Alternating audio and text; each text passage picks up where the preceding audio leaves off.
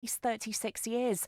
Benfield laced Peter Farker's food and drink with drugs to confuse him and make his death look like an accident. His brother Ian says the sentence brings some sense of justice. It is 4 years, less a week, since my brother Peter was murdered. His murderer Benfield is a deeply malevolent and thoroughly evil man who callously and greedily seduced his way into my brother's life. A first major supermarket chain has taken the decision to stop selling fireworks. Sainsbury's says it had concerns that loud bangs and flashing lights could be distressing for pets. 2 astronauts have made history as part of the first ever all-female spacewalk. Christina Cook and Jessica Meir are tasked with replacing a faulty power supply unit outside the International Space Station. And ITV's been asked to explain Jeremy Kyle's provocative behaviour towards guests. The Commons Media Select Committee's written to the broadcaster about the host's use of demeaning and insulting language. That's the latest. I'm Kat Suave. Love Sport Radio. On digital radio, online, mobile and smart speaker. This is the Posh Boys on Love Sport Drive.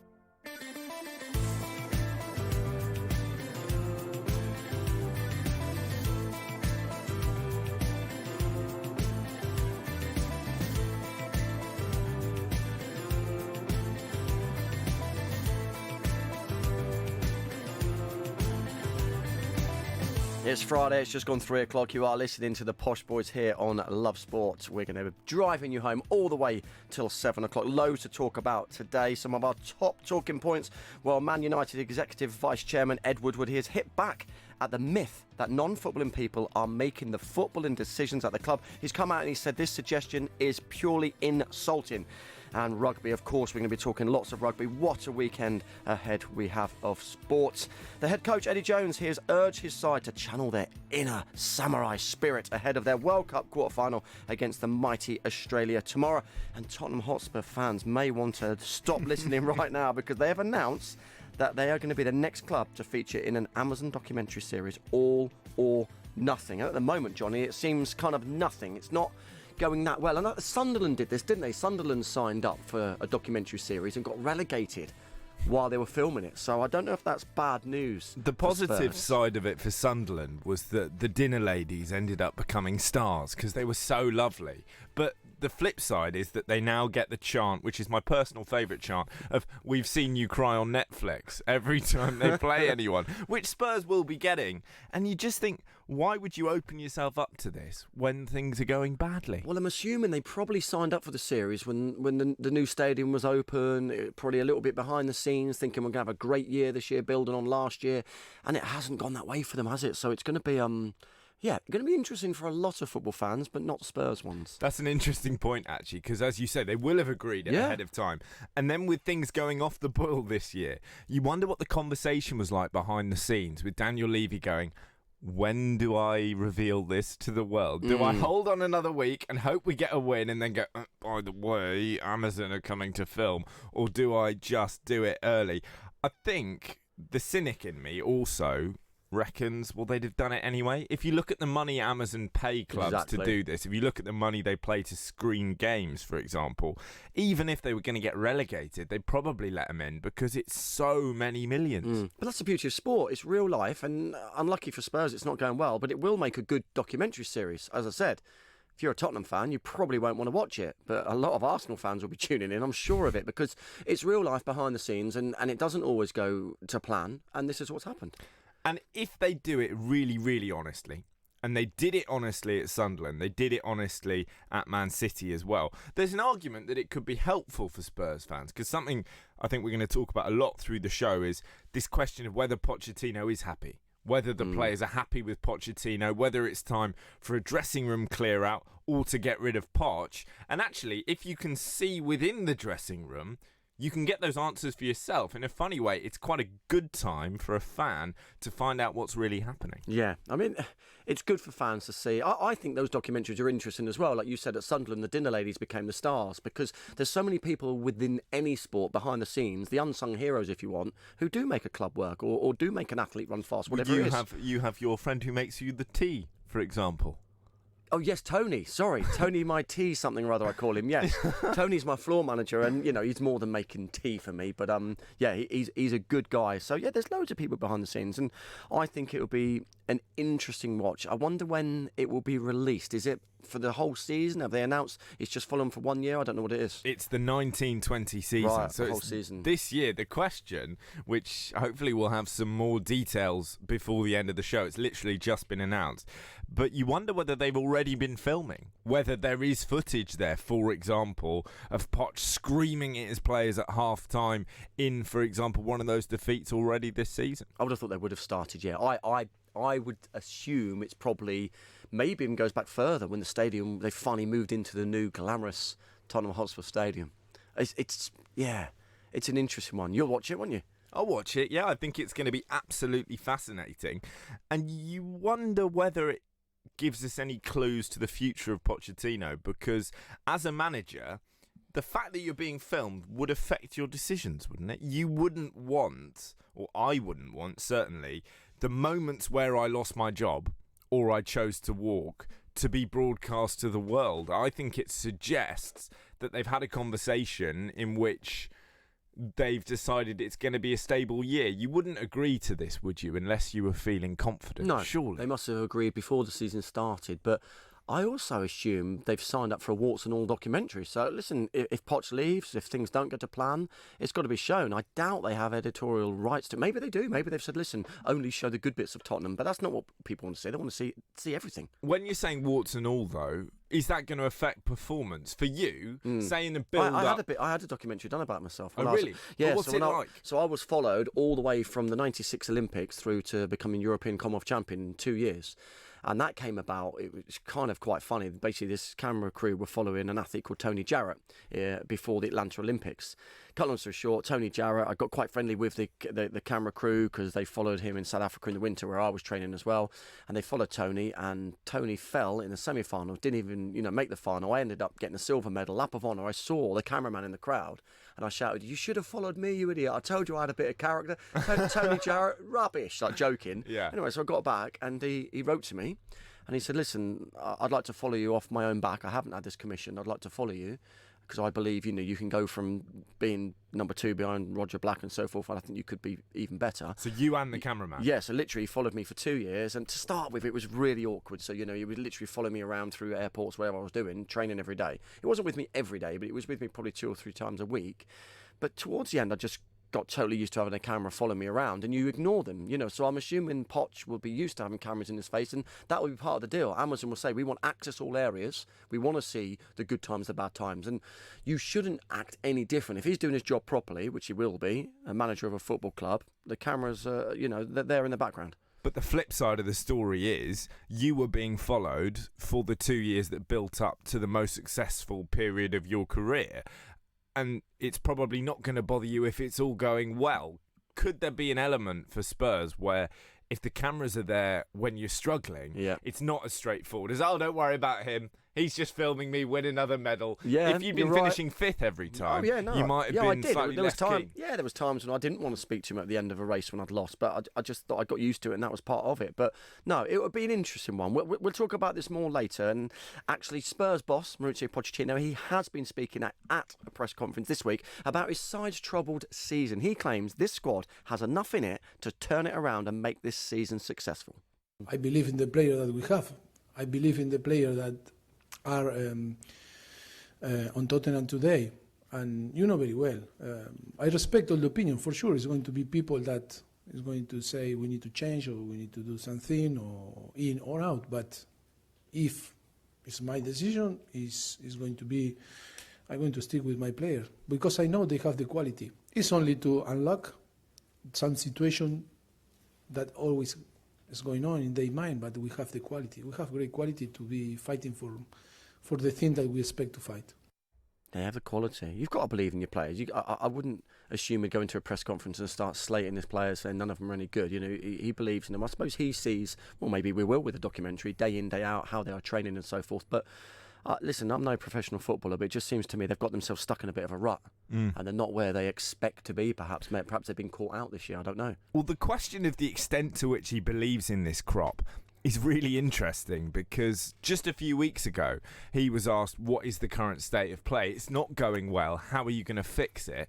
And he said, well, January is a really good opportunity for us to correct this, i.e., I can sign some better footballers and sort it out. Then this week, he said, we're not going to sign anyone in January. I have every faith in my players. What's happened there, Poch? Because you haven't started winning games. So has someone from above had a word and gone, there's not any money in January, so you've got to have faith in your players? And the flip side of the coin is, do the players have faith in the manager? He's saying that they've invited him out for a team meal in the team WhatsApp group, and therefore they all love him. He says, when you receive a text from the players inviting you and your staff for a dinner, one of two things can happen. It's either because they want to say goodbye or because they feel they love you and they want to show they're with you. He's saying sunshine and roses. Is the reality a little different? Who knows? I mean, they seem to have loved him seasons gone by, haven't they? I mean, he seems to get the players really playing for him. He seems he's a young manager, isn't he? He's not exactly an old man, so I think a lot of them can relate to him. But I suppose we've said it before on the show, the likes of Dele Alli and Harry Kane, they need to start winning something, because if they don't win something at Spurs, you're a long time retired from sport, and they do not want to look back and go, yeah, I made a fortune out of playing football, but I haven't got any medals. They want to win something, and they might be off. And that is a really good point, because it's not just Pochettino who Spurs fans should be worried about. We could end up looking back on this summer and go, it wasn't just transitional for Spurs, it was actively destructive. Christian Eriksen is going to go on a free. Arguably, both of their centre-halves, Jan Vertonghen and Alderweireld, could leave as well. And if Pochettino goes, then if you're Harry Kane, not only have you not won anything, but you're looking around going, the manager's gone, the guy who sets me up has gone, the guy who stops the ball going in the net has gone. Why am I staying here? They'll probably go with Poch if they do rate him, and this invitation for dinner is because they all love him. You could quite conceivably imagine if Poch goes, he'll take most of the best players with him. Yeah, I mean, if Poch got the Real Madrid job... That's what he's going to... Well, that's what everyone thinks. And if he then turns back to Harry Kane and goes, Harry, how about a bit of tapas and some golf with Gareth Bale? You're not going to say no, are you? No. It's tricky. I know producer Mike out there, the big gooner, the Arsenal fan, is loving it, but you've got to feel for Spurs fans, because I think they probably all thought we're going to go into this new fancy stadium, we're riding high, we're going to do well, we're going to push for the title again, and they don't. They're nowhere near it. So at the point where the stadium was being built, I presented the Spurs fan show here on Love Sport, which is a fantastic show with Last Word on Spurs. You can catch that every Thursday night, 7 till 9. But I was consistently told by the lads on there that they were going to win pretty much every game at home because of the effect this stadium was going to have. And I was sitting there going... They did, didn't they? I can't remember near one. I mean, they had a good few games, and then West Ham beat them.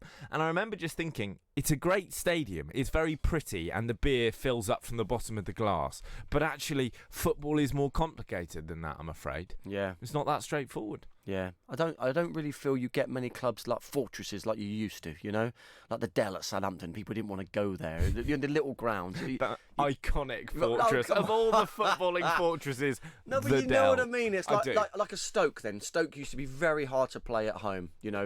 Always raining, always windy up there, and they were always tough. Screaming at you. But Stoke's weird, right? This is true, because I used to live in the Midlands, and I'm not being disrespectful to Stoke, but every time I went on the A50 and drove through Stoke, it started to rain. So I've never seen the sunshine at Stoke. I'm sure it does. If anyone listening in Stoke, let us know. What's it like now? Is it sunny? It's a nice day here, though. Lovely. Yeah. It's all sunny inside the studio as well, so make sure you stay with us. Johnny and myself, as ever on a Friday, here till 7. Love Sport. You all right, mate? Yeah, I'm fine. Yeah? Really? It's just, there's a massive grizzly bear sitting on you. You sure you're okay? Well, now that you mention it, sometimes we say we're fine when we're not. But with 1 in 4 experiencing a mental health problem, if your mate says he's fine, he might not be. Be in your mate's corner and ask twice. Time to change. Cancer. It can affect anyone. And when it does, Macmillan are right there to support them. From the moment of diagnosis, we offer physical, financial, and emotional support. And it's your donations that make it possible. So we can be on the phone, in hospitals, running support centers, and ready to help people deal with the fallout. We are funded by you, the public. So please give what you can at macmillan.org.uk. Macmillan Cancer Support. right there with you. Making small changes to your lifestyle could improve your chances of staying healthier longer. Start now by taking our free How Are You quiz. Just search 1U. Think the energy price cap will save you money? Think again. You could be saving a lot more on cheaper energy tariffs. Price comparison site A Spokesman Said will show you just how much money you could be saving against your current tariff. Don't throw away your hard-earned money to the energy companies. Check out aspokesmansaid.com and you could switch to cheaper bills in minutes. aspokesmansaid.com. Fighting for you, saving you money. When your kids are ill, you just want to help them feel better. But you don't always need antibiotics. Get advice from your local pharmacy or search NHS Choices. I am what would happen if the comments section became human and ran for president. This is Love Sport. Know that we've made some decisions that maybe in the short term would harm us, but we know that in the long term will benefit us, and that's part of the plan. It is next transfer window, summer transfer window, and how we see the team moving forward. That was Ole Gunnar Solskjaer there talking about the season so far. How would you rate it, Johnny, Man United's season? Keep the language clean. You want a number? Well, no, I mean, in terms of, obviously they're very expectant, the fans there, and historically they've been such a formidable team. But it's not the old Man United. They have to realise that. In terms of where they are right now in the Premier League, do you think it's an okay season? No, it's not close to an okay season, and it's not close to the old Manchester United. Out of 10, it's about a 3.5, and we heard the dulcet, part Scandinavian, part Mancunian tones of Ole Gunnar Solskjaer there going, we've made some errors which are going to harm us for this season. What errors like hiring you? I've seen absolutely no evidence he knows what he's doing. First 11 games? Yeah, before they gave him the contract. First 11 games, which had been very carefully stage managed to give him games that I would have won. All he had to do to beat Huddersfield was turn up and go, right, Anthony, you start running forward, mate. That normally helps when we're trying to score goals.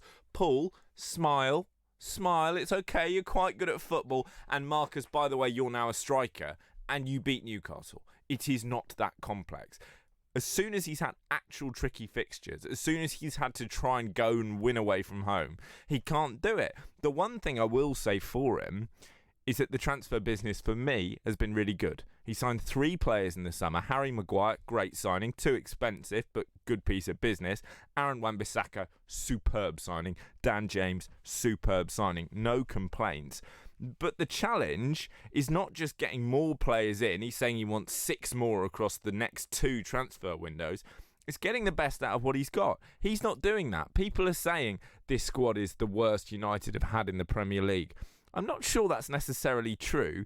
If it is true, it's not significantly worse. They are in the bottom 5 in the Premier League on points since Solskjaer got the job on a permanent basis. That squad is probably the 7th best in the league. He is underperforming because he's out of his depth.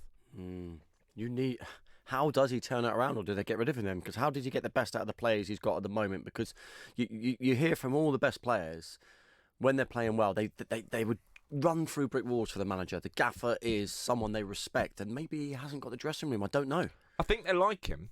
I don't think that is the problem. He was brought in because he's Ole Gunnar Solskjaer, because he scored that goal in that Champions League final and he smiles a lot. I did see an interview, though, with Marcus Rashford, and he was saying they rate him, and they were saying give him time. They've got to realise it does take time. Yeah, but Marcus Rashford in that interview is saying we like him, A, because he's a nice bloke, and B, because he played for Manchester United. Both of those things are helpful in becoming a top football manager.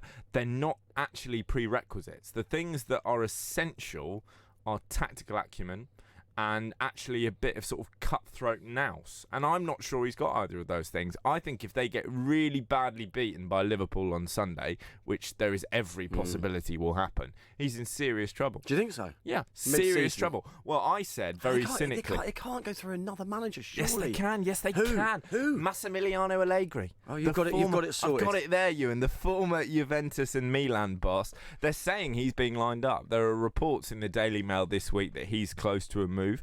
I'm sure those are overblown, but I did a bit of digging a few weeks ago. You love your digging. What's the latest with Colleen Rooney? You were digging that. You were loving that last week. I started doing a bit of digging, and I actually got an Instagram message from Colleen. No, you didn't. Saying, I have found some of your old tweets. Stop, or I'll ruin your life. I believed you then. I was like, oh my God. No, sadly not. So I did a bit of digging into the United fixtures. Yeah. And after this Liverpool game on Sunday, they're quite favourable. When I say they're quite favourable, what I mean is they go on exactly the same kind of run that Ollie was given when he took over. Right, okay. And you just think, there's been a lot of spiel about Ed Woodward backing the manager and so on.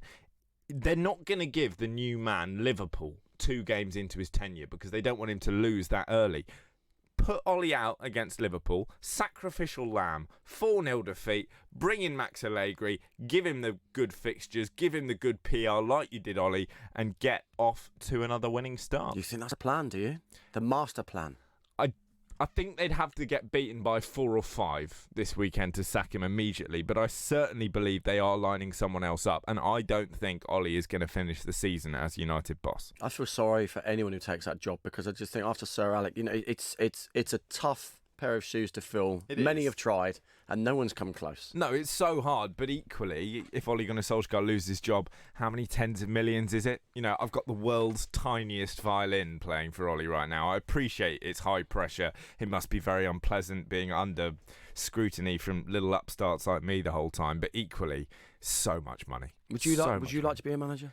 Would you? I actually don't think I'd be very good at it, and I think we have a problem in this country and in football more broadly of all of us thinking that we know how to do it. Well, your fantasy football team's doing all right, isn't it? Yeah, exactly, and I've won the Champions League on Football Manager with Woking, but in practice, it's a bit more complicated than that. I couldn't do it because the Rashford point is a relevant one. If I walk in as a not particularly old, certainly not footballing experienced person, they're going to go, who the hell is this nerd? And not even listen to me. So no way could I do it. But you'd be like the supply teacher, wouldn't it? You'd walk in. Well, Arsene Wenger did it, but I think he's got a bit more gravitas than I do. Yeah. Are you trying to say you'd look similar? I could pull off the Arsene Wenger style, the kind of professorial manager. Very tall. Skinny, glasses. Yeah, very bad loser. I've got it all, really. Are you a bad loser? Depends how I lose. Really? What do you dislike losing at the most? Would it be like a game of chess or something? Well, what I've found is something that I don't think of myself as good at. I don't care losing. So if you and me ran 400 metres, yeah. I would expect you to beat me. I don't consider myself to be good at that, and so it wouldn't upset me. But for something that I think I'm good at, like, for example, broadcasting or FIFA, the video game, I used to, if I lost at FIFA, I would be furious because I held myself to very high standards. Oh, well, someone who has got high standards, we're talking about him, but they're not going very well, is the United boss. He's been speaking about the photos that were released of Paul Pogba meeting up. That's unusual, isn't it? Or a coincidence with Real Madrid boss Zidane. Despite the speculations about Pogba's future, Solskjaer said he isn't worried about those photos or the situation. Paul is part of our plan going forward, and Paul knows that. I've spoken to Paul so many times. He's been playing through pain barriers. He's been criticised right, left and centre, but it's a picture. That's just the way when you're at Man United. You do get picture speculations. I don't have any problem with that at all. Seems a bit of a coincidence, does it not? They just bump into each other on holiday. If Ole Gunnar Solskjaer doesn't have a problem with that, he is a mug. He is a total mug. What this is like, the Pogba and Zidane picture, is you go on your girlfriend's Instagram and you see that there is a bloke who's been liking every single one of her pictures. Sorry about that. So it's all right, mate. It's okay. So you go, darling, who's Harry Smith? He's liking all of your pictures. And she goes, oh, I don't know, met him once, seems nice enough, don't really know the guy, no interest. You go, all right, fair enough. And then the next week you see a photo of her on the beach with him on holiday. At that point, if you're going, no problem, she's part of our future plans, what are you doing? Raise the eyebrow. Pogba's dream club is Real Madrid. Zinedine Zidane publicly said his condition for taking that job was signing Paul Pogba. They're flirting on the beach, and Ollie's going, I'm not bothered. No, not a chance. He will be really, really worried about When will he go? When's the day? You're in the know. Come on. Well, the complex thing with Pogba in terms of the Real Madrid move is it is not Zinedine Zidane's shout. There's a lot of conversation which we'll come on to at United about who actually is making the signings. It's rather more straightforward at Real Madrid. It is Florentino Perez. It is not Zinedine Zidane. So Zidane can go to Perez as much as he likes and say, Pogba's my man. He's a World Cup winner. He's unbelievably marketable. He's got more Instagram followers than Manchester United. If Perez doesn't like him, which there's reason to believe he's not overly fussed, he will not be going to Real Madrid. Is that the right way to run a club, would you say? Well, someone at the top who does make the decisions, or should the manager have a massive say in it? Well, I, as you did, grew up in the era where we still had your Sir Alexes, we had Arsene Wenger's, we had Jose Mourinho's, who ran football clubs as kind of autocrats. They had control over everything. So I like that. The question about whether there should be a man at the top comes down to who the man at the top is. And we've had that with Ed Woodward today. There have been rumours, allegations, statements of fact, as far as I'm concerned, for quite a long time, that the people making the footballing decisions at Manchester United are not football people. Now, Woodward is saying, that's nonsense, it's disrespectful, it's a myth, we've got brilliant football people. You clearly don't, because you spent £52 million on Fred, who Jose Mourinho was very, very open that he did not want. The last time Fred played an accurate through ball to a teammate was April. The man is not good enough at football. So to answer your question, if the man at the top is a director of football, of the kind that Arsenal used to have, of the kind that City have, then great. If the man at the top is Ed Woodward... not so good. So you've got to get the right man for the job. But are United doing that in all the ranks, in all the positions within that club? Well, at the moment, I think you have to look to the top before you can start criticising Ollie. And it's all well and good to say he's not good enough. I've done that. I will keep doing it. But to be fair on him, he needs more backing. And the transfer decisions they have made on a consistent basis since Ferguson left. How many good signings have they made in the last 7 years? How many genuinely good pieces of business have there been? 5?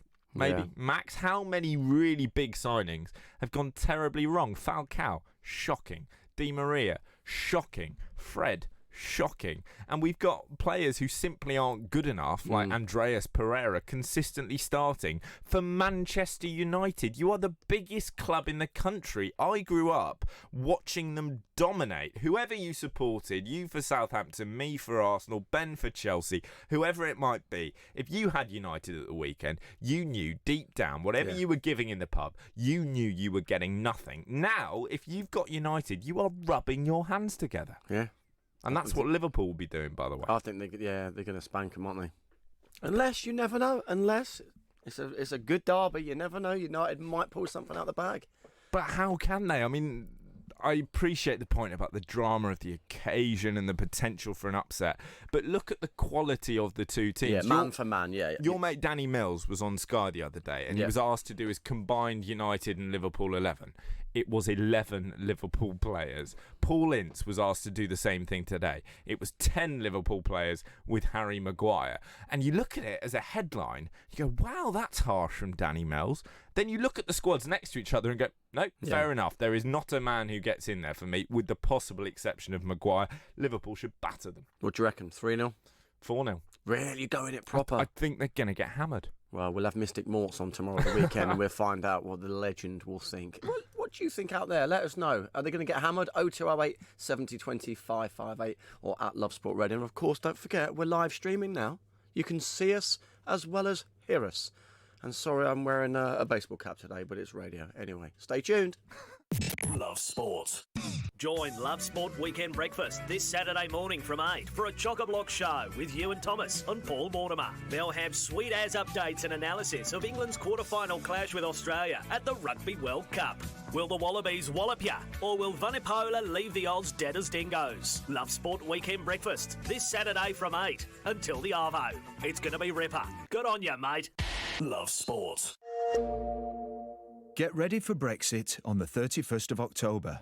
This means that travelling to the EU will change. You'll need to check online if your passport is valid for travel to Europe. If you're planning on driving, you'll need to check if you have the right documents to drive.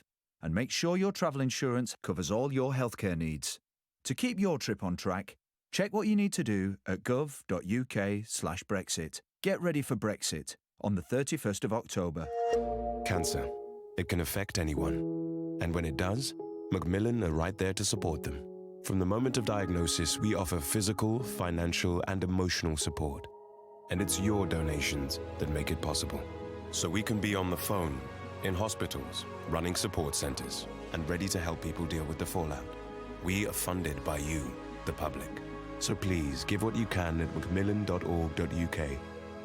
Macmillan Cancer Support, right there with you. Have you had enough of extortionate energy bills? A spokesman said could help you find the cheapest energy deals on the market. Don't take our word for it. There's hundreds of spokesman said customers who've saved big. Brian from Derbyshire saved £400 on his energy bills, and Tony from Northampton saved a massive £2,800 on his gas and electric. A spokesmansaid.com, the leading price comparison site where you can switch to the cheapest energy tariffs on the market in just minutes. The spokesmansaid.com, fighting for you, saving you money. Get ready for Brexit on the 31st of October. Brexit will bring changes that affect businesses in many ways, particularly if you buy from EU suppliers, sell to EU customers, provide services to EU clients, and receive customer data from other businesses in the EU. Businesses need to prepare. Find out how at gov.uk/Brexit. Get ready for Brexit on the 31st of October. This is Love Sport.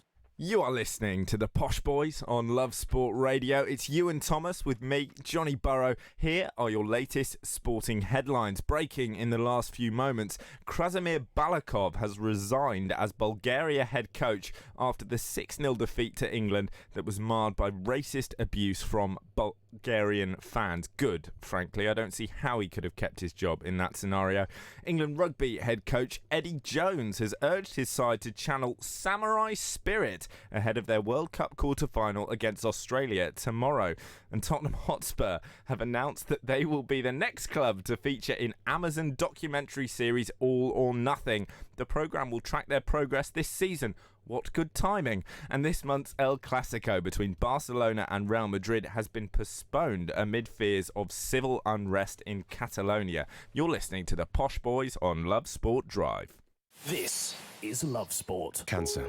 It can affect anyone. And when it does, Macmillan are right there to support them.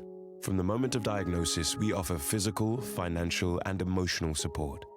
And it's your donations that make it possible.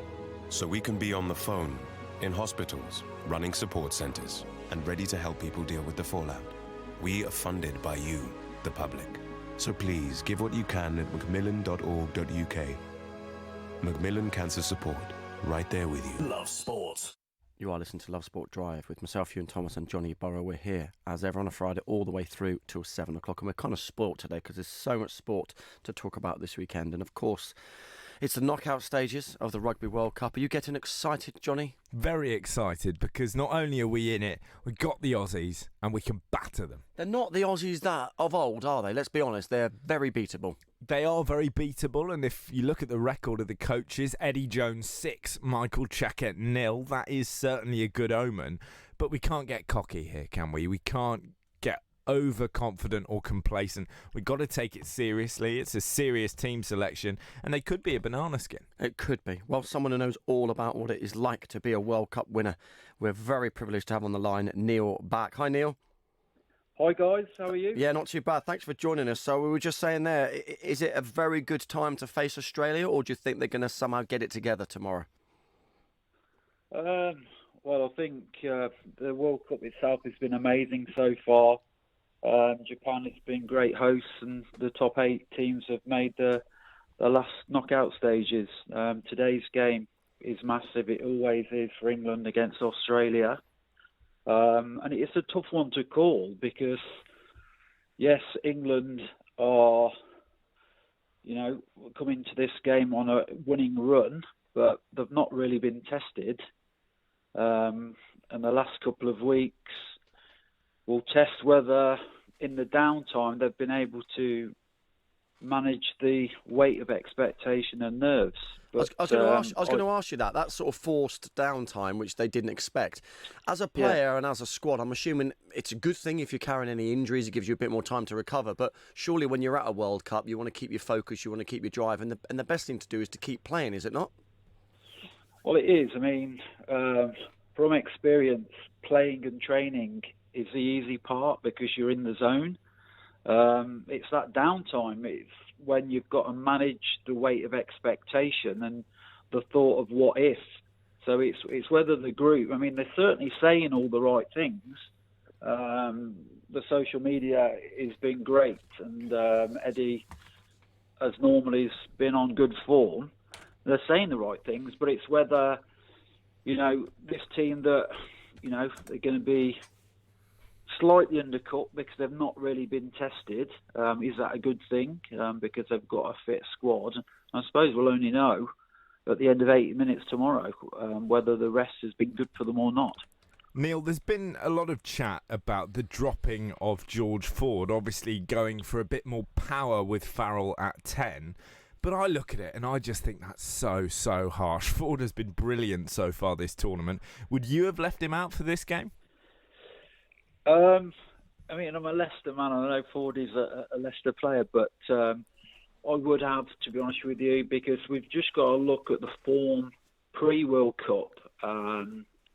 And in the big games, when we've been questioned, I feel, if I'm totally honest and put a neutral hat on, he has been found wanting.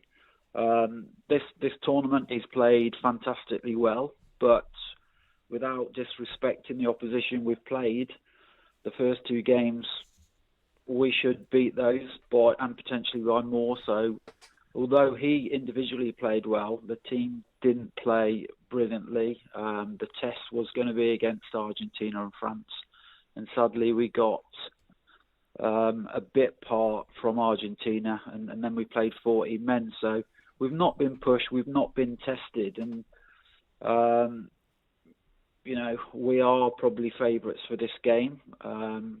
We are expected to win, and like I've said already, tomorrow we'll find out whether this group is able to do so. So I just think with Farrell at 10, defensively ask questions of the opposition, and also from an attack perspective, the players, and particularly Slady, because he's only probably played 40 minutes. It is literally 40 minutes. Well, he's fresh as, you know what I mean? But, just think about the opposition. They've got a 19-year-old making his third test appearance there, and his other test appearance has been on the wing, so at least he's playing in his right position. So, look, there's some very brave calls by both coaches, and I suppose to win, if England win, then they are the right decisions. Hopefully they will. I expect them to win. I expect England to find enough to overcome this very experienced and talented Australia side. But as I say, it's a tough one to call. But my heart is ruling my head, and it will always do when England's playing. I expect England to win and to win well in the end. As well you should. When I look down this 15, the thing that leaps out at me is the sheer size of it, even by England's literally lofty standards. We've got Tulagi in there, both Vunipolas, Itoje, and of course various other key men.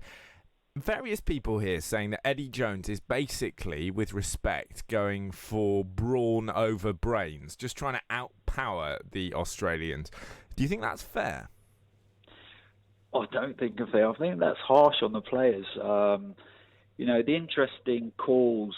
Obviously, we've talked about Ford already, but leaving Cruz out and giving the responsibility to call the line out to Laws, I didn't see that coming, but can understand it.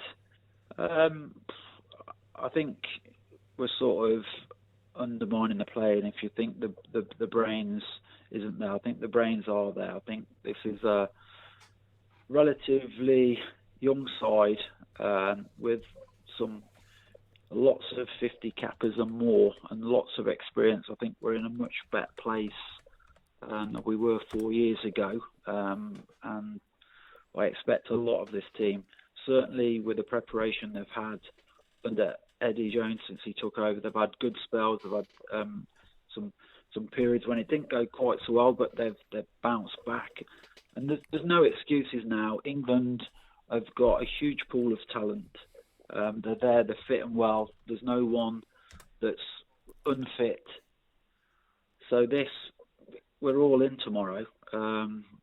If we lose tomorrow, it's just we're not good enough. Yeah. I think the team have put everything in, all they can do, and it's now in the lap of the gods, and hopefully 15 players from each team remain on the pitch for 80 minutes so we get a true test match. Just lastly, before you go then, Neil, what's your gut feeling? Who's going to be the champions of this World Cup? Are England going to do it? Well, let's just concentrate on the next game. England are definitely a team that can win this World Cup. Coming into the competition, I thought there was 4 teams that could win it, and those 4 teams are still in it. I think England will get through this round. I think New Zealand will be the next opponents, and if they beat them, they'll be full of confidence going into that final, which potentially would be against South Africa. So let's call this one. I'll call this one. England will win this game. All right, and then. Hopefully take on New Zealand, or can Ireland do it again against the All Blacks? Brilliant. Let's hope so. Okay, well, we will find out tomorrow how England progress if they do. Neil, thank you very much for taking time out to speak to us here at Love Sport Radio. That was Neil back there, 2003 World Cup winner. What do you reckon then, Johnny? You're quite confident for England. I think Wales are going to do it. Wales do it for the whole World Cup. Yeah. Well, I've been really winding Guy up because obviously I'm a huge England fan and I am 75% English, but I'm 12.5% Welsh.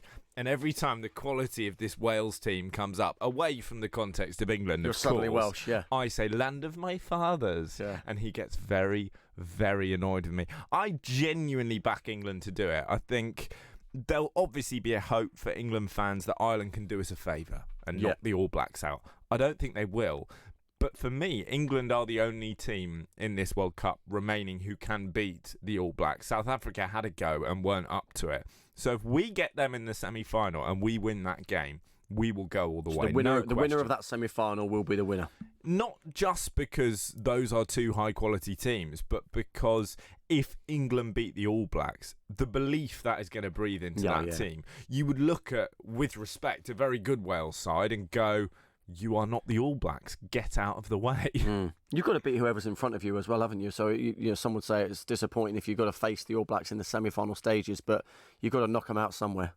Yeah, it's knockout football. You play who you play, and we've got to take everything very seriously. For every great result, for every England upset, there is the other kind of England upset, and Iceland storming off with a 2-1 win. You know, we can't decide that because we're nominally the better team, it's already won. Australia are a very competent rugby playing side, and this could be close. What's the pick of the bunch for you this weekend, sport-wise? Is it going to be the rugby or the derby, United-Liverpool? If you could only watch one thing, and the missus says one sporting event, nothing else. She normally does. Okay, what are you going to go for? United-Liverpool is a huge game, but it's got to be England, hasn't it? It's a World Cup quarter-final, bright and early. I'll be listening to Love Sport Breakfast with you, of course. You got Ian Hunter. Ian Hunter's going to be with myself and Paul tomorrow, yep. So a huge rugby show. It's got to be England. It's going to be good. Going to be good. You reckon they're going to do it? Yeah, 100%. Yeah, we will find out. Well, you'll probably be in bed still, will you? No, I will be up and listening to you, my boy. There we go. There we go. Looking forward to it. Well, make sure you stay listening to us today, all the way till 7.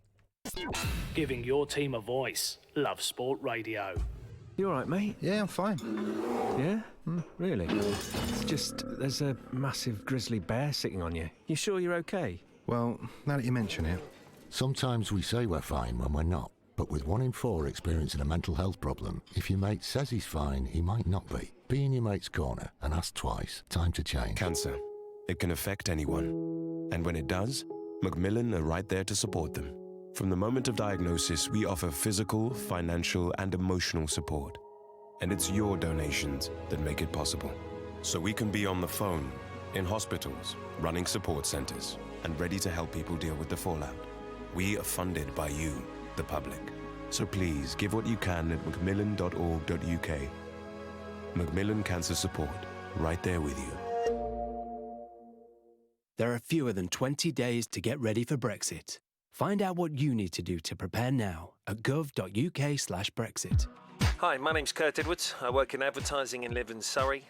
Last year, the family content insurance was £745. A friend of mine had recommended a spokesmansaid.com when it came for this year's renewal. I managed to get it for £403. So for those 10 minutes on that website, I saved over £340.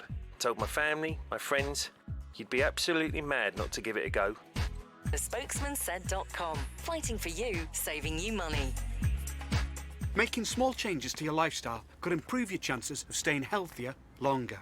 Start now by taking our free How Are You quiz. Just search 1U. When your kids are ill, you just want to help them feel better. But you don't always need antibiotics. Get advice from your local pharmacy or search NHS Choices. An actor, a journalist, and a comedian walk into a bar, and they're all whining about Donald Trump. This is Love Sport. Well, breaking news in the last 15 minutes or so, the Bulgarian head coach Balakov is off. He has gone, he has resigned as head coach after that thrashing, and quite frankly, he had to go, did he not, Johnny? Because obviously we're going to now talk about the racism and the issues football is still facing, but was the writing on the wall? Did you know he was going to go? I don't think I have ever been happier to see another human being lose their job.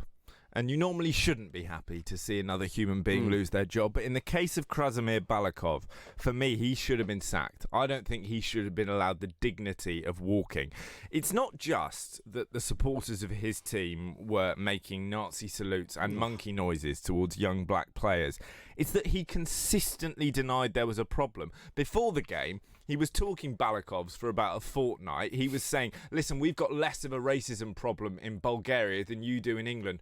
What are you talking about? Clearly, we have got a problem. We see stuff shouted at Raheem Sterling. We see banana skins thrown at Aubameyang. We're not perfect, and we've got to get our house in order. But looking at those skinhead Bulgarian fans making gestures that are completely unacceptable, how could he argue that? After the game, he didn't even issue a proper apology. He said, listen, I didn't hear anything. You didn't hear anything? I heard it in my sitting room. It was coming through the microphones. Oh, if that ends up being true, I'm really sorry. Yeah, well, I'm really sorry you've lost your job, frankly.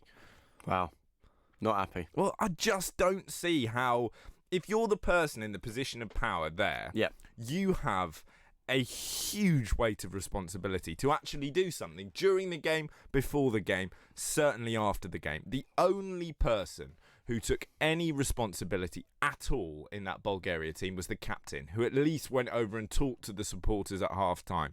To deny the existence of a problem is effectively to contribute to that problem. And for me, in that context, his position was completely untenable. Not the only idiotic fans out there, though. Ajax, their away fans are allowed at Chelsea, are not going to be allowed at Chelsea after trouble in Valencia.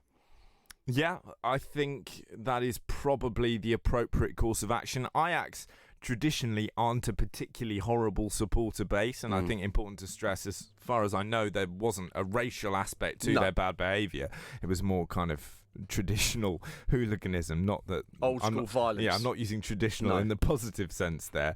I think, to be fair, that's a really good course of action, and I would like to see more of that imposed on supporters of all clubs, all nations, by the way, not least England fans. We were hearing reports of some quite bad behaviour from some of our supporters out in Sofia for that Bulgaria game. So yeah, I think general clampdowns and getting a bit tighter, not just, well, I say a bit tighter, a lot tighter, not just on racism but on hooliganism is great.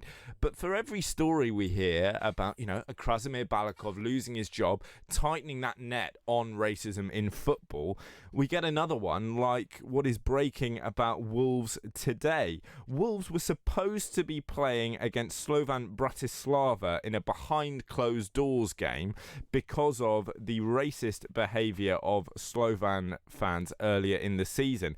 It's now emerged that this behind closed doors game is going to have 21,000 fans in the stadium. What? Because they've opened the door to local children. Let them in. They can watch it. Great. Good for the kids. That is not a punishment. No. If your fans have been found guilty of racist chanting, by banning them from the stadium, you are not just punishing the fans by not letting them attend the game. You are quite clearly punishing the team. You're depriving them of that atmosphere. In doing that, you're depriving them of the home advantage. And by now letting them fill their stadium, this is going to be their record attendance this year for a game that was meant to be empty. It's a joke. No, it's a subject I don't really want to continue talking about, but we will. Racism in sport, it's not good, but it's good it's being tackled. And I know in Italy, they're using VAR to detect racism within fans, which is good, isn't it? We get these rotten apples out of our game. It's really, really good. This was announced today, and it's one of those headlines where once you've read it, you go, yeah, that's really straightforward. What a good idea. But I wouldn't really have thought of it. Love Sport's very own Luther Blissett, who of course spent a lot of his career playing football in Italy for Milan, at a point where black footballers in Italy, they still get abused today. So imagine what poor old Luther had to put up with. He was saying you should shame racist fans. You should beam them up onto the big screen. Well, in Italy, they're going to go one better, and they're going to use facial recognition software and cameras to track these guys down. So just like, I mean, it's obviously much more serious, but say a striker scores a goal, it's given, he's offside and we can haul it back. Yep. In a funny way, just like missing an offside, if we miss a monkey noise or a Nazi salute or whatever horrible thing it is going on, we can go, hang on a minute, the VAR panel are going to have another look. We've seen the arm go up. That's a crime, mate. Let's have a conversation. And obviously from the VAR, you can see whose season ticket that is, what seat they're in. You find the people and just get them out. And hopefully, this is a form of a deterrent for idiots who may act like that at a football game. They know Big Brother is now watching them. Absolutely. And, you know, I'm normally not an advocate of police state style activity. And we do, of course, have to be careful with the ways in which we engage with corporate or state sponsored surveillance. But in this instance, we don't have a choice. And we should bring it into the English game where, of course,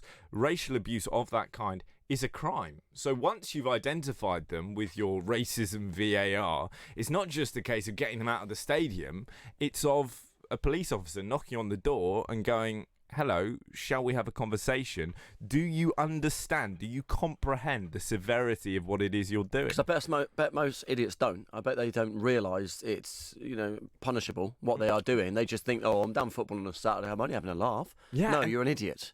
An absolute idiot. And it goes beyond the people at the football. We've seen guys tweet and then have police turn up at their door, because it's very easy, of course, to track an IP address, and they go, oh, what? I didn't even say anything. Yes, you did. You typed it in your 280 characters, you pressed tweet, and you're now in rather a lot of trouble. I think we need to have absolute no tolerance on this now. It is gone way too far, and it was interesting to hear Ian Wright talking about the Bulgaria game and saying in a funny way, this is almost a good thing. Yeah, because I remember watching that. So awful that the whole world, even the idiots who were denying it's a problem, now kind of have to go, no, okay, this is bad, let's do something.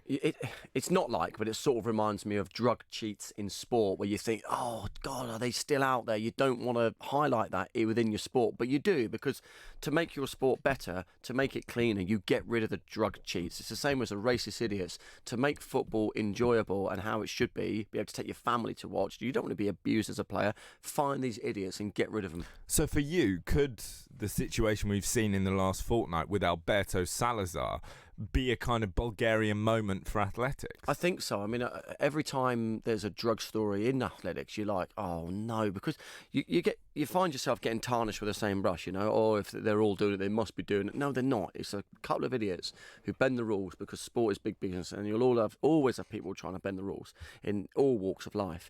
But I think by highlighting it, it's the same as cycling, other sports. By highlighting it, you're putting a bad shadow, you're casting a bad light on your sport. But if you think about it, you're not actually, because you're saying, listen, drugs cheats, you're not going to get away with it forever. There are going to be, our testing methods are going to improve. We're going to find you. And I think it's a good thing that you highlight the bad people within the sport. Yes, the short-term damage is bad because it's negative press for your sport, but in the long term, hopefully it's a deterrent for future people coming into sport. It's the same as the racist idiots. If people now start to get done, they're going to get criminally charged, whatever it might be, the next generation won't grow up thick idiots thinking, oh, it's okay to act like that, because it's not okay. There's obviously quite a lot of speculation at the moment about various athletes currently operating who are doing very, very well, in some cases winning gold medals at World Championships, for example.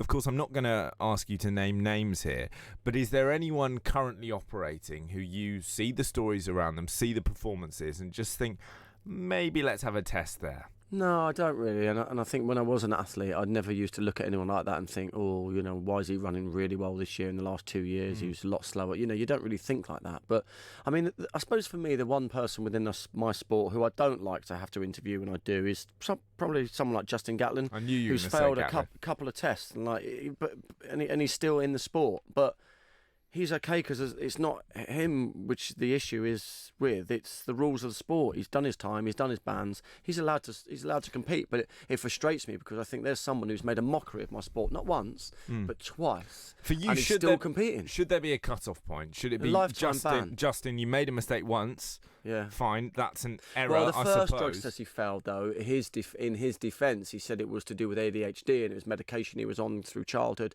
So I don't know. I mean, listen, people are always going to have a reason, aren't they? So his argument is actually he failed one test, the other one he did fail, but it was for some drug that he didn't know was banned. Whatever. I personally think if you've knowingly put something in your body and it's illegal in sport, we're not talking about, my Vic inhaler, I didn't know the accidentally having too much caffeine. Yeah, if it's something you've done and you've put that inside your body, you're responsible for what goes in your body through your mouth into your stomach, you should be banned for life, because I just think it's just not fair and it's not sending the right message out to the youngsters in the sport. And some would argue, someone like Justin Gatlin, yeah, you're clean now, but muscle memory, you've had those years of training when you weren't clean, you've had the benefits, it's in your legs still. So I just personally think someone like that, I'm sorry, but you shouldn't be at the top of the sport anymore. Anyway, you put me in a bad mood now, Johnny. I want to talk good sport. I don't want to talk about idiots.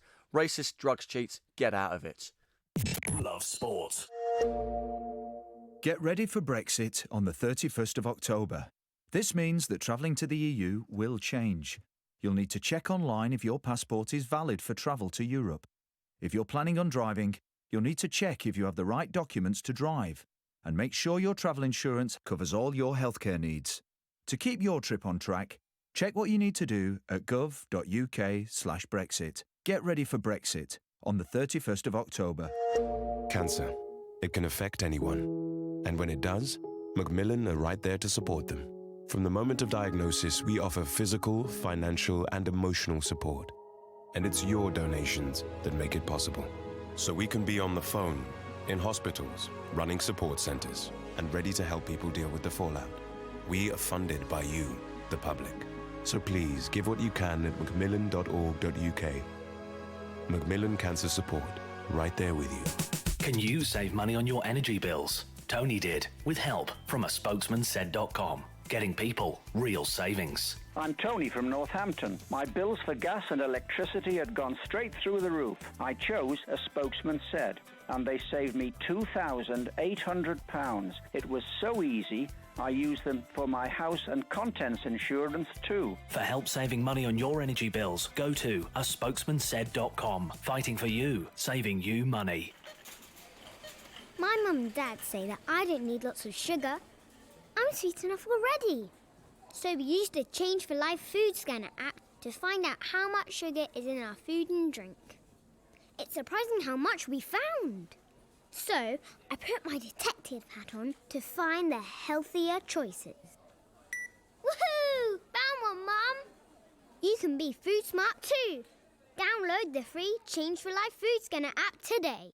You are listening to the Posh Boys here on Love Sport Drive. Of course, it's myself, Ewan Thomas, and Johnny Burrow. No Guy Watts, so only half of the poshness is here. Ben's quite posh. I think Ben's a secret Hampshire boy who's got a bit of a posh twang. He's shaking his head. Yes, he loves a bit of posh. Anyway, the next hour is going to be absolutely brilliant. We're going to be talking Liverpool United, looking ahead to that derby. Of course, we're going to continue talking about all the problems at Man United and Spurs, signing up for this new documentary. Is it? Well, it's not a good thing, is it, Johnny, for them? It's got to be a bad idea. I don't see how... I mean, financially it might be a good idea, but on the pitch, no. Yeah. What do you think out there? Would you like your club to be scrutinised on a documentary 24/7? Let us know. 0208 70 20 558. The time, well, it's nearly 4 o'clock. So here is your latest news. on digital radio, online, mobile, and smart speaker. This is Love Sport News. From the Sky News Centre at 4, Boris Johnson's launched an operation to woo MPs and get his Brexit deal through tomorrow's crucial vote in Parliament. Eurosceptic Tories who previously opposed Theresa May's deal have been spotted going to meetings at Downing Street, and officials have been speaking to some Labour members. A church warden's been jailed for at least 36 years for murdering a retired university lecturer after drugging and confusing him. Ben Field inherited Peter Farker's home before attempting to kill a neighbour in the same Buckinghamshire village. Mark Glover, who led the police investigation, says Field is unlike any criminal he's ever encountered. The extent of his planning, deception and cruelty towards his victims is frankly staggering. And I do not believe he has ever shown an ounce of remorse or contrition. If he is sorry for anything, it is that he got caught. 2 women are working to fix a problem with the outside of the International Space Station in the first ever all-female spacewalk. Christina Cook and Jessica Meir are expected to take more than 5 hours to complete the mission. The Duke and Duchess of Cambridge have praised the RAF after their plane had 2 aborted landings in Pakistan. Their jet was forced to turn around because of a thunderstorm yesterday. It was in the air for more than 2 hours for a 25-minute journey. Kate's thanked the crew for getting them back safely. It was quite an adventure, really. It was pretty bumpy up there, but we were looked after so wonderfully by the RAF. They did a great job liaising with everyone and got us home safely, so we're hugely grateful to everyone. Sainsbury's has banned the sale of fireworks over concerns for animal safety. The move's been welcomed by the Dogs Trust, which says fireworks can be distressing for pets. And unrest in Barcelona has led to the postponement of this month's clash between the city's football team and Real Madrid. The match, known as El Clasico, was due to be played next Saturday. That's the latest. I'm Kat Suave. Love Sport Radio, on digital radio, online, mobile, and smart speaker. This is the Posh Boys on Love Sport Drive.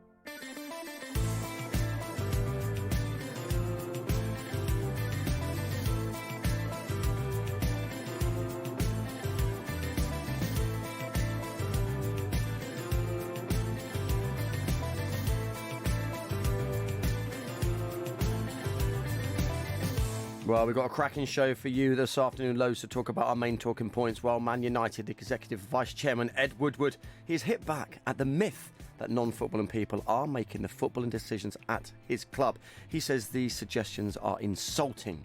And we're going to be talking lots of rugby today ahead of the knockout stages of the World Cup. Yes, England head coach Eddie Jones, he has urged his side to channel samurai spirit ahead of their World Cup quarter-final against Australia tomorrow, and this month's El Clasico between Barcelona and Real Madrid. Well, it's been postponed amid fears of civil unrest.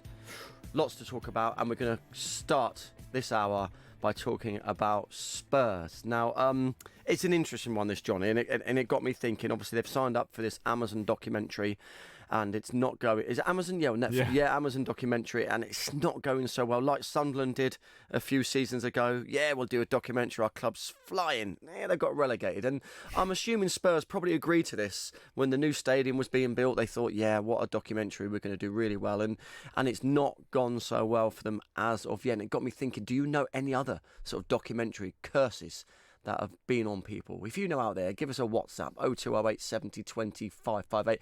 I'm not saying it's all doom and gloom for Spurs, and quite frankly, it will make an interesting documentary because it isn't always plain sailing in sport, and people are going to see the real warts and all problems. Or will they? I would find it much more interesting to watch a documentary of Spurs this year with them struggling than last year with that run to the Champions League final, which was amazing. It is more compelling to see people in tough times.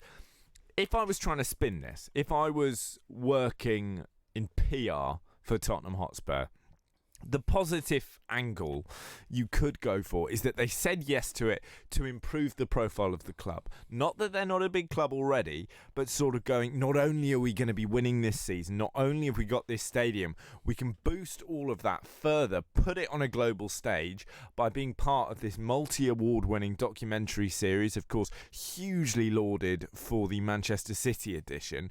We're going to put ourselves on the map, not just for more supporters around the world, which of course increases increases revenue, but for players as well, because you could have a young, exciting player in France watching the documentary going, wow, what a manager, what a dressing room, what a stadium. I want to go to Tottenham one day. So it's not straightforwardly the case that it's all bad. But of all the seasons, since Poch took over, if they'd had an Amazon camera in there in his first couple of years when he was taking this kind of struggling, stuttering side and turning them into this free-flowing attacking machine, that would have been incredible to watch and incredible advertising for them.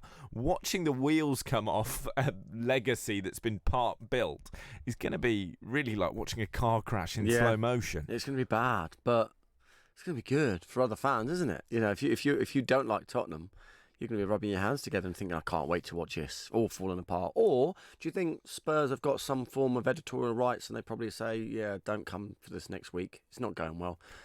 They won't. I don't believe they can have that. I think for a production company as huge as Amazon's, if they're going to sign this kind of deal with the amount of money that must be involved, they're going to say, we get everything. Yeah. You know, you get beaten 4-0 by Hull City in the FA Cup, we are there in the dressing room after the game, forcing you to look at the camera. And I think for the supporters of other clubs, yeah, there will be Arsenal fans taking a bit of glee in it, but ultimately, it's just fascinating. As a football fan, I remember watching the Manchester City version, and actually the most interesting thing in that whole series wasn't Pep Guardiola's slightly preening team talks where he wears his roll necks like the ones I've got on and clearly thinks he's Jean-Paul Sartre. It's actually the one game in that season where at half-time it's not going to plan, seeing who the person who stands up, takes responsibility and G's everyone else up is, and it was Fabian Delph. And that was fascinating because you're watching it, knowing that City team going, well, Aguero's in there, David Silva's in there, De Bruyne is in there. The person who takes responsibility is the kind of reserve utility man who's not really good enough and has since left the club. It's really, really cool to see the human dynamics of the teams. Yeah, talking of people taking responsibility and so forth, let's talk a little bit about Frank Lampard, because he's revealed he got a text from Jose Mourinho, of course his old boss, having a bit of a go at him when United smashed him, saying, why are you setting the team up like this? You want to do it? You don't want to do it like that. You want to do it like this. How frustrating would that be, or do you think it's a good thing that he's come in and trying, I suppose he's trying to guide Lampard, isn't he? He's trying to help him. Yeah, and I think, you know, when Lampard's saying Mourinho had a go, he's doing it with his tongue in his cheek a bit. Mourinho will have, I'm sure, said, bad luck, by the way, here's how I would have done it. The thing that's really interesting about this is Lampard has revealed he's not just texting Mourinho, he's also getting advice off perennial Chelsea boss Gus Hiddink. He's getting advice off Uncle Harry Redknapp, and his dad, Frank Lampard Sr. He's got 4 or 5 absolute behemoths of modern football, all giving their 2 pence. It must be hard. It must be almost like, let me get on with it. Well, you can look at it either way, can't you? You can go on the one hand, it's incredible experience, incredible knowledge, incredible expertise, and he's getting all of that kind of running through his system. Great. Or you can go, you are interfering. It's like the kind of helicopter parent who is getting in the way of their kid trying to do the maths homework. Frank has to learn how to do this. Can I just stop you there? When you mentioned the maths homework, I don't know if you've seen it. I saw it on social media. Some mum came in and caught her kid doing the homework on Amazon. What's 6 multiplied by 6? And Alexa was giving him all the answers, and his mum, what are you doing? I thought it was funny though. That is amazing, but that is exactly the point, right? You do not want Frank Lampard sitting there going, Mourinho, what's 6 times 6? He sometimes has to get that wrong. He has to be asked what 6 times 6 is and say 35. But you almost saw it with Sir Alex. You know, he's still got that influence at United. He was still around all the time, and he's such a club legend. Do you think that can be a hindrance then in terms of... I mean, I think for Frank, he obviously respected him so much, and it's nice to have Jose, I think, trying to help him. But it does become a stage when you sort of, as you said, you got your uncle, you got your dad, you got loads of people giving you advice. There must come a stage where it's let me cut my teeth myself. Let me find my way. And it's not just about cutting the teeth, because all of those managers are all experienced football people, but they all have their own distinct philosophies of how they like to play the game. Gus Hiddink plays a very different kind of football to Jose. And there is a point here, which is that as a young manager, Frank Lampard doesn't just need to learn the fundamentals. because it's easy to forget he is still someone learning the fundamentals. He also has to be allowed to develop his own footballing identity. He needs to be able to come up with his own philosophy. It shouldn't be a mismatch of Hiddink and Mourinho. It should be, here is how I want to play football with this group of players. Dad, Uncle Harry, Grandad Jose, shut up. I am the manager of Chelsea Football Club, and actually, we're playing quite good football. Why do you think he came out and revealed the fact that, Jose had criticised the way he set his team out? What do you think he would get from revealing this info?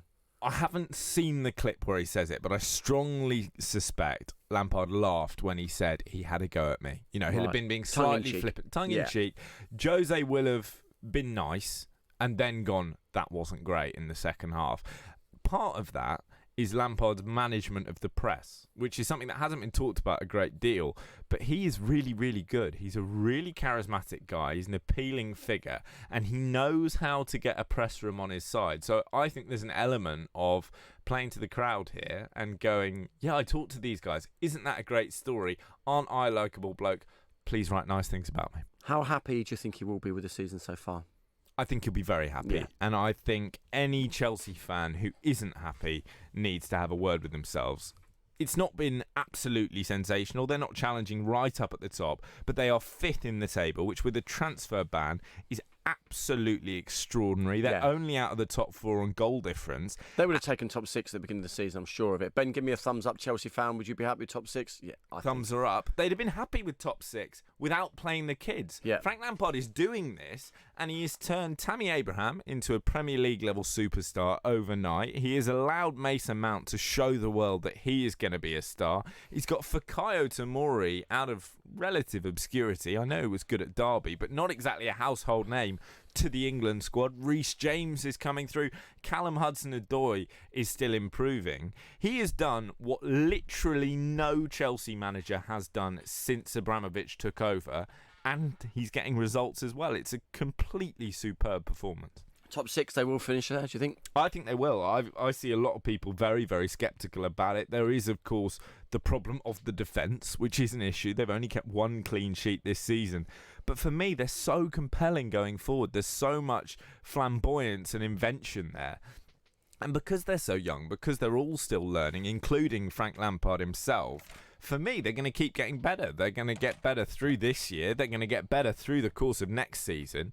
And if he can keep his job and keep everyone happy, I think in 3 years' time, we're going to be looking at a Chelsea team that is challenging at the very, very top of the Premier League. If we flip it to Manchester United, in this conversation about Mourinho helping Lampard, the other possibility is you could have the legendary name leaning over the shoulder of the current manager. And I just wonder whether the continued presence of Sir Alex Ferguson at Old Trafford is actually something that helps Ole Gunnar Solskjaer. People go, oh, Sir Alex, this great figure. Of course he is, although there are some fairly unsavoury allegations against him today, which he, of course, denies. But I kind of think of him, when I see him in the crowd, it's obviously lovely to see him at Old Trafford, lovely to see him healthy again. But he's kind of like a spectre. If I was the current Manchester United boss, I would not want Sir Alex Ferguson there frowning when the ball hits the back of the net. It's a bit like bumping into your ex-girlfriend on a night out and being reminded that she was great or something like that. Do you think it puts you under pressure? It's that, but it's even worse. It's bumping into your ex-girlfriend who has won Miss Universe and a Nobel Peace Prize. You cannot Which, by the way, your missus is nearly doing that. She's pretty close. You cannot outdo that. You know what I mean? How can you win by having Sir Alex there? He is just the best there has ever been, and I suspect the best there ever will be. You can't stop him from going there, can you? He's a massive figurehead in that club. No, but I think I know what you mean. He's involved still in the background scenes. More than I wonder personally how much like. he is involved. I wonder whether he sneaks in at half-time. So what are you doing? Or texts him. What are you doing, Ollie? He was drafted in by Eddie Jones to talk to the England rugby team before the World Cup as a kind of motivator, not obviously in a rugby sense, but just as a winner through and through. Well, he is. From your experience, how helpful is it to have someone from a different sporting discipline but who just knows how competition works? Well, I think if it's someone you respect, and within any sport, if you were to meet a Sir Alex or someone like that, you can't help but sit up and listen, because they're winners in life. They've achieved so much. So, yeah, I think there is a crossover. I can totally understand why Eddie Jones has done that, because you're bringing in someone that, A, everyone will recognise, and B, everyone will respect. The track record speaks for itself. So I think in all sports, if you do meet... I mean, for me, the only... Not a similarity, but it's like when you go to the Olympics and, you know, you might... Atlanta, I might have gone into the dinner hall and Magic Johnson walks in, or someone from another sport. You're like, oh, my God, I've seen it. You know, you get very starstruck, and they could say to you, you wouldn't believe it, but I eat 27 Big Macs before. And do you? You believe it, you know, because it is someone who you admire and respect.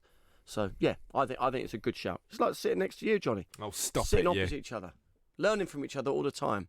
And Ben, he learns from us, doesn't he? He's a good lad. Anyway, we are here until 7 o'clock, so go nowhere. This is Love Sport. You all right, mate? Yeah, I'm fine. Yeah?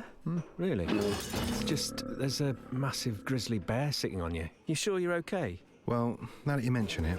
Sometimes we say we're fine when we're not. But with 1 in 4 experiencing a mental health problem, if your mate says he's fine, he might not be. Be in your mate's corner and ask twice. Time to change. Cancer. It can affect anyone. And when it does, Macmillan are right there to support them. From the moment of diagnosis, we offer physical, financial, and emotional support. And it's your donations that make it possible. So we can be on the phone, in hospitals, running support centres, and ready to help people deal with the fallout. We are funded by you, the public. So please give what you can at macmillan.org.uk. Macmillan Cancer Support, right there with you. There are fewer than 20 days to get ready for Brexit. Find out what you need to do to prepare now at gov.uk/Brexit. I'm Leslie from North Essex. I couldn't believe that after 5 minutes I'd saved over £900 on my energy bills. When my car insurance was then due for renewal, I went back to a spokesman said and reduced my premium by over £500. I thought that my home insurance was expensive. When I shopped around on a spokesman said, I saved a staggering £1,100. I've saved £2,500. I cannot believe it was that easy. A spokesmansaid.com. Fighting for you, saving you money. Making small changes to your lifestyle could improve your chances of staying healthier longer. Start now by taking our free How Are You quiz. Just search 1U. Putin is a great singer. I love him in that musical, Putin on the Ritz. This is Love Sport. So, Johnny, I asked you earlier if you were allowed to only watch one sporting event this weekend. You said you would sacrifice the derby, Liverpool, Man U, for the Rugby World Cup. Are you sure? Are you sure? I think yes. No, I am. It's England. It is England. I would have to pick that. Any other weekend, it's the derby, but it's England, Australia in a Rugby World Cup. You cannot beat it. But the derby's huge, isn't it? I mean, where does this stem from? Because geographically, they're not that close, are they? But it must be far beyond football. There's a reason, isn't there? It must be historically why Liverpool and United clash. It really, or is it just because football? Because Liverpool won so much in the 80s. Yeah, I think the real war was in that kind of 80s spell where they've come and gone from the 60s onwards as the great power. You had Kenny Dalglish completely dominating, and then of course the power shifting. United coming through with Ferguson. They have been the two great sides of English football for so long that when you're the good ones, you end up scrapping even if you're not next door neighbours. Well, we can find out exactly why the rivalry is so fierce because we've got former Man United midfielder on the line, Arnold Muren. Hi, Arnold. Hello, how are you? Yeah, not too bad. We were just saying that what makes this game so special, because even for any neutrals amongst us, everyone wants to watch this one. They really dislike each other, don't you, United and Liverpool? Well, of course, it's the biggest game in England at the moment, I think. One of the biggest games. There have always been rivals. At my time at United, if we won against Liverpool, that makes the whole season a good season. But of course, Liverpool had to beat United because of they want to win the league, of course, and United, they have to win as well because they have to climb up the table because they're not doing so well at the moment. Arnold, what's your take on Ole Gunnar Solskjaer more generally? Is he doing a good job? Well, I must say you can't blame Solskjaer for all the things what's happening at United now. I mean, if you look at the squad at the moment, I think you have to replace 4 or 5 players. And then you talk about money, of course. Well, if you sell Lukaku and you don't get a decent striker back in your squad, then you're going to struggle. Because I think that Rashford is not a central striker, in my opinion. He has to come from the side. As he's shown for the England team when he scored a tremendous goal from the left side. He can be more dangerous at that side. Having said that, I think Paul Pogba, I have my doubts if he's still happy at United, because Real Madrid wanted him very badly. So I don't think he's 100% focused on playing for the United team. They bought some good players. Bazaka is a good player. Maguire is doing very well. But I think they strengthen their midfield. They need creative midfield players there. And if I may mention a couple of names, I think Maddison from Leicester and Eriksen from Spurs can do a great job for them. Those would be as well as Rakitic, signings. he's not playing for Barcelona. There are a lot of very good midfield players in Europe who probably wants to play for United and strengthen the squad. I think those sound like very good potential signings to me. There's been a lot of chat about the way signings are made at Manchester United. Ed Woodward today saying it's disrespectful and untrue to suggest that non-football people are making the football decisions, i.e. the transfer decisions at the club. Do you believe him? Do you think the manager is actually getting a say here? Well, I hope so. I hope so. Well, you need football people to judge other players, and you need a group of players who knows the game very well and who knows the player's individual. But having said that, you need a board of directors who wants to spend a lot of money to buy new players, and you have to convince them that is necessary at the moment. So I think that you need, a couple of very, very good international players, and to make sure that United is United, as a lot of people know, they can play, and at the moment they're struggling. And which is not United, I know. Yeah, sure. Arnold, you mentioned quite a few good players there who you say would be a good asset for United. I suppose the danger is United still the appealing club that superstars will want to come and play for? Because obviously they're not the United we remember at the moment. They do need to spend money, but is it still an attractive club to go to? Well, the thing is still in my opinion, one of the biggest clubs in the world. But at the moment, because they're struggling, a lot of players are thinking, you might as well go to Spain or Italy or clubs like that, like Juventus or Barcelona or Real Madrid. But you have to start somewhere. I mean, if you don't talk to these players, I mean, they never come then. And you have to try to get a couple of good players to the club. Otherwise, you have a big problem because it's the team at the moment is not good enough to compete with the Liverpools and Manchester Cities from the teams who are the top of the table at the moment. Arnold, for our listeners tuning into this, they're going to hear your voice, hear your name, and remember you as a truly top-class midfield player. With that in mind, it's particularly important when it's you who identifies Maddison and Eriksen as the midfield players to re-energise this current United squad. Why do you think those two men would be such good signings? But I think so that what United need at the moment, I think, is creative midfield players. They don't have that at the moment. And if they cost a lot of money, you have to sell players. And why not? I mean, there are a couple of players who are not up to the Manchester United standards, in my opinion. And I mean, Eriksen and Maddison are the two players, and maybe Rakitic, who was on the bench at Barcelona, can do a very, very good job for them. Well, you have to spend money, I think, bearing in mind that the youngsters at United are very important as well. So I think James is doing a good job, and Greenwood is there already. McTominay is a very useful player. But what you need now on a short notice is that you need now success straight away. I mean, there is no time at a club like United. There is no time at all. I mean, people want results, and they want European football, and United as a team has to play a lot better than they're doing at the moment. And I think there are a lot of people very unhappy at the club.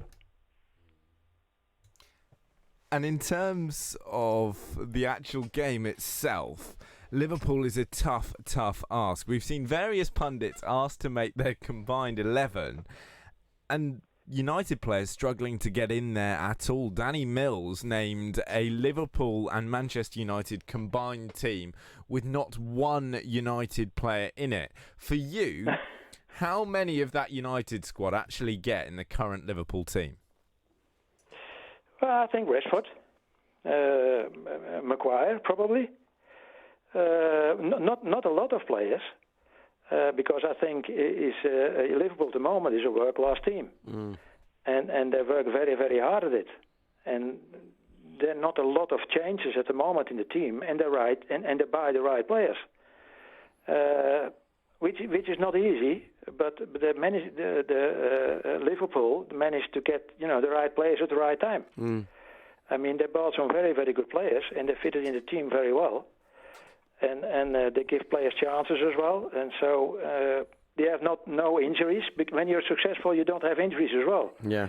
As you see at United now, when the club is not playing very well and they're struggling, and what you see is a lot of players all of a sudden are injured because they don't want to take part in an unsuccessful team.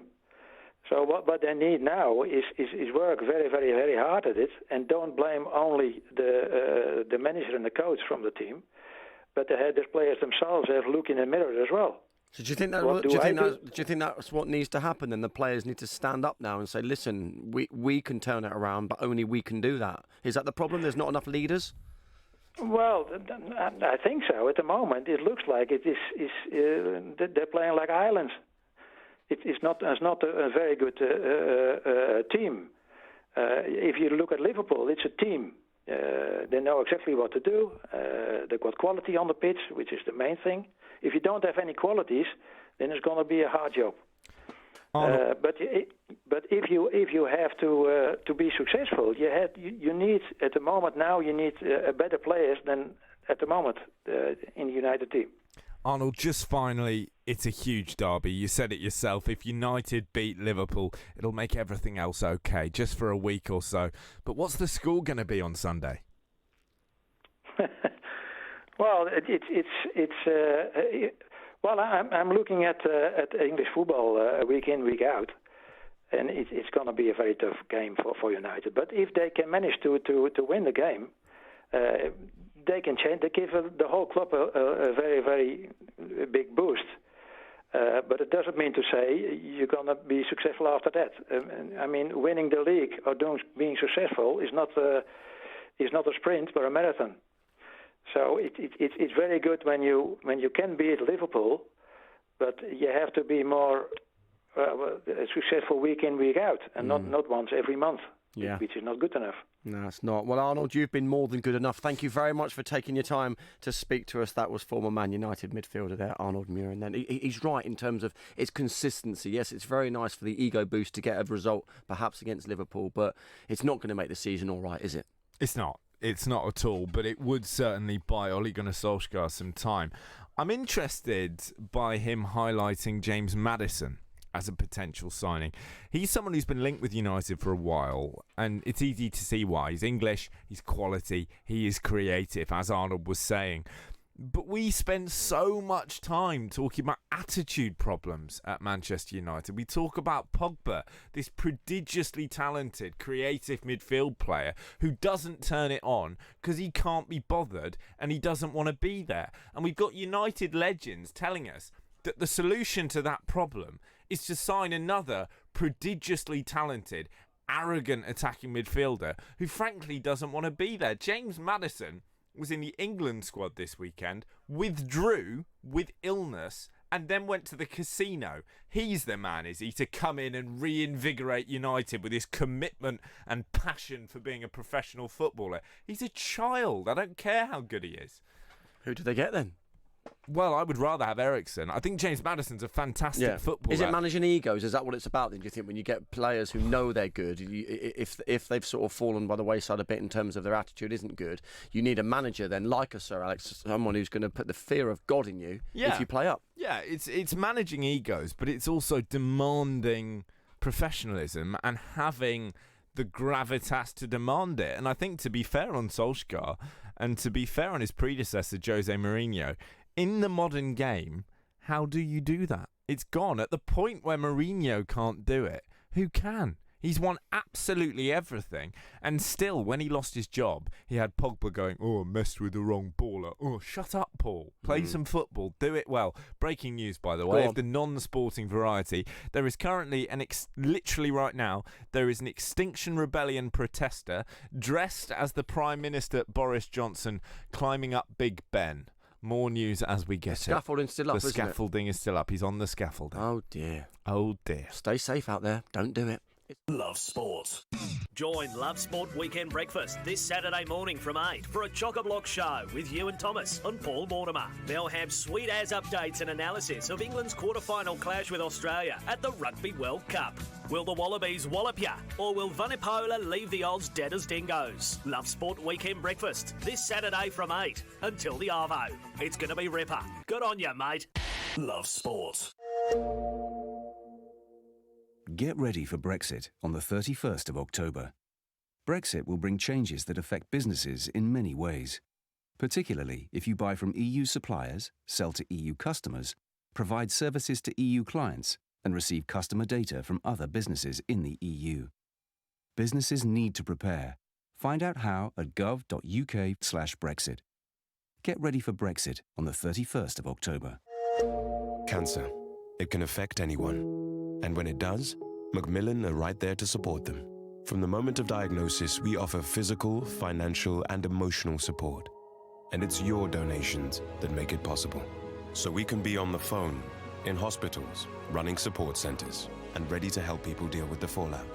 We are funded by you, the public. So please give what you can at macmillan.org.uk. Macmillan Cancer Support, right there with you. Are you paying way too much for your energy bills? A spokesman said could help you save big money. With electricity costs continuing to rise, you could save hundreds of pounds by shopping around. Just go to aspokesmansaid.com and look for the very best value energy deals on the market. Don't waste your hard-earned cash. You could be on a much cheaper deal. Go to aspokesmansaid.com. Fighting for you, saving you money. Driving too close to the car in front gives you less time to react. You may not realise that you're tailgating. Leave a 2-second gap between you and the vehicle in front. When it's wet, leave a 4-second gap. By staying back, you give yourself time to react. Stay safe. Stay back. Highways England, connecting the country. This is Love Sport. You are listening to the Posh Boys on Love Sport Drive. You're with Ewan Thomas and me, Johnny Burrow. Here are your latest sporting headlines. Krasimir Balakov has resigned as Bulgaria head coach after the 6-0 defeat to England that was marred by racist abuse from Bulgarian fans. England rugby coach Eddie Jones has urged his side to channel samurai spirit ahead of their World Cup quarter-final against Australia tomorrow. And Tottenham Hotspur have announced that they will be the next club to feature in Amazon documentary series All or Nothing. The programme will track their distinctly dodgy progress this season. And this month's El Clasico between Barcelona and Real Madrid has been postponed amid fears of civil unrest in Catalonia. You're listening to the Posh Boys on Drive. Love Sport. Cancer. It can affect anyone. And when it does, Macmillan are right there to support them. From the moment of diagnosis, we offer physical, financial, and emotional support. And it's your donations that make it possible. So we can be on the phone, in hospitals, running support centres, and ready to help people deal with the fallout. We are funded by you, the public. So please give what you can at macmillan.org.uk. Macmillan Cancer Support, right there with you. This is Love Sport. It certainly is. You are listening to the Posh Boys here on Love Sport. Only one of the posh. John, have we just discovered where Guy has gone? Because he's gone on some secret weekend. A magical mystery tour. Where's he gone? Disneyland? I don't know. I Do you not know? texted him. I was like, hope you're having a good time. What's the destination? Ewan and I are really tense. We can talk about it on the radio. Nothing. I suspect he's in a pub. So one of his mates has organised a trip and they handed their passports in, whatever, and said, right, it's cost X amount for the flights. I'm not telling you where you're going, but clearly once they got to the airport, they must have to know where they're going. Yeah. Wow. I wouldn't trust my mates. Wouldn't you? No. What, do you think they'd prank you? Oh, no, we would just go somewhere really dodgy. Like what? Bognor Regis or something.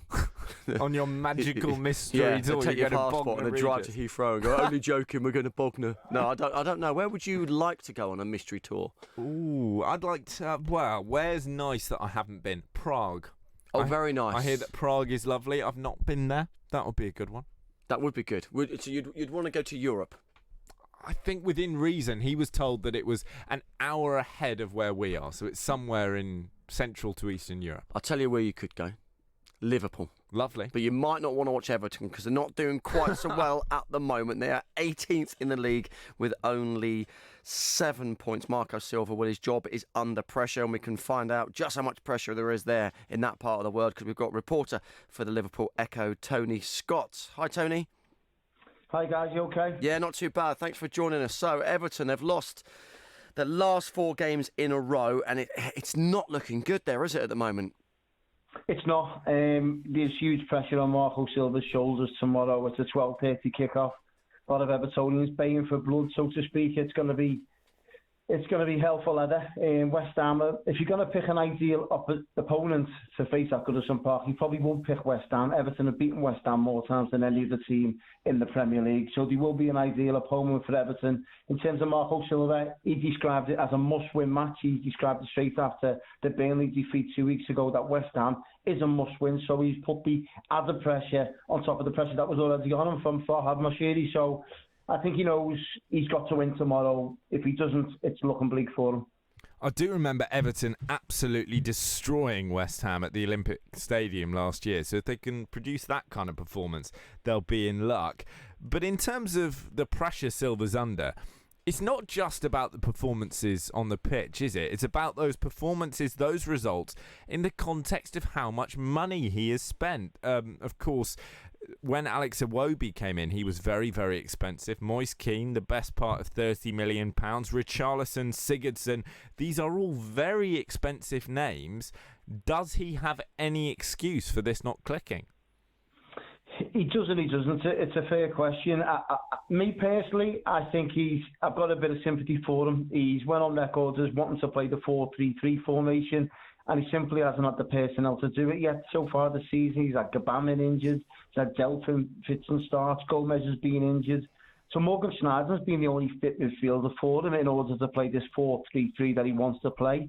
So having said that, if he hasn't got the 3 midfielders fit, he's having to play the 4-2-3-1, which is being found out in terms of what the way Everton are playing this season. So I think opposition are obviously onto with the way Everton are playing, and they're proving out to be an easy pick-off, especially from set pieces, which I haven't got sympathy for Marco Silva there because it's a fundamental problem and it's an issue and it's an Achilles heel that Everton have got from set pieces. I've looked at West Ham's record this season and they aren't too shabby from set pieces, so I think Everton will be okay tomorrow. But in terms of going forward, they need to get that addressed on the training field, and it's something they need to sort out because do you know what? They have spent a lot of money, and Marco Silva's not the only one. Sam Allardyce spent a lot of money. Ronald Koeman spent a lot of money. Roberto Martinez did. It's just one vicious circle. I don't think Everton can keep on sacking managers every 12 months because, no disrespect to Watford fans out there, but they can't turn into another Watford because that's not the way Everton FC are built on. And in terms of the rest of the season, I mean, at the start of the season, top 6 was the realistic ambition for them, but in terms of where they are now, what is it, just survival? I mean, where can the season go from here? I still think they can aim for the top 6, don't get me wrong. I think a lot of supporters will laugh at that right now because they do sit in the bottom 3, but let's get real here. There's 7 games gone. There's not 37 games. There's 7 games gone. It can easily change. Everton win tomorrow. I think they can go 12th or something. And me personally, I think there's a lot of pressure on the Watford game in the Cup. A lot of Everton fans over the years have asked questions why a manager doesn't take the League Cup seriously. And now they have a manager that has taken it seriously this season. They've beaten Lincoln in the League Cup, they beat Sheffield Wednesday, and now they've got Watford at home. Now, if they were to beat Watford at home next week, they will find themselves in the quarter-finals of the League Cup. Now, having said that, Arsenal then face Liverpool, so one of them has to be knocked out, and Chelsea face Manchester United, so another team has to go out. So Everton could find themselves in the quarter-final of the League Cup with nice favourable draws. So I think Everton fans would easily take top 10 at the end of the season, and a League Cup, they'd be doing handstands. So in terms of that going forward, I think that's what Marco Silva has got to address. Don't get me wrong, he's got to win tomorrow. I think that's fundamental. And the players have got to provide a good performance as well, more than anything. I think the performances have been poor recently. Burnley springs to mind. Bournemouth, Sheffield United, they have been poor. They were good against Manchester City. They were very unlucky, to tell you the truth. Speaking to a lot of Manchester City fans straight after the match, and they were saying that match could have went either way. Everton had 8 shots on target against Manchester City. That's more than anyone's faced against the Pep Guardiola team in English football. So Everton were well within the right to say, do you know what, we should have took a draw at least out of that. And Everton fans applauded the team, even though in defeat. But that goes to show us that won't paper over the cracks. I think it's important now that Everton get 3 points on the board and look forward to that Watford game in the League Cup next week. Well, Tony, you're right to highlight the Watford game as a potential chink of light for Everton and Silva. But equally, if he loses that game and then loses his job for defeat against Watford, who Everton poached him from, there is going to be quite a painful irony there for him, isn't there? Yeah, well, sources close to Everton do tell you that he has got 3 games to save his job, and obviously West Ham tomorrow, and then there's a trip to Brighton next weekend, and then obviously that Watford game in the League Cup. And who would have thought that Watford could put the final nail in Marco Silva's coffin at Goodison Park next week? So it's a tough one, but it starts tomorrow. It's a ginormous game tomorrow. It's on the televised. It's 12:30 kickoff.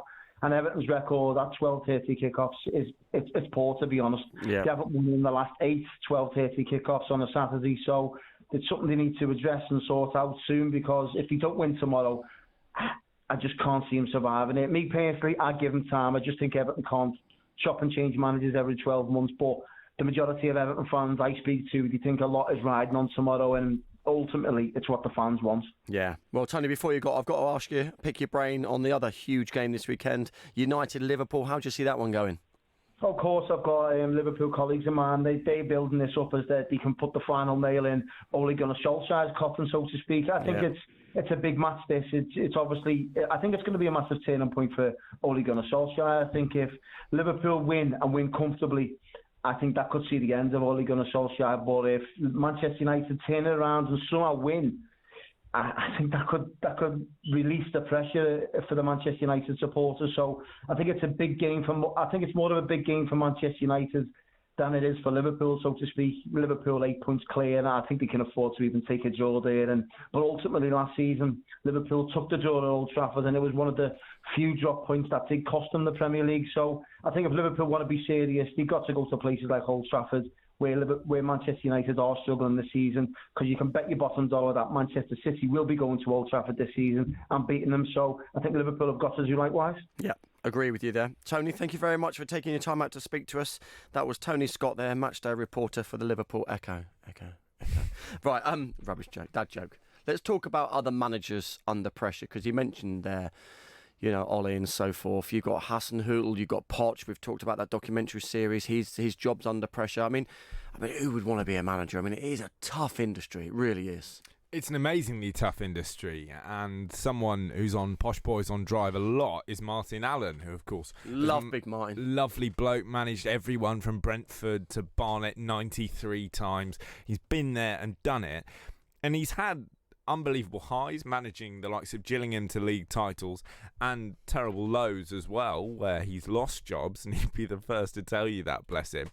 And he explains football management, regardless of how it's going, as like living in a cloud, living in a bubble, where he's saying everything you do, every part of your day is just completely encompassed by your job. You wake up in this fog of being completely immersed on who you're going to pick, who you're going to scout, what your tactics are, how you're going to approach the set pieces.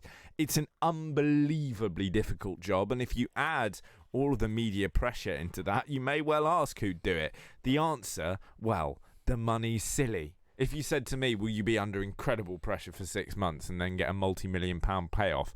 Yeah. And okay. you become a superstar, don't you? Yeah. Or maybe not if it doesn't go well. But I think you've got to have thick skin, big shoulders, and a big ego. You're famous to be a and you're manager. minted. Yeah. Like, there's only so wrong you can go. Yeah. Tough though. When the pressure is on, you can only imagine. Wherever you go, you're living in the city where you are a manager. You're going to probably get people down the shops. Why did you pick that team for? Can't believe he's a donkey or whatever. You're going to have everyone thinking they can do better. That's the one job where you are very criticised because everyone's a football manager in their own head, aren't they? Yeah, everybody is. But I think you've just got to, as you say, you've got to have that thick skin. You've got to have the confidence and the self-belief. I suppose losing a game as a manager is no different really to running slower than you'd hoped as a sprinter. I imagine you are obviously frustrated, but you have to dust yourself down and continue to just believe in yourself, don't you? Yeah, you have to. You have to have that self-belief. You certainly do. I believe in you, Johnny, and Ben, because we're a dream team, so stay tuned. Giving your team the coverage they deserve. Love Sport Radio. You all right, mate? Yeah, I'm fine. Yeah? Really? It's just there's a massive grizzly bear sitting on you. You sure you're okay? Well, now that you mention it. Sometimes we say we're fine when we're not. But with 1 in 4 experiencing a mental health problem, if your mate says he's fine, he might not be. Be in your mate's corner and ask twice. Time to change. You're in leakage, you're in leakage. You're in leakage, you're in leakage. You're in leakage. You're in leakage, you're in leakage. Tenna men. Cage. Pants and pads. You're discreet. Masculine. You're secure absorption zone. Buy online or in shops. You're Tenna men. Keep control. Urine? No. Cancer. It can affect anyone. And when it does, Macmillan are right there to support them. From the moment of diagnosis, we offer physical, financial, and emotional support. And it's your donations that make it possible. So we can be on the phone, in hospitals, running support centres, and ready to help people deal with the fallout. We are funded by you, the public. So please give what you can at macmillan.org.uk. Macmillan Cancer Support, right there with you. How are you? How are you really? Modern life can be busy, and sometimes it's easier to look after others before looking after yourself. But there's only one you. And making small changes to your lifestyle now could improve your chances of staying healthier longer. So take the first step to a healthier you with our free How Are You quiz. See how you score and get personalised tips and support. From how to eat a little healthier to turning a 10-minute walk into exercise. Just search 1U. I gave Kim Jong-un the upper hand, but only a tiny one. This is Love Sport. You listen to Love Sport Drive with myself, Ewan Thomas, and Johnny Burrow. We are the Posh Brigade. Well, half of it, because Guy Watts isn't here today because he's lording it up somewhere else. Right, let's talk a little bit more on football.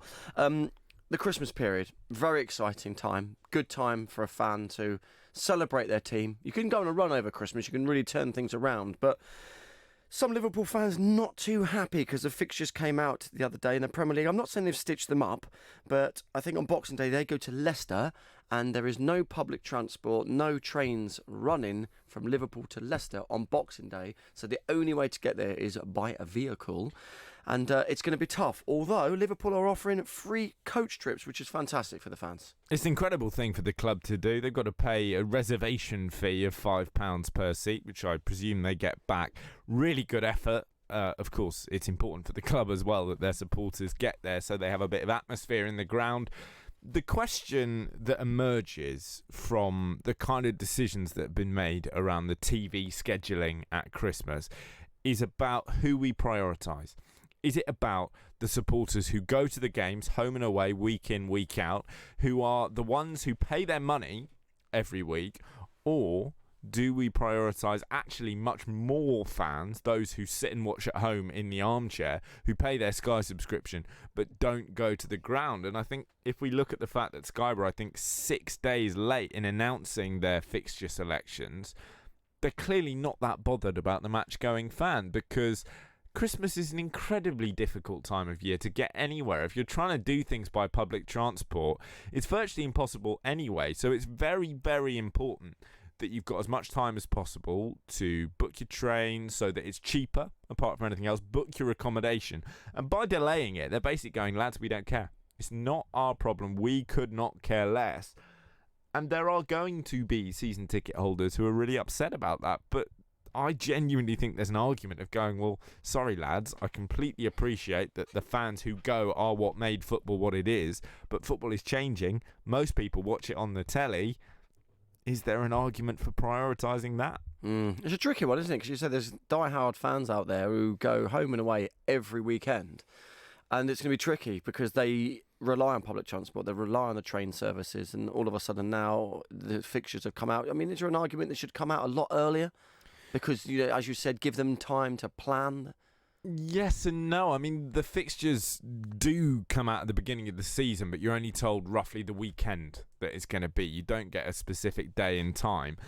The problem with that is it wouldn't allow Sky to plan their own plans, if you see what I mean, in the sense that Sky pick the fixtures off the back of how they tie into narratives, right? So one game would be much more, you could have a game that would look completely innocuous, like Southampton versus West Ham, which actually is a really dramatic game because Southampton are on a great run, or the West Ham manager's in trouble, or whatever it might be. So if you force Sky to make their decisions early, you could end up with a load of dead rubber games on the telly and miss the main plot. I mean, for example, in that unprecedented Leicester season where 5,000 to 1 they won the league, if you'd asked Sky to pick all the games before the start of the year, you'd have been at the run-in and Leicester wouldn't have been on the telly. And all of us who aren't Leicester fans would be going, well, hang on a minute, is Jamie Vardy going to score for a 14th game in a row? So you do need to let them make their plans within the season. There just needs to be give and take, and I think fundamentally there does need to be respect for those match-going supporters. How far would you go to follow your team over Christmas, or are you very family-orientated? Is it like you have to be at home? I work, mate. I'll be in here, I'd have thought. No, It's important to follow your team. For me, Christmas is family, and there are going to be football fans out there who football is family. And, you're going to the game with your dad and your granddad. For me, in my family, I'm the one who likes football. And so if I went after the game on Boxing Day, I'd be with my mates. I wouldn't be with my parents. I would probably prioritise tradition and family in that sense. But I think... but it's a posh Christmas at your house, isn't it? No comment. Does the butler get dressed up as Santa? The butler actually is allowed one drink. Lovely. It's a special occasion. He's normally not allowed anything at all. I'd go for the family Christmas, personally. Would you go... Do you watch Southampton on Boxing Day? I do. If they're at home, yeah. I wouldn't go to an away game, no. If it's far, if it was local, a South Coast derby or something, or Bournemouth, I'd go. But yeah, I normally do go. Yeah. What's it like in the festive period? It's a good atmosphere. I think it's good. You have people dressing up as Santa, and everyone's really jovial and nice to one another. And I guess the Southampton cold, kit, but you're halfway to Santa already. Halfway there, are you? You're halfway in your outfit. So no, it's good. It is good. Right, another football story we need to talk about. Let's talk about Premier League launches the BAME advisory group to ensure views are heard. I mean, that's a good thing. It's a massively good thing, because when we see instances of racism, like the terrible scenes in Sofia for that Bulgaria versus England game, I think it's very easy to focus in on the obvious overt racism in football and in society, the full-on frothing racists who are going to make monkey noises and Nazi salutes. That is obviously crucial. We've got to get those people out of our sport. But there is more kind of insidious, subconscious, subliminal racism, which is rather harder to notice, rather harder to police. For example, it's so much harder for a black coach to get a first job in football in this country than a white coach. Yep. Why? The only way we address those more systemic kinds of prejudice is by having people of minority ethnic groups, black and minority ethnic groups in this case, of course, in the boardrooms, making those decisions. That's how you're going to change the whole culture of a sport. And over time, not just have a consistent process of weeding out a couple of racists, then a couple more pop out, you weed them out, you keep banning and you keep getting more racist. It needs to be a case of changing the entire culture of the sport so that you stop getting the racism at all, which is a bit of a pipe dream, and it's going to be very, very hard to do. But Italy are trying, though, aren't they, with the VAR? They're using VAR well behind us, to look at crowd. No, but in terms of they're now going to try and face racism head on, and that's a good thing, isn't it? In terms of they're going to, be able to go in the crowd and go, hang on, was that a chant? Let's look at it again. And you, seat number 45, block 7, you're barred. You're gone. And that's crucially important. But I think it is about the combination of that and then the systemic level, which is why this kind of advisory group is such a big deal. Because ultimately, I can sit here and talk about it, but you or me as white men don't really get it. We're not going to get it in the way that a black guy can. Yeah, of course we haven't. We haven't had to struggle or face idiots. And so, we need people who have in the mix. Got to hear their voice. If you talk, I remember talking to Paul Mortimer about the Bulgaria game immediately afterwards on this show. And there is obviously a more significant and more nuanced and a more informed perspective from someone who actually has to put up with this kind of rubbish. Yeah, love Morts. What a man. Just what a man. He's my hero. He was on Good Morning Britain and, of course, Love Sport Radio talking about it. I missed it. I was sent a little snippet that he was on television, and of course he is. He knows his apples, doesn't he? He knows his stuff, and he's brilliant. He actually is exactly the kind of guy who should be on this kind of advisory committee. Yeah. Someone who has played through arguably some of the worst periods of racism in English football and who understands the way it operates, but also understands not just the importance of education, but how to educate. Yeah. And some of the names involved are really, really, really good. And that is going to be a huge part of it because people are going to always look to pick holes in it. But when you've got Darren Moore, former West Brom boss, in the mix, these are experienced, respectable people who are going to really command that focus. That's what you need. High-profile people who are going to, shed light on the subject and make people talk about it even more. The VAR for the idiots in the crowd is good, but like you said, you need people embedded in the sport who know. And it does go more broadly and it goes more societally, and you need people of all ethnic backgrounds, all religious backgrounds, genders, sexualities, whatever, at every single level of every single organisation, from government to boardroom of companies and so on, because that is how you get rid of prejudice longer term. Yeah, your mic went funny then. I think you were so tall, you just stretched away from the mic, Snap, and all of a sudden pop. you were 4 foot from the mic, and that's just your neck. Yeah, I have got a very long neck. It's why I wear the roll neck. I used to race a guy, I'll say his name, Jeff Dearman, lovely guy, and he was 6'2", same height as me, but he had the strangest body shape. So he had a very large trunk, so he had quite small legs, but he had a huge torso and a massive neck, and we used to call him Turtle. That was his nickname, Turtle. That's good. Yeah, so it was a weird, because you're in proportion, like your long Roughly. legs, long trunk, long arms. He was like very short legs, massive body. Hobbit. Anyway, I just thought I'd chuck it in there. All shapes and sizes, horses for courses. It's nearly 5 o'clock. Stay tuned. Love Sport. You all right, mate? Yeah, I'm fine. Yeah? Really? It's just there's a massive grizzly bear sitting on you. You sure you're okay? Well, now that you mention it. Sometimes we say we're fine when we're not. But with 1 in 4 experiencing a mental health problem, if your mate says he's fine, he might not be. Be in your mate's corner and ask twice. Time to change. Cancer. It can affect anyone. And when it does, Macmillan are right there to support them. From the moment of diagnosis, we offer physical, financial, and emotional support. And it's your donations that make it possible. So we can be on the phone, in hospitals, running support centres, and ready to help people deal with the fallout. We are funded by you, the public. So please give what you can at macmillan.org.uk. Macmillan Cancer Support, right there with you. There are fewer than 20 days to get ready for Brexit. Find out what you need to do to prepare now at gov.uk/Brexit. Don't get caught out in the great energy price hike as large firms look to charge you more. If you want to save money on your energy bills, it's not too late to see what's on the market. With rising gas and electricity bills, don't get caught out wasting your money on expensive tariffs. A spokesman said will show you the very best value deals available. Check out aspokesmansaid.com and you could be using your savings to put towards a well-earned holiday.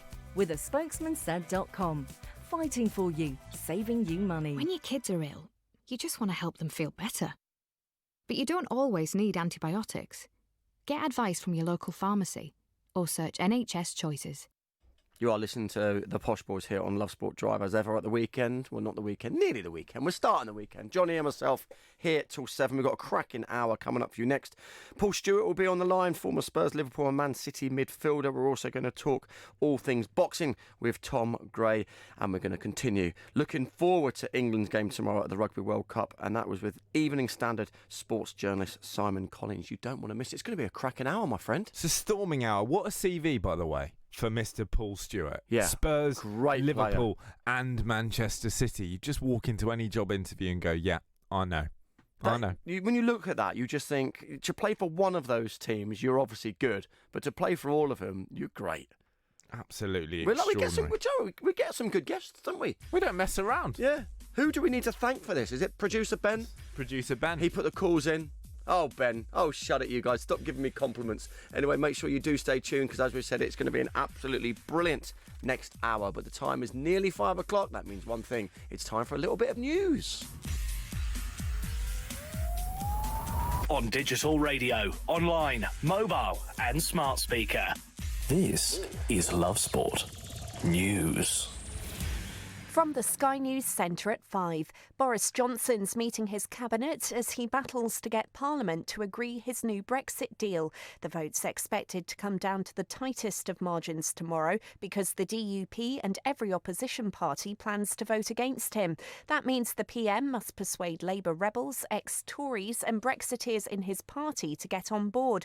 Former Government Minister Shailesh Vara hopes he can do it. I have no doubt that the whips will be working overtime and the phones will really be ringing to colleagues who need a little bit more persuasion. The country is divided. It's been divided for 3 years. We need to now get this done, get Brexit over the line, and then, as a country, bring about that healing process. The man who murdered a retired university lecturer has been sentenced to at least 36 years in prison. Ben Field drugged and killed Peter Farker in an attempt to inherit his house and savings. An Extinction Rebellion protester has scaled the scaffolding surrounding Big Ben. Tree surgeon Ben Atkinson unfurled a banner to highlight the government's inaction on the climate crisis. The Duchess of Cambridge says a royal flight, which twice had to abort attempts to land, was an adventure. Kate's been speaking a day after the weather in Islamabad forced the RAF plane to turn back. 2 astronauts have ventured outside the International Space Station for the first ever all-female spacewalk. Christina Cook and Jessica Meir have been tasked with a 5.5-hour mission to replace a faulty power supply unit. Astronomer Isabel Hook says it's great to see women doing these missions. It's really a milestone in space exploration to have 2 women doing a spacewalk for the first time. But I think what it really shows is that women are up there doing these very technical and challenging jobs as equals in a team of really remarkable people up there. And the original lineup of the Sugar Babes have regained the right to make music under the group's name. Mucha, Keisha and Siobhan are releasing their first single in 6 years. That's the latest. I'm Kat Suave. Love Sport Radio. On digital radio, online, mobile and smart speaker. This is the Posh Boys on Love Sport Drive.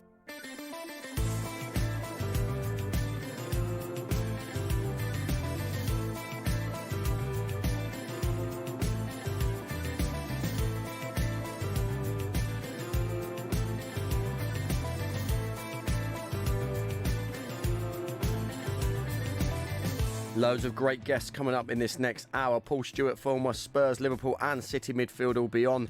We're also going to talk all things boxing with Tom Gray, and we're going to talk a little bit about rugby, of course, with Simon Collins. What a weekend of sport we have ahead.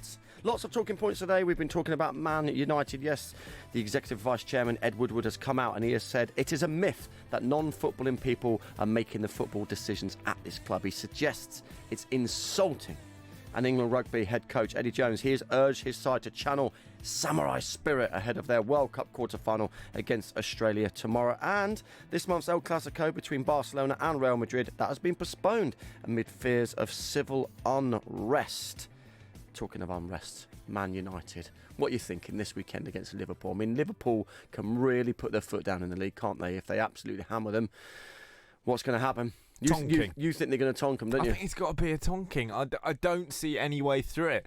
People will look at the obvious and point at that Liverpool front three and go, well, the way in which Mane, Salah and Firmino interchange and link up is just incredible. It's very true, but it's not where they're going to batter Manchester United. The problem for United, as Arnold Muren, the former top-class Holland and United midfielder, was telling us earlier, the area where they're weak is midfield. Yeah. And they don't press in the way that United press. They don't have the quality that Liverpool press. They don't have the quality that Liverpool have in midfield. Wijnaldum, Fabinho, Henderson, they will play through them quite easily. And that is where Salah and Mane are going to get their chances. You never know, though, do you? United could find their feet this weekend. And that will save Ollie's job for a little bit longer, because you think he's under serious pressure at the moment. I think he's under serious pressure because even if they're happy with the run of results at the moment, I think he has shown so far this season that he's not up to it. And I'm not saying that out of malice. I think he's clearly a very nice man. I think he's clearly very popular.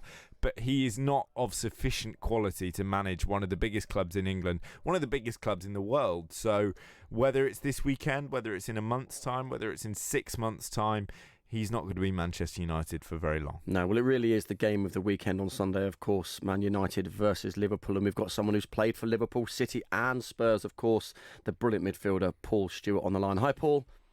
Morning, Johnny. Morning, Iwan. Evening. Morning, afternoon, whatever you want it to be, my friend. In terms of a fixture, when you are a player, did you used to look at this one and you think, you know what I mean, it's a Man United Liverpool, there's something about it. Obviously, you had the North London derby when you were at Spurs as well. But what makes the Liverpool United rivalry so fierce? Why is it such a good game?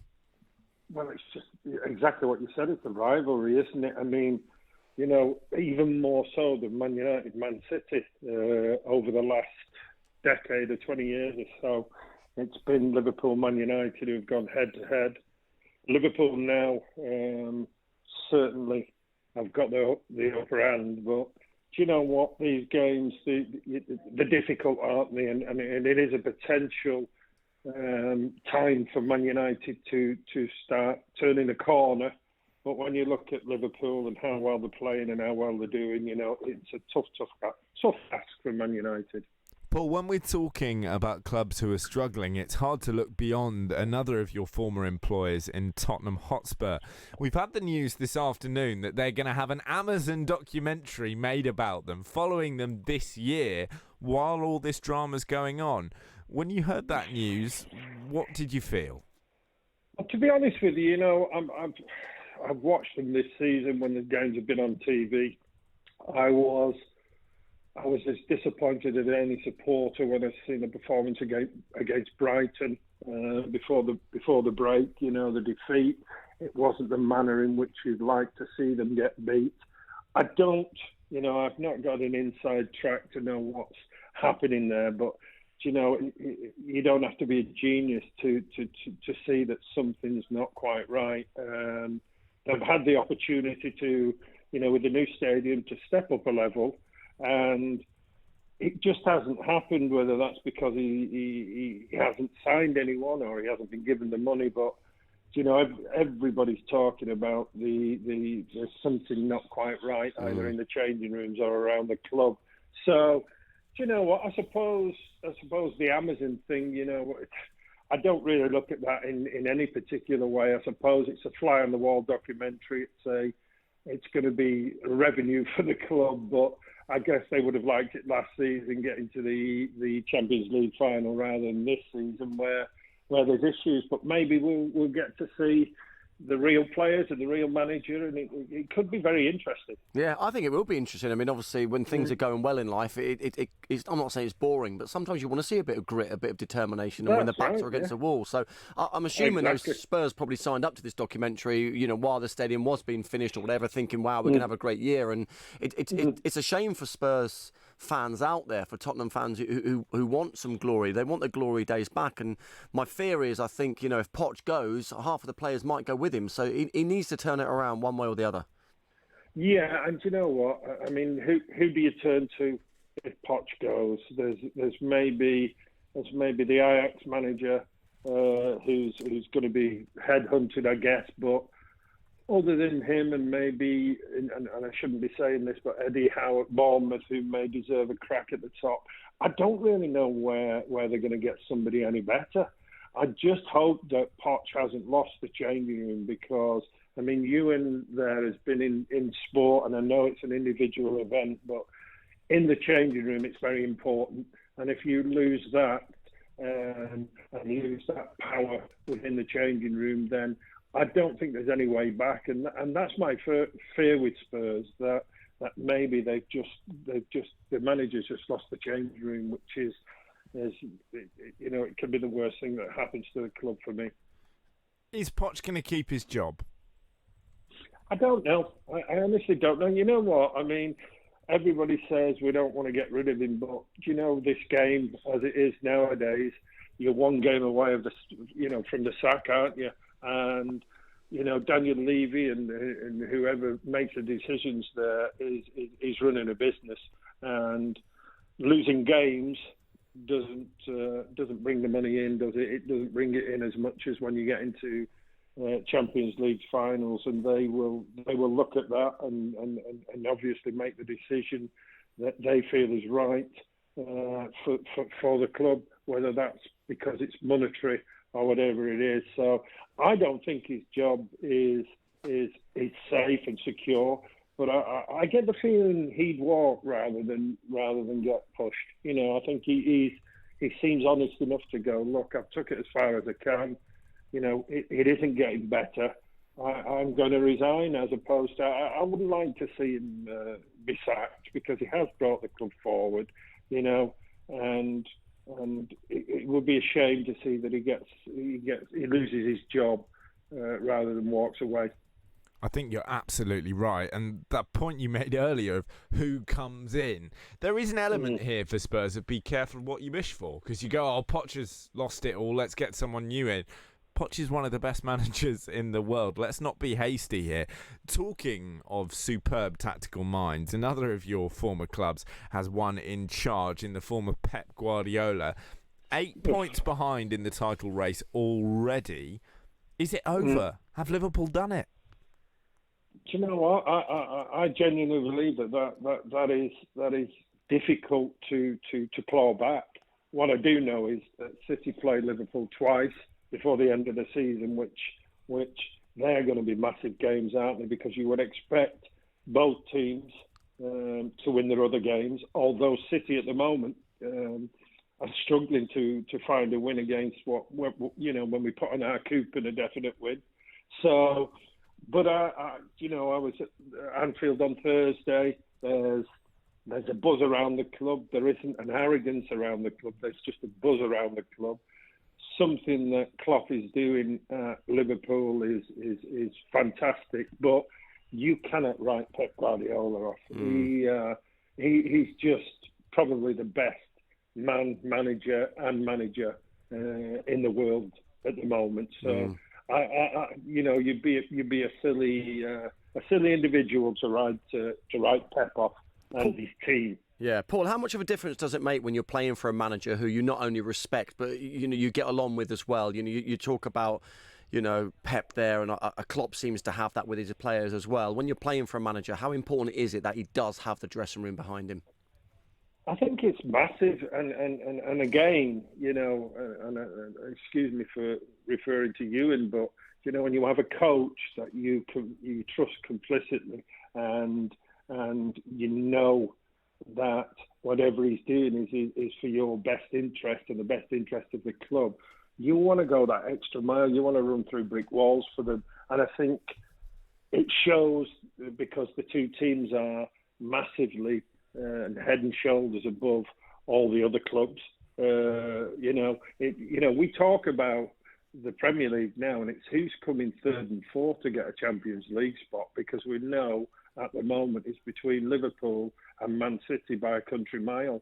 And that's because the players have the trust of the manager trusts the players, they believe in each other, and that's what makes, I think, that's that extra ingredient, as well as having world-class players, that makes a club successful, in my opinion. Paul, just finally, Liverpool trying to extend that lead at the top of the table against Manchester United this weekend. What's the score going to be?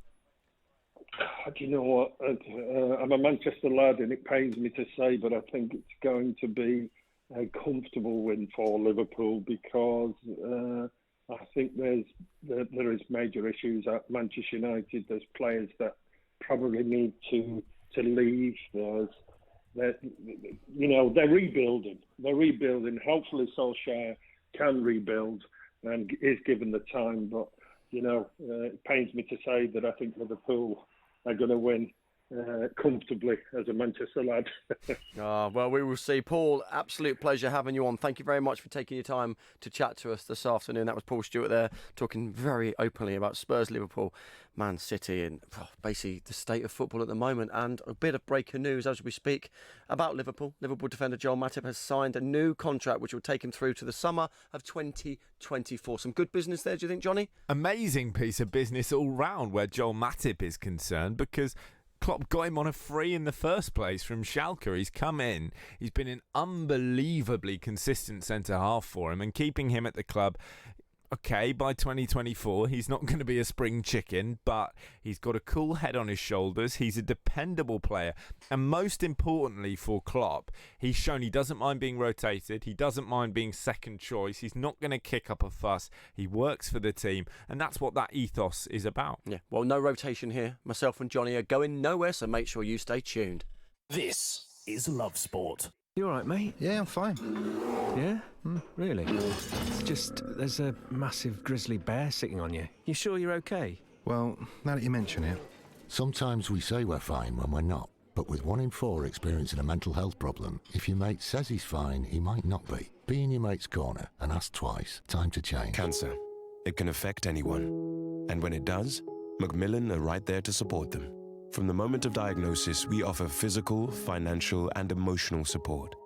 And it's your donations that make it possible. So we can be on the phone, in hospitals, running support centres, and ready to help people deal with the fallout. We are funded by you, the public. So please give what you can at macmillan.org.uk. Macmillan Cancer Support, right there with you. Don't get caught out by rising energy bills this year. Leading price comparison site A Spokesman Said can help you save money in just minutes. Plus, sign up to A Spokesman Said to get the latest super cheap collective energy deals. These offers are such great value, they aren't even available direct from the energy companies. Savvy customers have saved over £10 million from collective energy deals. Go to aspokesmansaid.com and you could be saving big money on your bills. With aspokesmansaid.com, fighting for you, saving you money. You probably think you're pretty good at multitasking behind the wheel. I mean, you have to multitask to drive. So what's wrong with checking your phone? The thing is, your brain simply doesn't work. Even a quick look at the message, or firing off a quick reply, affects your concentration and makes you less able to react to hazards. If you use a mobile phone while driving, you're 4 times more likely to crash. Think. Put your phone away. Monday is a truly awful way to spend 1/7 of your life, I guarantee it. Love Sport. You are listening to Love Sport, of course. It's Drive Time with myself, Ewan Thomas, and Johnny Burrow, where we'll talk a little bit about boxing and start with some sad news that the boxer Patrick Day has died aged 27, just 4 days after suffering a brain injury in a fight against Charles Conwell. And here's Eddie Hearn talking about the sad news. I feel as though I know the guy because of the responses and the way people have written about him, you know. And like I said, last Thursday, you know, I'll never forget, you know, he came over to me before the press conference with Joe Higgins and he was so excited, you know, he just... You alright? Yeah, I just remember talking to him and, you know, what he was saying. Sorry. Yeah, so again, you know, this is, you know, I knew him for 30 seconds, so it's terrible. But you can say it's boxing, but it's so hard to justify, you know. And it's been a rough year for the sport, so we need to make sure that we get together as a community. We keep trying to evolve. We keep trying to make the sport safer. There's no one to blame. It's just the tragedy of the sport. And, you know, our thoughts go out with him and the team and everybody. Really sad news there. The American was put into a coma on Saturday after he was knocked out in the 10th round of his bout there, and then it was announced on Wednesday he had died. He was surrounded by his family, close friends, and members of his boxing team. He was obviously a son, a brother, a good friend to many. Said a statement, and it's sad, isn't it, Johnny? Because obviously, it's sport, and we all love the sport of boxing, and lots of sports are dangerous and so forth. But you're talking about a young man whose life has been ended way too early. It's absolutely awful. It's, of course, terrible for his family. It's a tragedy for the sport.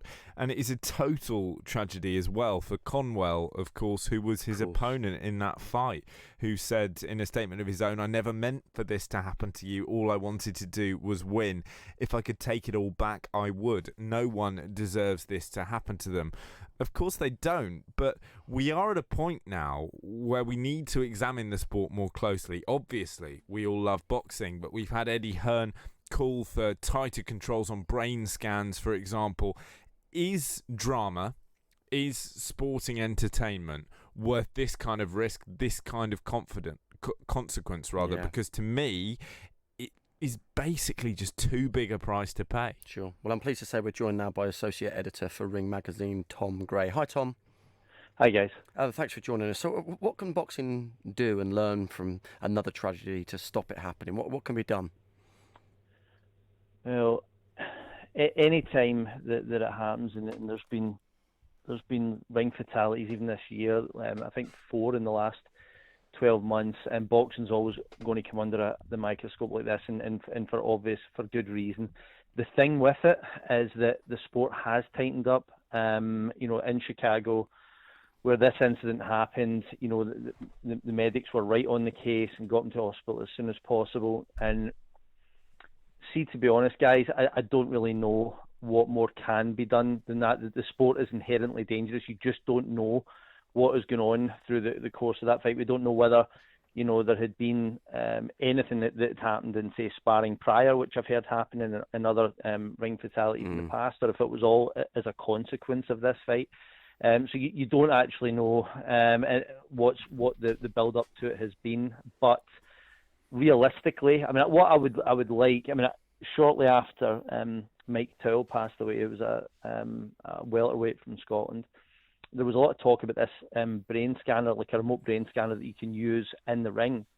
It's something that they can go up and see if there's any threat to any brain injury, like at that particular time, like between rounds, like if there's any concerns. But if you're talking, like, say, a commission like Chicago or Las Vegas or LA or in the UK, for example, big commissions with a lot of funding, you'd maybe get that rolling there. But then what about the other commissions that don't have a lot of money, that can't get that kind of equipment, there or thereabouts? So fixing it globally is the much bigger problem, I think. Tom, we heard from Eddie Hearn a few minutes ago. Another quote that's emerged from him after the fight is, "You can say it's boxing, but it is so hard to justify." Yeah. For me, having grown up as someone who wasn't a huge boxing fan initially, not kind of steeped in the sport, I look at this kind of story, as you say, the latest in a really unpleasantly consistent line in the last couple of years. And I have to say, my instinct is, what is the point? How can it continue? Yeah, and especially when there's been so many back to back. Like I say, I'm sure it's 4 in the last 12 months that's happened. I don't have an answer to it. My whole thing is, I know for a fact it's not enough to get the sport banned. That's just not going to happen. No. Something in it, like, for example, you'd mentioned brain scans there before I'd come on. They happen at the top level. Dr. Margaret Goodman, who's a physician in Las Vegas who runs VADA, she's a total staunch professional. She believes that brain scans should be mandatory at every level. Now, but deep down, Margaret knows that the possibilities of that happening all comes down to money. All of that costs. There's fights on. You check BoxRec, the website. There's fights on every single day all around the world. When you get to the weekend, they're everywhere. How are you going to get like that done? It's just such a big undertaking. But we're never going to stop the sport. No. Okay, and It will just go underground, will it not, Tom? If they did try and stop it. Well, yeah. I mean, there's that, but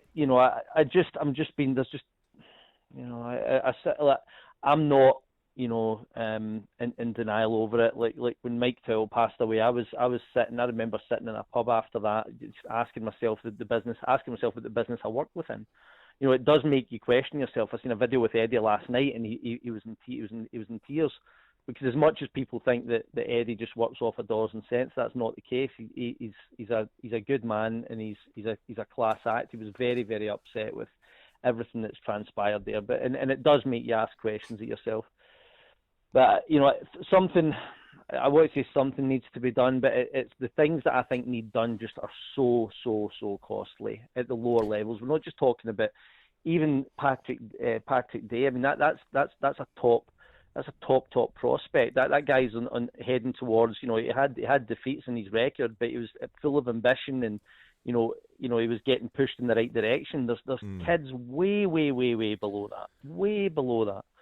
Tom, that aren't, Yeah, I completely understand the complexity of the situation, and I completely understand the expense of those scans and medical procedures, and I completely understand as well that it's not reasonable to expect individuals within the sport to contribute, but we do see some of the figures involved with boxing, the figures for Mayweather versus Pacquiao, the figures for this Saudi Arabia fight between Anthony Joshua and Andy Ruiz Jr., the figures that Eddie Hearn himself, if we're honest, makes on an annual basis.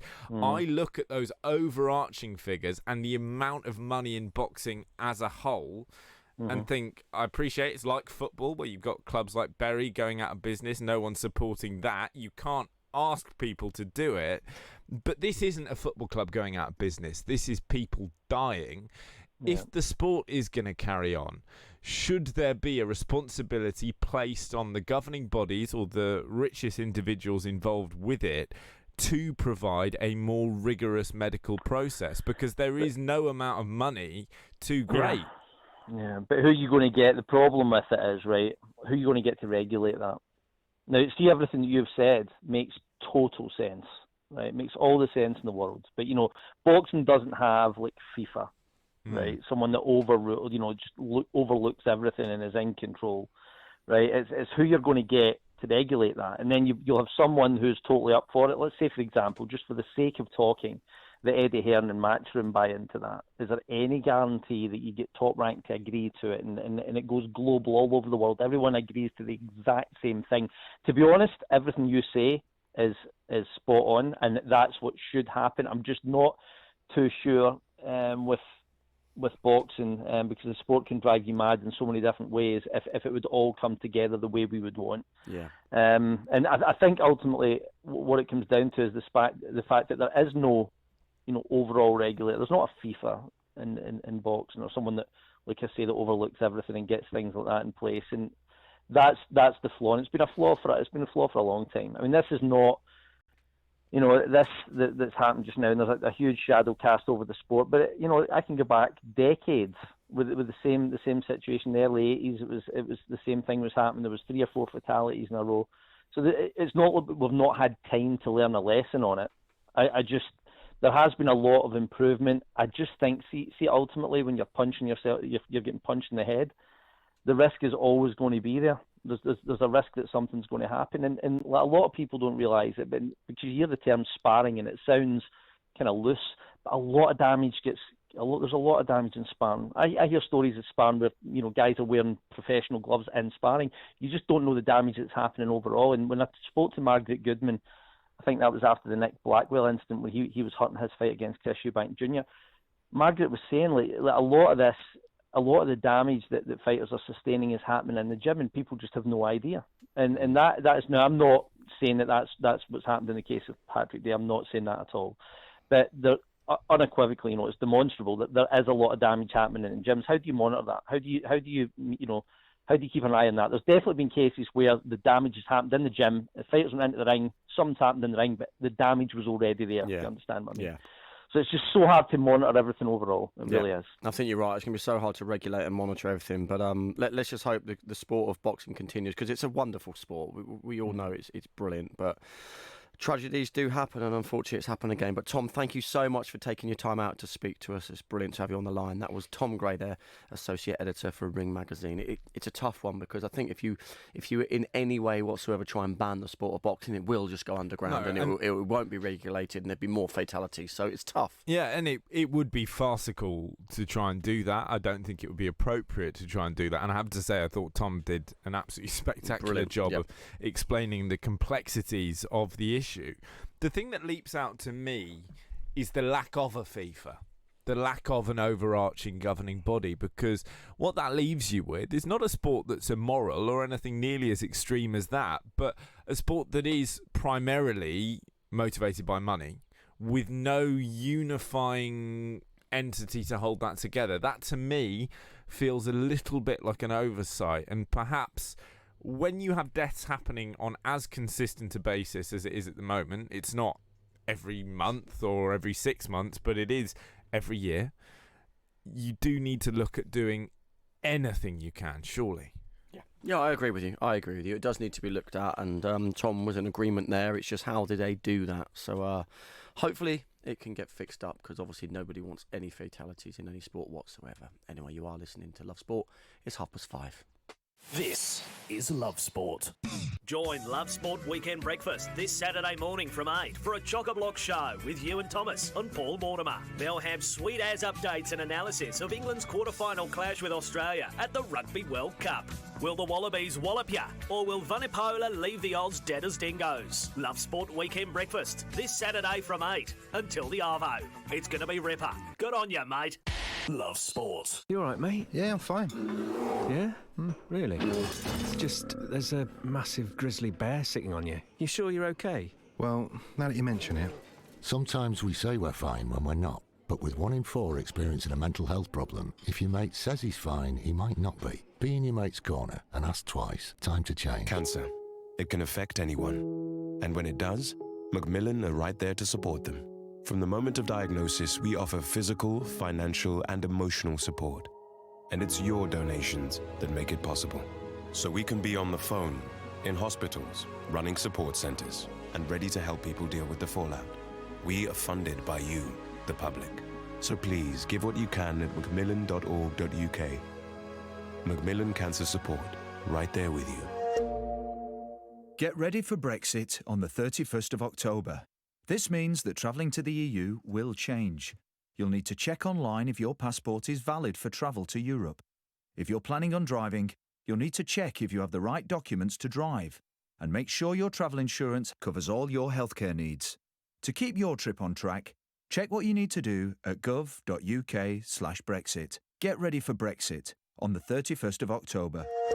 Are you paying way over the odds for your car insurance? The spiralling costs put people off driving, full stop. But you're a careful driver, and realistically, you'll only need an insurance payout if some halfwit cuts you off on the M1. So you shouldn't be forced to pay massive car insurance premiums. And you don't have to. Go to price comparison site aspokesmansaid.com today and find out the best value car insurance deals on the market. Don't pay the price for not shopping around.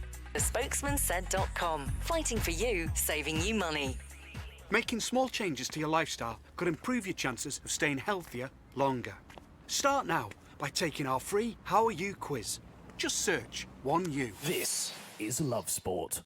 You are listening to Posh Boys on Love Sport Drive. Your Batman for this afternoon is Ewan Thomas. I'm Johnny Burrow, I'm Robin, and these are your sporting headlines. Krasimir Balakov has resigned as Bulgarian head coach after the 6-0 defeat to England that was marred by racist abuse from Bulgarian fans. England rugby head coach Eddie Jones has urged his side to channel samurai spirit ahead of their World Cup quarter-final. It's against Australia. It's tomorrow. Kicks off 8:15 right here on Love Sport Radio for Love Sport Breakfast with Ewan, and of course joined in the studio by Ian Hunter, former England rugby player as well. Joel Matip has signed a new deal at Liverpool, with the defender now under contract until 2024. And this month's El Clasico between Barcelona and Real Madrid has been postponed amid fears of civil unrest in Catalonia. You're listening to Posh Boys on Love Sport Drive. Love Sport. Cancer. It can affect anyone. And when it does, Macmillan are right there to support them. From the moment of diagnosis, we offer physical, financial, and emotional support. And it's your donations that make it possible. So we can be on the phone, in hospitals, running support centres, and ready to help people deal with the fallout. We are funded by you, the public. So please give what you can at macmillan.org.uk. Macmillan Cancer Support, right there with you. This is Love Sport. I know he struggled a little bit, feeling like that he's been a bit of a food bill, but we never kind of made him feel like that, and I think he'd appreciate that, especially from people around him. And it's good to see him back, and I hope we see the best version of him on Saturday. Billy Vunipola there. All right, Johnny. You're very excited about the rugby this weekend, aren't you? I am. I've also got an update from Guy. Oh, no, where is he? On the Magical Mystery Just Tour. to clarify, yeah, producer Guy isn't here, one half of the Posh Brigade, because he's gone off on a mystery tour with a load of friends, and he didn't know where he was going. When he left on Thursday evening, he had no idea. He's told us it's Budapest. Oh, which lovely. He has described as a result. He went go-karting earlier and will be watching the rugby in the morning. He sends his best to you and of course, to Ben. Here's some knowledge for you, see if you know it. Why is Budapest close to my heart? Is it where you won gold at a World Championship? Yeah, nearly. Europeans, where I became European champion. 2 goals I've got there, yeah. So Budapest is... It's so annoying you've got so many gold medals. Will have all I'll say is Guy will have a wonderful time in Budapest. The sights are tremendous. I can It's imagine. A beautiful place indeed. Right. Who's going to be smiling this weekend? Will it be England fans? Will it be Australian fans? What do you think? It's 3 syllables for you. Yeah. Ger. Yeah. Land. Well, do you know what? We'll ask someone who knows what they're talking about, unlike you, Johnny. Although you are very knowledgeable with your Stop rugby. it, you. We've got even a standard sports journalist on the line, Simon Collins. Hi, Simon. Hi guys, how you doing? Yeah, not too bad. So what a game this promises to be. I mean, it's the big sporting occasion of the weekend. There's lots to choose from, but this is going to be a great time to play Australia, I think. Yeah, I think it's the perfect match to kick off the quarterfinals. We've got 4 great games, but this one feels like it could easily be the pick of the games. I think a lot of England fans are very confident. Beating Australia 6 times in a row is pretty good going, but I think there needs to be some understanding that this isn't the same Australia team that we've seen in years gone by. They're a different animal. Certainly in the pack, they're not the sort of scrum that's going to get rolled over like we've seen in years gone by. And there's some excitement out wide. I mean, the fact that Michael Checker's thrown in a 19-year-old outside centre in Jordan Pettier tells you all you need to know about how much they're going for it. But Freddie Jones and for England, after a long break with that France game being cancelled, they will see this as the opportunity to show that they've really arrived at this World Cup. And I think England fans too will expect England to turn up. Simon, can I ask you, you mentioned the forced break there. I mean, in terms of if you've got any injuries in the squad, I'm assuming that's good to have extra time to heal and get over those niggling injuries. But as a player, surely they just want to keep going. They want the momentum to continue and they want to be playing, because when you're at a championships or a World Cup, it's the boredom, isn't it? It's the not playing. That's the issue.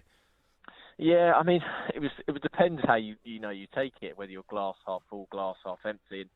And when it got announced that game was off against France, Eddie Jones was supposedly, or I told the media that he was delighted, we can go and rest and recuperate. And the fact they've got Billy Vunipola fit would suggest, it was a benefit. But for me, my concern with England would just them being, a little undercooked. You look at Australia, they've had 2 proper test matches in that game against Fiji, that game against Wales. Whereas England, they played 2 games against the likes of USA and Tonga, and then they beat a 14-man Argentina side. So they haven't really been tested.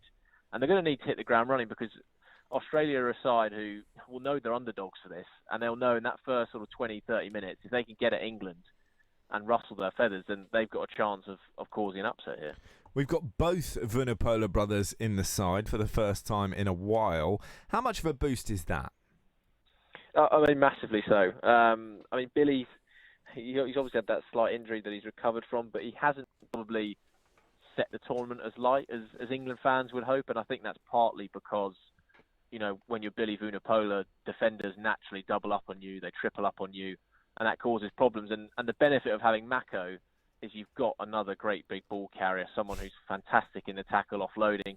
But also for Billy, just from an emotional point of view, he seems to almost play better when Mako's there. I mean, he's obviously the younger of the siblings, and I think having his older brother on the pitch does seem to help Billy a bit. So from that point of view, in terms of physical and mental, I think it is a real boost for England to have him back. I mean, they're big lads. In fact, generally, Eddie Jones's squad are huge. I mean, is that what he's going for in this match? Is it important to, show your strength in your strength? Yeah, I think with Eddie's teams, there's always a bit horses for courses, and we saw that obviously with George Ford. He's probably been England's best player at this World Cup, not making the 15.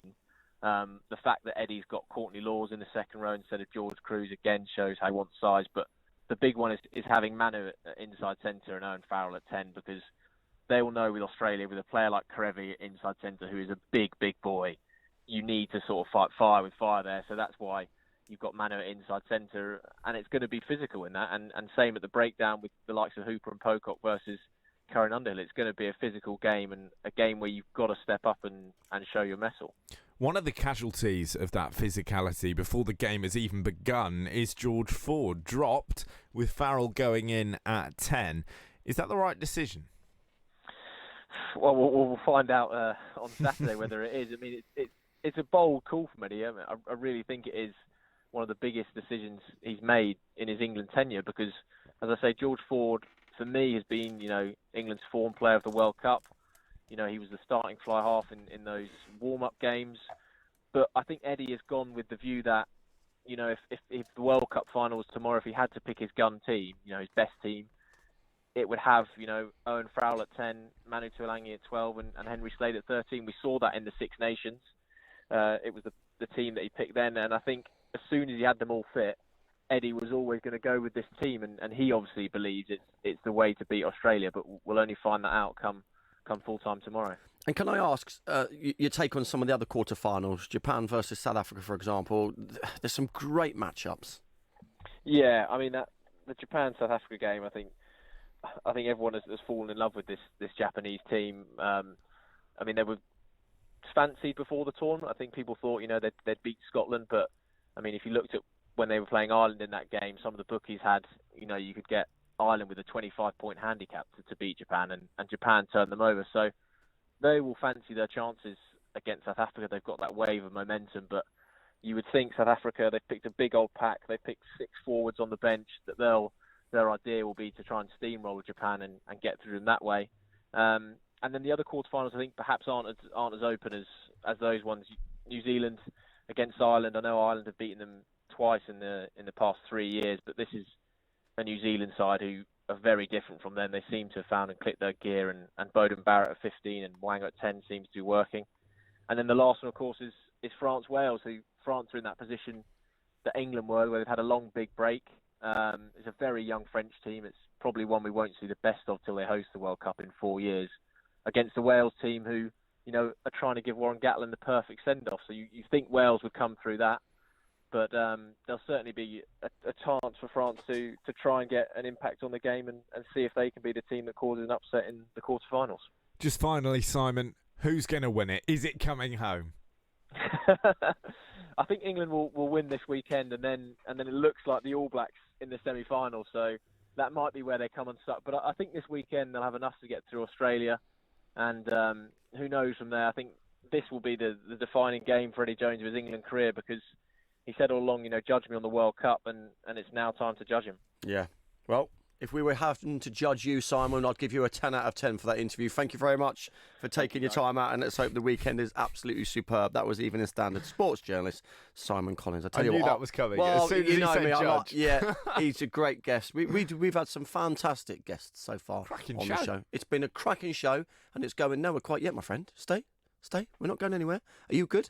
Are you after when you speak to the experts like Simon, does it give you even more confidence about England's chances? It does really, because invariably, particularly when you're dealing with a journalist, I have to say you're given a piece of information or a way of looking at something that you hadn't thought of before. And the thing that Simon gave me there was that suggestion that England are better with Mako Vunipola on the pitch, not just because he's a fantastic rugby player and a big unit, but because he improves Billy. There's that family dynamic of the big brother being there, being that calming influence. He's played with him since they were in nappies. He knows what it's about. You've got the family tie.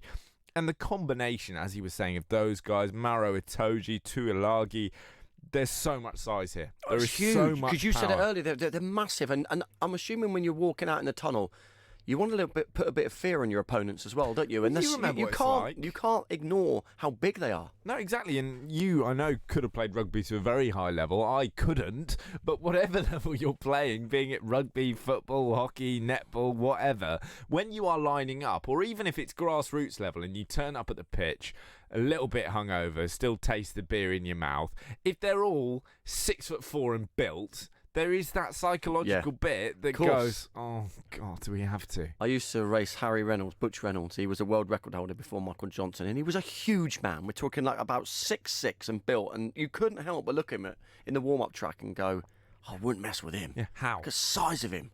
So, yeah, size does matter. In sport, it truly does. It's 16 minutes to 6. Love Sport Radio, the station giving fans a voice. You all right, mate? Yeah, I'm fine. Yeah?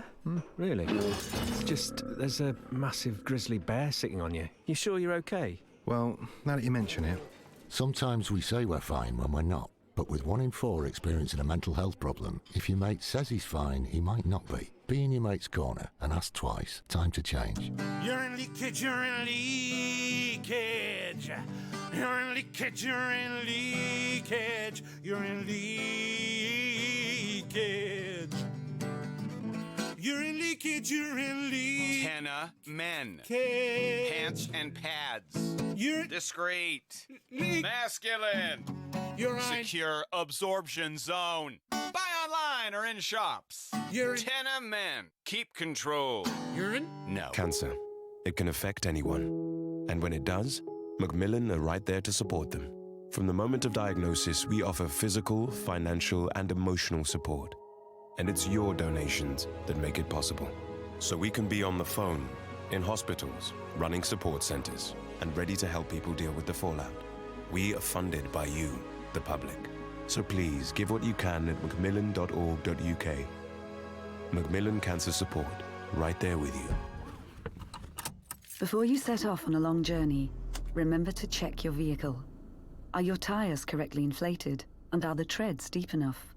Have you got enough fuel? Is your oil level right? Checking your vehicle doesn't take long, but can prevent a breakdown or accident, and save you money. So, before you set off on a long journey, check your tyres, fuel, and oil. Highways England, connecting the country. If it ain't broke, break it. Love Sport. I'll tell you what isn't broke, the Premier League. Well, some would say it is, but there's some stats have come out. And under-21s playing within the Premier League is an all-time high. Higher than it's been for 13 years, which can only be good.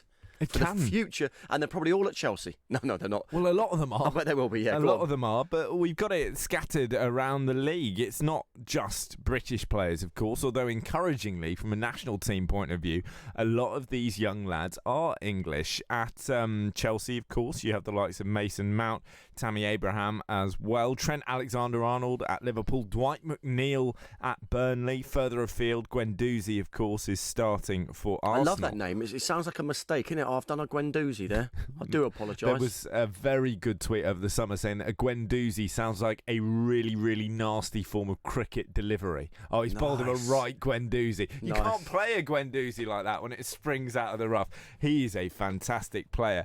And it's not just that it's at the highest level for 12 years. It's that it's higher than Germany's ratio and Spain's for the first time since 2007. Now, that's a depressing stat in one sense, but on the other hand, we're not just slightly beating them. We are blowing them out of the water. In Germany, 2.28% of minutes so far this season have been played by under-21s. In Spain, it's 2.61, 5% in the Premier League for English under-21s. So we're doubling, just about doubling their stats. Yeah, and the most encouraging thing of all is that it isn't just because of a drive to play more young kids, because with the exception of the Chelsea transfer ban, which has been forced, that hasn't happened. These clubs are too cynical and too results-based to do anything other than pick the best players. So what that shows us is that the crop of English youngsters coming through at the moment are world-class. No two ways about it. Phil Foden, he's another youngster, isn't he? Yep. How old? Yeah. 19, absolutely Needs to be being sublime. played more, though, that boy. He is ridiculous. The under-21s beat Austria 5-1 in midweek. Eddie Nketiah of Arsenal on loan at Leeds. He got a hat-trick. Callum Hudson-Odoi got 2. Both absolute peaches, by the way. But because they scored the goals, they got the headlines. If you watch the game, Phil Foden was unbelievable. I saw a clip when he was on the edge of the area and he was just taking on man after man. Exactly. You're just thinking, wow, proper baller. Proper baller on a completely different level. He's got everything. Touch, bit of scrappiness, a finish, feet. But it's the vision and the ability to play passes while under pressure. For me, he has got to be in that City team within the next year. I mean, Pep really rates him, doesn't he? He came out the other week and said, you're talking billions if you want to try and buy him. It's not going to happen. I'm not going to sell him. But you ought to think for Phil, and you're his advisors, you're his family, he's so good, he'd slip into any Premier League starting team, wouldn't he? He really would. So if he's not going to get the minutes that he needs at City, does he move? Yes, but I think he will get those minutes. I think it won't happen this year, but Pep is a man who plans. He plans very, very carefully. It's part of why he's so good at his job. And we, of course, have one definite departure in the creative midfield area from Manchester City this summer. David Silva is retiring. Game over. Finito. By then, I think Pep has decided that Foden will be ready. So Foden next year, he's not going to be starting every game, but I think whereas this year he's kind of part of the rotation for the Champions League, for the cup competitions, he's going to be in that core So you think group. he's probably sat him and an advisors down and said, listen, just bide your time. It's going to be like this for another season. And then when the time is right, I think it'll be next year, you're going to be my man. He must have reassured him somewhere. He must have done because that's one thing Pep does do very well. He manages a lot of egos because the bench have got superstars. You know, people aren't playing week in, week out who would play anywhere else. And he's obviously got brilliant man management skills to say to them, you are a massive part of this team. We need you. Yeah, he does really, really well at that. But of course, he will have the one occasion he got it wrong in the front of his mind. Jadon Sancho is going to end up looking like a £150 million mistake, if we're honest. That's how much he's going to cost when he inevitably goes to Manchester United or Chelsea if he doesn't go to Real Madrid. And Pep will know that Foden is on that level and he cannot let a player of that quality go. Look at United. Whatever you want to say about Pogba's ability, whatever you want to say about his attitude, they let him go for free as a teenager and spent 89 mil to get him back. These are costly errors. Keep the kids happy. Yeah, keep them happy. There's some brilliant ones, as you said. I mean, this stat is good. I think it's good for the future of our sport. I say our sport like I'm a footballer, don't I? It is our sport. What I mean. We all watch we talk about it. We love it. Absolutely superb. And it's not just the under-21s. You've got guys like James Maddison who are in their very early 20s. Easy to forget that the likes of Dele Alli is still kind of 24. An under-25 English team would win the World Cup. It will be in and around. If you think Harry Kane's only 26, we are seriously... Raheem Sterling is 24. It feels like Raheem Sterling is 37 because he's been highly rated since he was 14. But there are some of these guys who are already so experienced. Trent Alexander-Arnold is a Champions League winning defender and he's younger than me. It's profoundly depressing. Yeah, you've got your talent, mate. Don't be hard on yourself. No, I know, but it's that point in your life where the last few years have been the first moment for me where people significantly younger than me have started being world-class footballers. And that is the point. Even though you're not going to be a star player, that's the point where you are forced to confront it. And it is an existential moment. Yeah. Be happy for them. Talking about forced to confront things, let's talk, if we can, a little bit about racism in football. I mean, it's not a subject we want to talk about, but it is being highlighted at the moment. And hopefully, I don't know how long it will take. I hope it won't be around forever, but we need to get it out of football. We do, and it's getting highlighted at every level, both in the stadium and at a more systemic strata. We've got the BAME Advisory Board coming in this country with the likes of Darren Moore, former West Brom boss, involved there. And in Italy, who have serious problems with race of their own, they're going to use a kind of VAR-style camera system to zoom in on the faces of people giving racist abuse and chanting from the crowds, be able to identify them, and then react, like when VAR misses a goal or an offside, react retrospectively and go, well, OK, you did that at the time. We've got the footage. Here's the punishment. And do you know what, Johnny? I hope that will encourage other fans who might be afraid at a game to put their hands up and go, hang on a minute, this guy next to me is a Ronan. But they might be able to now afterwards say, listen, I don't really wanted to say it on the time, but if you look at the footage in the 89th minute, this idiot sat behind me was doing monkey noises or whatever it might be. So I'm hoping it will give other people the braveness or the courage to come out and out others. So that's actually a really good point, because it is scary to confront people in that context, particularly the kind of moron who's doing this, because you just think you are not operating on any kind of if they're willing to act like that, then they're willing to give you a bit of a shoeing, aren't they, if you grass them up. But at least this way, using VAR, we can find them and get rid of them. There was a anecdote written by a Spurs fan a couple of years ago when there was an investigation into racial abuse of Heung-min Son from his own supporters, and a Spurs fan wrote on Twitter that he had exactly that scenario. He'd had a bloke next to him making various racial gestures towards the South Korean captain, and he turned to him and said, not aggressively, but you do realise what you're doing, do you mind? And he was there with his 9-year-old son, and the bloke then starts having a pop at him, has a pop at the kid. You just think, we all would like to think that we'd engage with these people. It's not necessarily safe to do so. So if we can do it with technology, and most fundamentally of all, make sure they get caught, that is the best of all possible worlds. Should we have a quick run through of some Premier League fixtures for this weekend out of these games? What's jumping at you? I mean, Everton, West Ham, that really is a must win for Everton. That's a huge game, and people are saying it's going to be a tough one for Everton. West Ham cracking away from home this year. Everton struggling at Goodison Park. But for me, Everton just have a hoodoo over West Ham. They absolutely annihilated them last year away. It wasn't close. I think Everton will probably get the win they need there. And Spurs-Watford is a huge game. Watford, I didn't expect it at all, but they look woeful this season.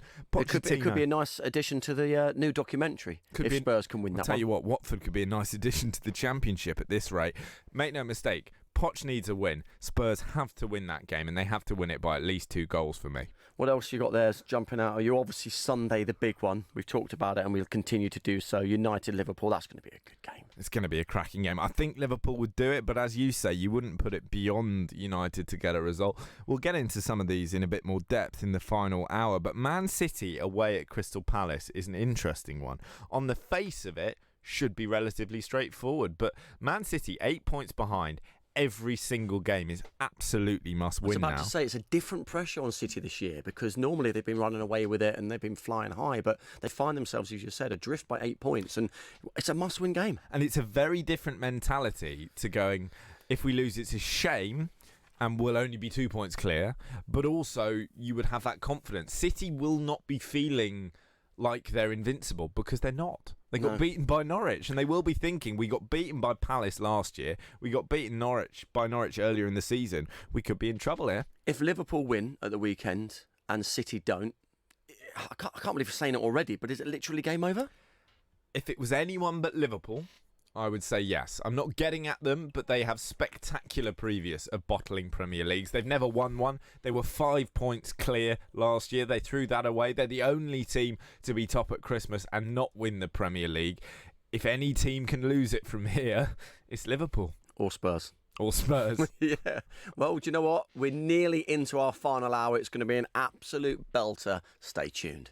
This is Love Sport. You all right, mate? Yeah, I'm fine. Yeah? Really? It's just, there's a massive grizzly bear sitting on you. You sure you're okay? Well, now that you mention it. Sometimes we say we're fine when we're not. But with 1 in 4 experiencing a mental health problem, if your mate says he's fine, he might not be. Be in your mate's corner and ask twice. Time to change. You're in leakage, you're in leakage. You're in leakage, you're in leakage. You're in leakage. You're in leakage, you're in leak. Tenna men. Cage. Pants and pads. You're discreet. Leak. Masculine.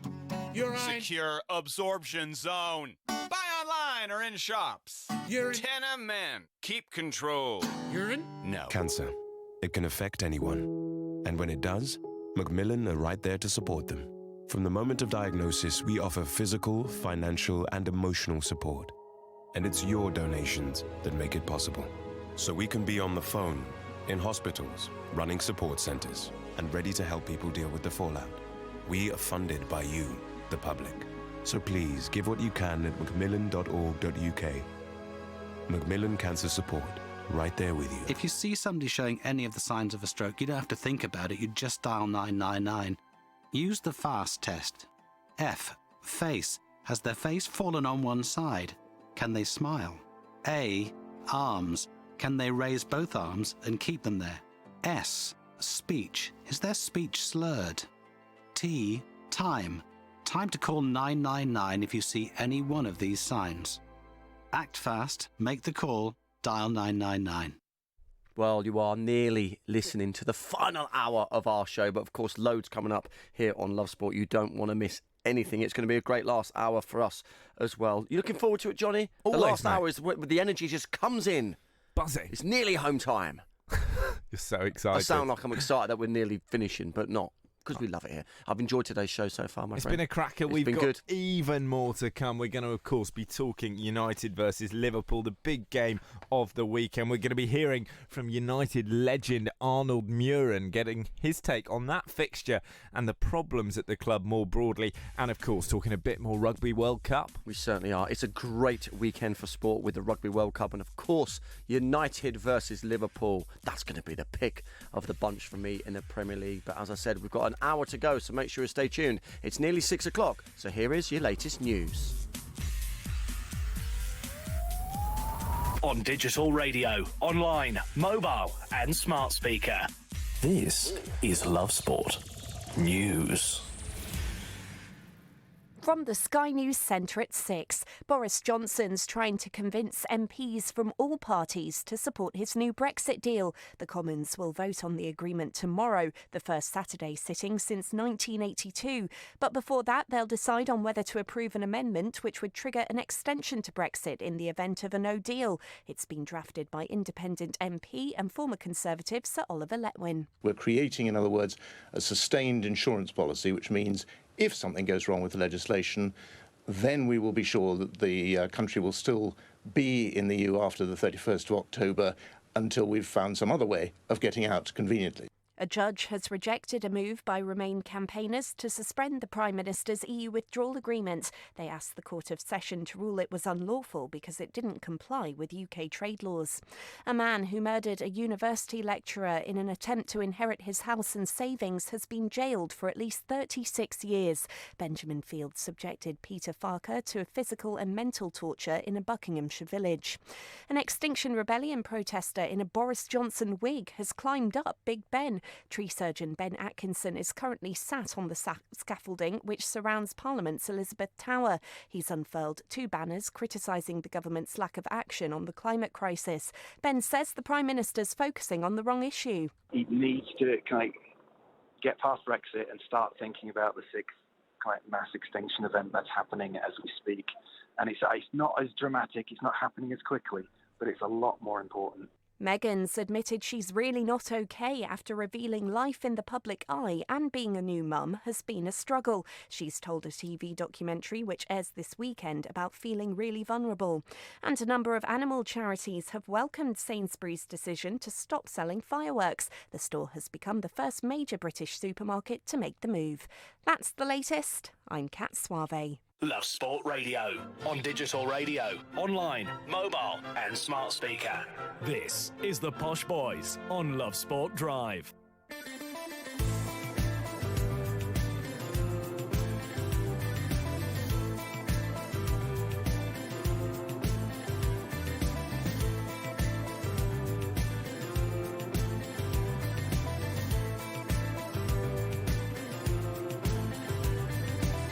It's just gone 6 o'clock and you are listening to the Posh Boys here on Love Sport Drive. We've had a cracking show so far. The main talking points have been, well, Man United, because the Executive Vice Chairman, Ed Woodward, he has come out and he said it is a myth that non-footballing people are making the football decisions at this club. He's calling the suggestion insulting. We've been talking lots about England rugby ahead of the game against Australia. The head coach, Eddie Jones, has come out and he has said his side needs to channel the samurai spirit ahead of that wicked quarter-final clash tomorrow against Australia. And this month's El Clasico between Barcelona and Real Madrid, that has been postponed amid fears of civil unrest. And there's quite a bit of unrest at the moment at Man United. And earlier we spoke to former United player Arnold Muren, and we started by asking him what makes this derby at the weekend just so special. Well, of course, it's the biggest game in England at the moment, I think. One of the biggest games. There have always been rivals. At my time at United, if we won against Liverpool, that makes the whole season a good season. But of course, Liverpool had to beat United because of they want to win the league, of course, and United they have to win as well because they have to climb up the table because they're not doing so well at the moment. Arnold, what's your take on Ole Gunnar Solskjaer more generally? Is he doing a good job? Well, I must say you can't blame Solskjaer for all the things what's happening at United now. I mean, if you look at the squad at the moment, I think you have to replace 4 or 5 players. And then you talk about money, of course. Well, if you sell Lukaku and you don't get a decent striker back in your squad, then you're going to struggle.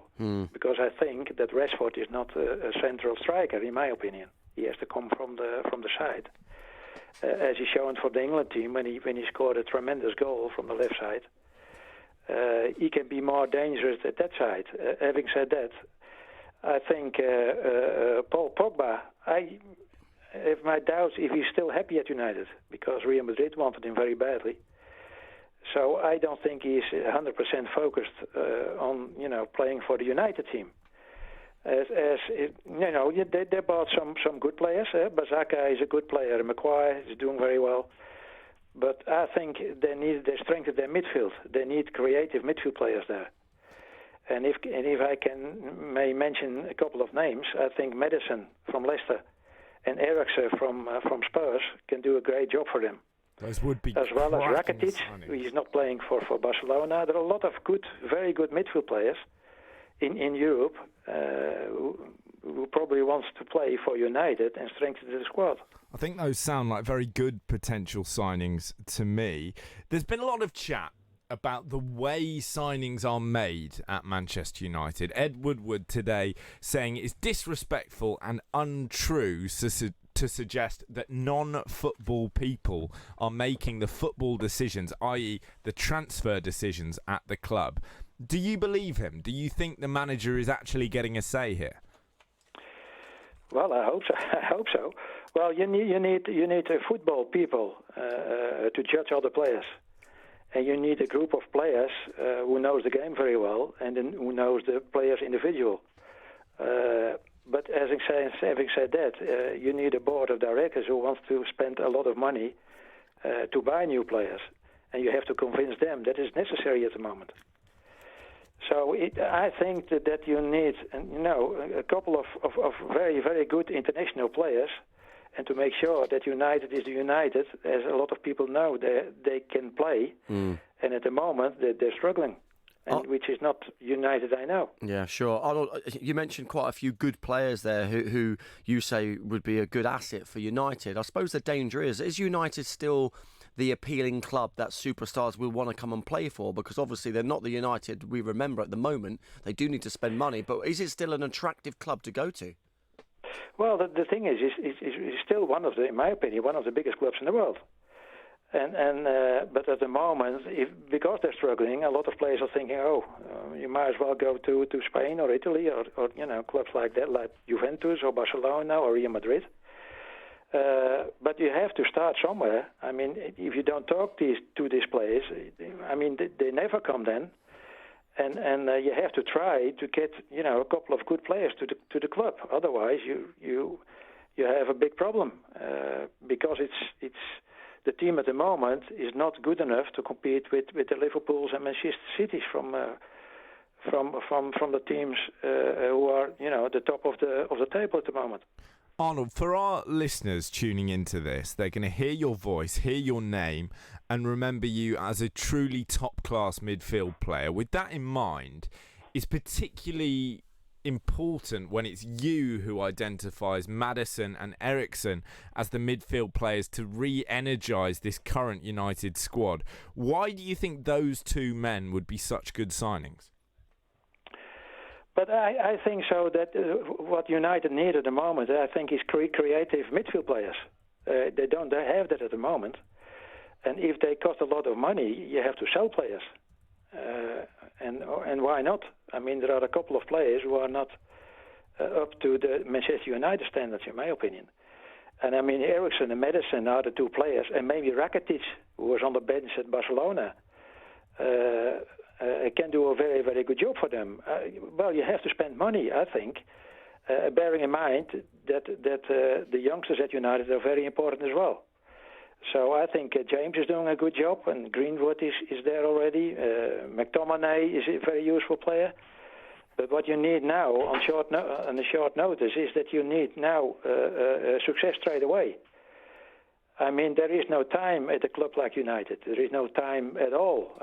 I mean, people want results, and they want European football, and United as a team has to play a lot better than they are doing at the moment. And I think there are a lot of people very unhappy at the club.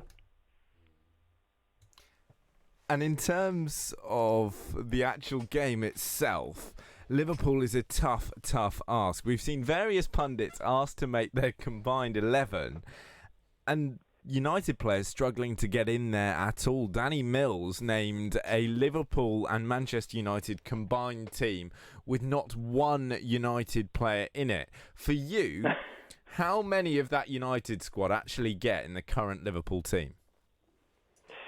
Well, I think Rashford, Maguire probably. Not a lot of players, because I think Liverpool at the moment is a world-class team, and they work very, very hard at it. And there are not a lot of changes at the moment in the team, and they buy the right players, which is not easy. But Liverpool managed to get the right players at the right time. I mean, they bought some very, very good players, and they fitted in the team very well. And they give players chances as well, and so they have no injuries. When you're successful, you don't have injuries as well. Yeah. As you see at United now, when the club is not playing very well and they're struggling, and what you see is a lot of players all of a sudden are injured because they don't want to take part in an unsuccessful team.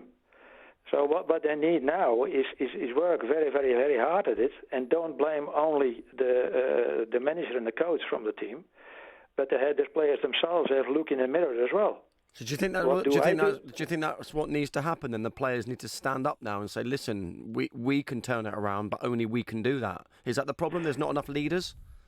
Well, I think so. At the moment, it looks like it is they're playing like islands.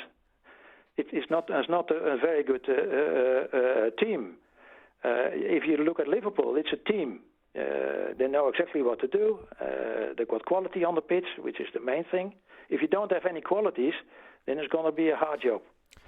But if you have to be successful, you need at the moment now you need better players than at the moment in the United team.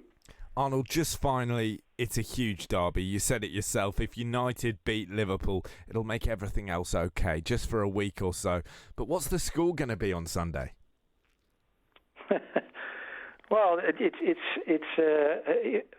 I'm looking at English football week in, week out, and it's going to be a very tough game for United. But if they can manage to win the game, they can change. They give the whole club a very, very big boost.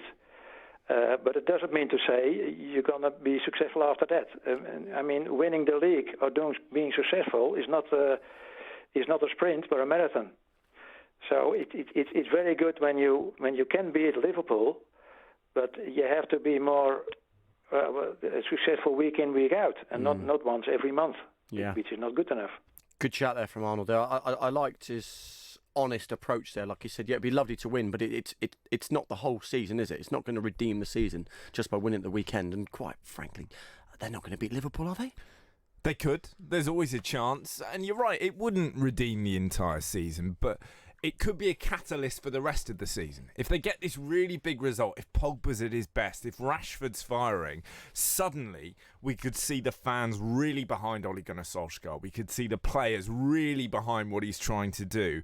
And just be that thing to kick him into gear. Because you feel like United, it's not been stop-start. They haven't got going. This could be the thing just to jump-start it. And to be fair, the fixtures coming up are quite friendly after this, aren't they? They're quite in their favour in terms of it was like when he took over. He had, I'm not saying an easy run, but easier than it's been. Yeah, it's not total run-of-the-mill stuff, but Belgrade, home and away, isn't too nasty. Norwich in the mix, Bournemouth as well. There's a run in about a month, 6 weeks' time when they have Man City and Spurs. But until then, there is a decent window for United to actually get a decent run of results, but almost more importantly, a good spell of form under their belts. And what about Liverpool if they do win convincingly at the weekend, and let's say City don't or City get a draw, then I know they can still get reeled in, but what a lead they're going to have. It's a very good point, but Liverpool have got to think about Liverpool. And the tough thing for them this weekend is everyone expects them to win and win comfortably. This is not like in the old days. Liverpool have to win this game 3-0. They will know that. They've got nothing to gain here, really. They need the 3 points as bare minimum. So, in a funny way, United can try and capitalise on that. Yeah. Do you think? That is the only hope. They've got to hope for an upset. They've got to hope for, I think, invoking the history. I think Ole Gunnar Solskjaer, you mentioned earlier the interview with Rashford where he said the players really like him because he gets it. He's been there at United. Been there and done it. They respect him for that. This is the kind of fixture where Ole Gunnar Solskjaer has to stand up in the dressing room and explain to these players, explain to the likes of Paul Pogba what it means to represent Manchester United, what this fixture means to the fans and how and why they're going to go out and get a result. Find that passion. Got to find it. Find the man inside and do it. Do it for the team. Anyway, make sure you stay tuned because very shortly, talking of teams, we're going to talk to Nick from Who Got the Assist. Stay tuned. This is Love Sport. Get ready for Brexit on the 31st of October. Brexit will bring changes that affect businesses in many ways, particularly if you buy from EU suppliers, sell to EU customers, provide services to EU clients, and receive customer data from other businesses in the EU. Businesses need to prepare. Find out how at gov.uk/Brexit. Get ready for Brexit on the 31st of October. Cancer. It can affect anyone. And when it does, Macmillan are right there to support them. From the moment of diagnosis, we offer physical, financial, and emotional support. And it's your donations that make it possible.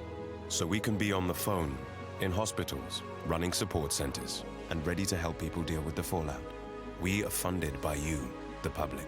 So please give what you can at macmillan.org.uk. Macmillan Cancer Support, right there with you. Home insurance is vital. You don't want to end up paying through the nose when something goes wrong. But are you being charged way too much for your home cover? Are your insurance premiums simply too much to bear? It doesn't have to be that way. A spokesmansaid.com is a price comparison website that trawls the internet to find the best deal for you. Don't pay the price for not shopping around. Visit a spokesmansaid.com and start saving today. A spokesmansaid.com. Fighting for you, saving you money. Whoa! Look how much saturated fat is in these chocolate biscuits. It's surprising how much is in our food and drinks. For us kids, eating too much saturated fat can lead to harmful fat building up inside, which we can't see, increasing the risk of heart disease or stroke when we get older. So be food smart. Download the free Change for Life food scanner app and start making healthier choices today. I love it when it's windy. That way you can tell it's my real hair. Love Sport. You are listening to Love Sport. It's the Posh Boys on Drive. Well, half of the Posh, because we found out that Guy has gone on a secret mission. Well, a secret mission. Like a secret Santa trip. And he's ended up in Budapest. He's got to be happy with that. Go-karting in Budapest. It's not a bad way to spend your Friday, is it? Do you know what? You Posh Boys, you know how to live, don't you? Well, he does. I'm You're to be stuck fair, here I'm with living me. it up. I'm Yeah, here. living I'm here. large. To be fair, which of us is currently in the company of a world champion? Me? Me. Well, are you You're a world champion in anything? You're the world but champion. you must be a world champion at something. Can't tell you on air. Couldn't possibly tell you. Tell you, I'd have to kill you. Anyway, right. I'll tell you what you are quite good at, and that is fantasy football. World class, mate. Well, no, to be fair, you are, because we have like a league table here, and you're the top, aren't you? Guy's at the top. Guy's still at the top. I thought you'd reeled him in. No, I'm reeling him in. He had a terrible week. Thank everything that is holy. Hang on. But Guy is Producer at Ben the has top. just written on my TV screen, he's also higher than you. Yeah. So hang on, I've picked you up, and you're the number 3 that I know. Anyone else ahead of you? Stav. So hang on, you're 4th best in the office. I will win it. I'm going to turn it around. It's a marathon, not a sprint. We've got Mike ahead of you. Anyway, someone who should be ahead of you is Nick from Who Got the Assist. Good afternoon, Nick. Hiya, how you doing? Yeah, not too bad. Thanks for joining us. So, fantasy football chat. I won't be too hard on our Johnny, because I thought he was winning the league here, but he's clearly, you're quite average, Johnny. Nick, I'm ignoring that. You're an expert in fantasy football. You're here because Who Got the Assist is one of the very finest fantasy football podcasts in the land. Please explain to Mr. Ewan Thomas that this is a game played across 38 weeks, not 9. It is 38 weeks, but a good start always helps. Oh, go away. You said Guy's not here today because he had a shocker, didn't he? He did. 21 points. I'm reeling him in a little bit, but you're not far behind me, to be honest. You're ahead of Tom, only 19 points behind me, so doing well. We're all in the mix. In terms of this weekend, the big fixture in a Premier League sense is Manchester United versus Liverpool. But who are the key men to be backing in fantasy? So I'm looking at Callum Wilson, actually, for Bournemouth. He's doing pretty well so far this season. He's only blanked 1 week so far, and he's got Norwich up next at home, and we just saw Norwich get absolutely thrashed by Aston Villa. So I fancy that he could have a really good week this week. And you're going for him as captain, is that right? Yeah, I think so. So I've wildcarded, actually, this week. So I brought him in, and I'm going to give him the armband. So a little bit of a gamble, but I think it's worth it. So, Nick, just to explain for people who won't understand, and I don't play fantasy football, I really should do, by the way, as a captain, does that gain you more points if they play well? Yeah, you get double the points for your captain. Double so bubble. It's quite a critical decision to make. I think all season I've been picking either Salah or Sterling, and it's not worked out for me, so I'm going for someone slightly different this week. Well, on that point of the big men kind of not living up to their billing, certainly not living up to their price tags, of those premium picks, who would you be looking at for captain? I've started considering perhaps Sadio Mane, actually. I feel like he's starting to do a little bit better than Salah in terms of his performances recently, and he's also slightly cheaper. I think the other one to look out for is Kevin De Bruyne. So he's had an absolutely brilliant season so far. He has had an injury, but it sounds like he's going to be playing this week. I'd fancy him. He's already got 9 assists this season, which is really impressive. Who are the people we should be looking to get rid of? Because we've had various bandwagons. Teemu Pukki's one of them. Luca Dean, another popular player who isn't really performing. How long should you hold on to a player for before you go, you know what, I've had enough of this? I think with me, it's about 3 weeks of not doing anything. It's the time I start to get the itchy trigger finger and start to think about taking a player out. With Pukki, I have actually taken him out, but it feels like a little bit of a gamble, to be honest. Like, he hasn't scored in a few weeks, but he started off really well, so he could easily punish me. Fantasy players got very, very excited before the international break when young Aaron Connolly scored twice for Brighton against Spurs. Not just because it meant Tottenham lost, but because he is priced at $4.5 million in-game, the cheapest possible price for a striker. Are you expecting him to play a part for Brighton? And if so, how good a fantasy option is he? I think he looks like a really good pick, actually. He's one that I brought in on my wild card. So I had Mason Greenwood in originally because he also was the same price. But Greenwood doesn't seem to be getting too many minutes. And with Martial coming back as well, I've swapped Greenwood for Connolly. And I think Connolly could do really well. Seems like a really exciting up-and-coming player. So that's a nice little differential pick for all of you listening there at home. Remember, Who Got the Assist, the absolute best podcast for this kind of thing. Nick, top man, great to speak to you. Good luck for this weekend, and I'm really sorry that I'm going to overtake you. Oh, Johnny. No worries. Ooh. Thank you very much. Cheers, Thank guys. you. You can't leave our guests like that with a bit of abuse. Right, Well, no, it's not abuse. I We've got know. friendly competition. Friendly rivalry. Right, let's talk about the real Premier League, if you like, the real fixtures this weekend. We'll run through them. We talked about them briefly earlier. Let's have a little look through them and see what's wetting your whistle there. Everton, West Ham. Marcus Silva needs to win. Everton desperately need to win that. I think they're going to win it. It's so West Ham to look very, very proficient, to look very much like they could challenge at the top of the table, and then just be inconsistent and lose against a struggling Everton. Everton had previous of completely taking West Ham apart. The wing-backs, normally Cresswell or Masuaku and Fredericks for West Ham, love to bomb onwards. And what that means is that in this 4-2-3-1 for Everton, the likes of Richarlison and particularly Bernard can get behind. And when they last beat them, it was just a case of the winger, really old-fashioned football in a sense, winger gets between the full-back and the centre-half, hits the byline, low fizzed ball across the 6-yard box, tap in. And whoever of Dominic Calvert-Lewin or Moise Kean starts up front for Everton is going to score goals this weekend. Okay, next up, let's talk Villa, Brighton. That's unbelievably hard to call. Aston Villa, another really inconsistent team. They've looked terrible on occasion, and then last time out against Norwich, they absolutely annihilated them 5-1. But for me, Brighton quietly looking quite tidy under Graham Potter. It'll be a close game. I'd go Brighton. Another South Coast team, Bournemouth, hosting Norwich. I'll tell you what, Norwich need to bounce back here. Yeah. A really bad defeat, as we just discussed, to Villa last time out. Started well, but signs of perhaps style over substance. An unbelievable start, capped off by a 4-1 defeat of Man City. And when they did that, we were all thinking, Norwich the real deal. They're staying up.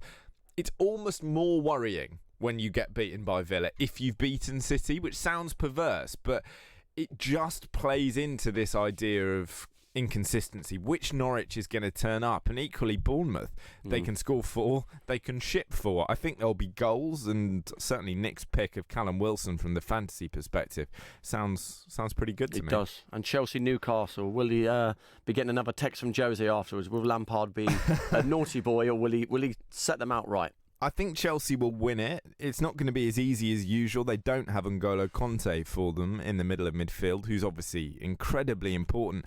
And Newcastle actually have previous already this season of making life very, very difficult for the big boys. Liverpool didn't have it all their own way against them by any stretch of the imagination. Arsenal kind of limped to a 1-0 win, and they, of course, beat Spurs. So Chelsea being the big team on paper doesn't actually mean they're going to blow Newcastle away. They'll do it 2-0. Leicester at home to Burnley. Got to be a Leicester win, hasn't it? You'd have thought so. Burnley look defensively robust, but Jamie Vardy in this system that certain Mr. Brendan Rodgers is playing just looks lethal. I think Leicester will do it. Yeah, and Tottenham, the documentary continues. At home to Watford. They've got to win that game. On form, Watford are the worst team in the division by a mile. They look absolutely anemic this year. Spurs by 2 or 3, surely. Yeah. And then my boys, Southampton, off to Wolves. Away Tough. at Wolves. Southampton in bad form. Yeah. Wolves coming off a win in the Europa League and a win against Man City. The only hope for Southampton is that Wolves are knackered from all of that European action, but the international break might have given some of those players a breather. They don't all represent their nations. I'll go Wolves, but a tight one. Palace, Man City. Man City looking for revenge. I think they'll do it. Palace looking above everyone's expectations this season, but City are City. Yeah, but like They're you said just earlier, too good. it's a different pressure on City because they find themselves 8 points adrift, and they need to win that. Whereas before, as you said, they can get a draw and it doesn't really matter. They're still going to be at the top of the league, but they're chasing for once. They are, but they do have an elite mentality. And I think the big bonus for City, if one can call it that, is that they haven't played Liverpool yet. in a sense, because there are 6 points there. If they beat Liverpool twice, the gap is 2 points. So Pep Guardiola will be hammering that point home to his players, saying, listen, we're very much in this. We're capable of beating Liverpool, which they are. This league is far from over. It is far, far from over. And they'll be thinking positively. They're the guys who've won it twice on the spin. They're the guys who got over 100 points and then 99 points. They've got strength in depth of a kind that Liverpool don't. And actually, certainly for the next few weeks, it's not about worrying, putting pressure on themselves, about reeling Liverpool in straight away. It's about staying in sight, so that if there are a couple of dodgy injuries for Liverpool, in the way that City have had, by the way, that's when they can capitalise. Yeah, they can reel them in. And the big one on Sunday, 4:30 kickoff, United-Liverpool. I feel like Liverpool, that United are going to prove me wrong now. Do you think so? Well, just because Kuz, the commentator, Yeah. we've been saying all afternoon, game over. It should be comfortable and it should be a Liverpool win. But these derbies, they have a funny kind of atmosphere, don't they? And they can surprise you. Yeah, and then the Monday night game, Sheffield United hosting Arsenal. It would be very Arsenal to slip up to Sheffield United. The Blades are exactly the kind of team Arsenal could struggle against. And the job that Chris Wilder is doing in Sheffield, by the way, is absolutely unbelievable, because they're a very, very robust side. They're quite hard to score goals against, but that's not to say they're unattractive. They're not a kind of industrial side who come up from the Championship a la Stoke City and kick people. He plays with overlapping centre-backs. This is a highly tactically progressive side who think very, very carefully about the finer details of football, really, the real fine margins and machinations. And if Arsenal don't break them down in the first 60 minutes or so, it's the kind of game they could lose 1-0. I'm going to go for a shock. Okay. And out of all those fixtures, what's the one? United-Liverpool, surely? It's United-Liverpool. It's always good. Traditionally, it's just been fierce, hasn't it? Yeah, and whatever happens in that game, there are going to be big, big headlines come Monday morning. I've got a weird feeling United might surprise a few people. It might be a draw. The thing is, they can take a huge amount of initiative from the fact that everyone's writing them off. That is Ole Gunnar's team talk already. He just goes, listen, you're Manchester United against Liverpool. No one's giving you a prayer, but we are Manchester United. This is on telly. Go out there and show the world what this club means. And it is going to be a test of their mettle, because if they roll over, manager done, and players done as well, frankly. Wow. I love it when there's such needle and there's so much relying on this game, so much going on, jobs, livelihoods. Make no mistake, for Ole Gunnar Solskjaer, this is a proper Job Centre Plus fixture.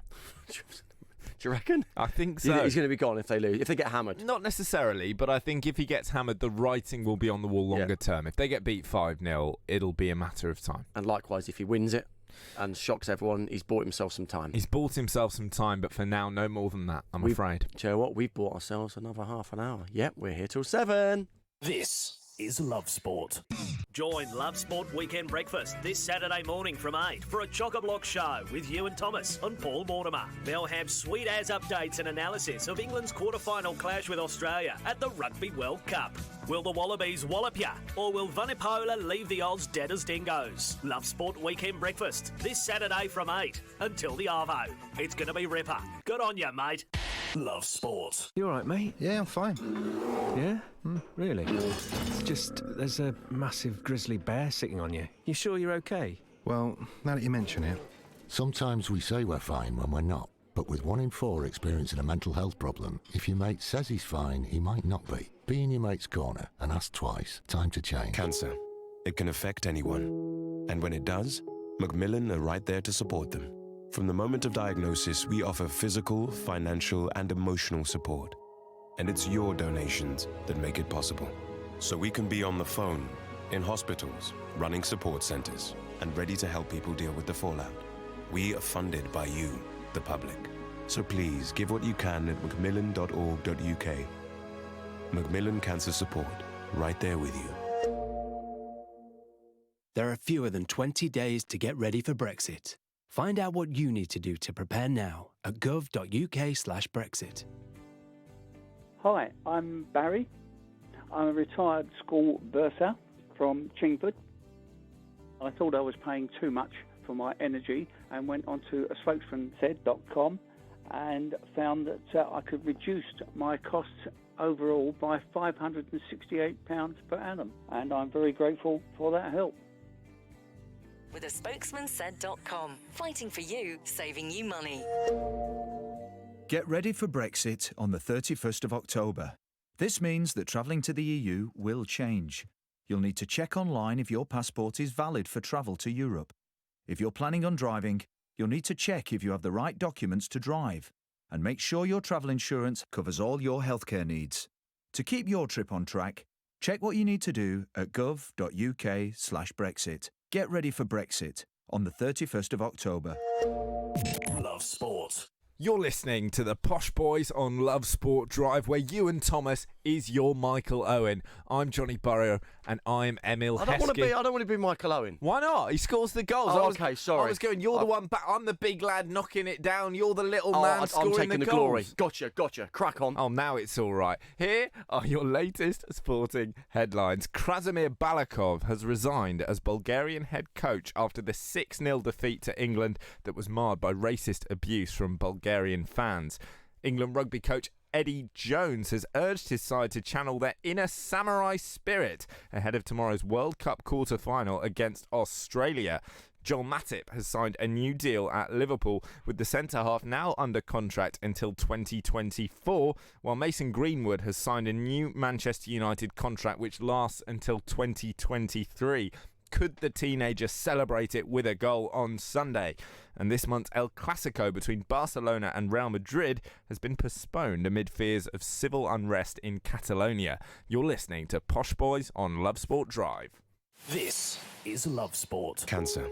It can affect anyone. And when it does, Macmillan are right there to support them.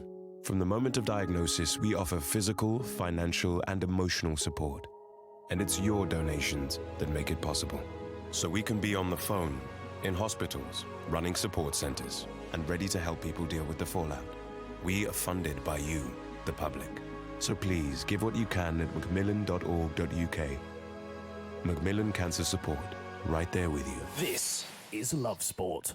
Well, of course, we are now at the knockout stages of the Rugby World Cup, and England are taking on the Aussies tomorrow. Earlier in the show, we spoke to 2003 World Cup winning player Neil Back, and I started off by asking him, is this actually the best time to face Australia? Well, I think the World Cup itself has been amazing so far. Japan has been great hosts, and the top 8 teams have made the last knockout stages. Today's game is massive. It always is for England against Australia. And it's a tough one to call because, yes, England are, coming to this game on a winning run, but they've not really been tested. And the last couple of weeks will test whether in the downtime they've been able to manage the weight of expectation and nerves. But, I was going to ask you that sort of forced downtime, which they didn't expect. As a player and as a squad, I'm assuming it's a good thing if you're carrying any injuries. It gives you a bit more time to recover. But surely when you're at a World Cup, you want to keep your focus, you want to keep your drive, and the best thing to do is to keep playing, is it not? Well, it is. I mean, from experience, playing and training is the easy part because you're in the zone. It's that downtime. It's when you've got to manage the weight of expectation and the thought of what if. So it's whether the group. I mean, they're certainly saying all the right things. The social media has been great, and Eddie, as normally, has been on good form. They're saying the right things, but it's whether this team that they're going to be slightly undercut because they've not really been tested. Is that a good thing? Because they've got a fit squad. I suppose we'll only know at the end of 80 minutes tomorrow whether the rest has been good for them or not.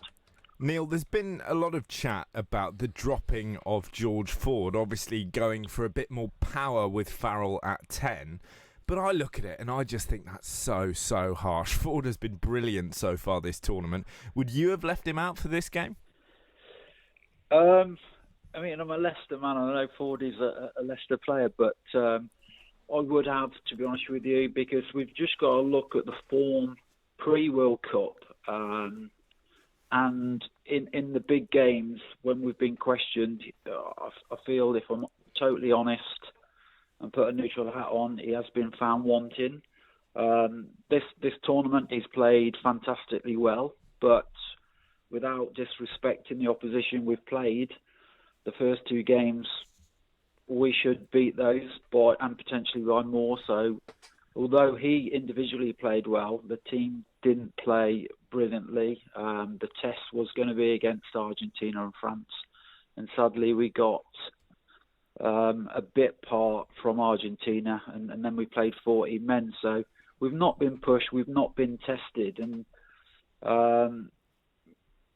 we are probably favourites for this game. We are expected to win, and like I've said already, tomorrow we'll find out whether this group is able to do so. So I just think with Farrell at 10, defensively ask questions of the opposition, and also from an attack perspective, the players, and particularly Slady, because he's only probably played 40 minutes. It is literally 40 minutes. Well, he's fresh as, you know what I mean? But,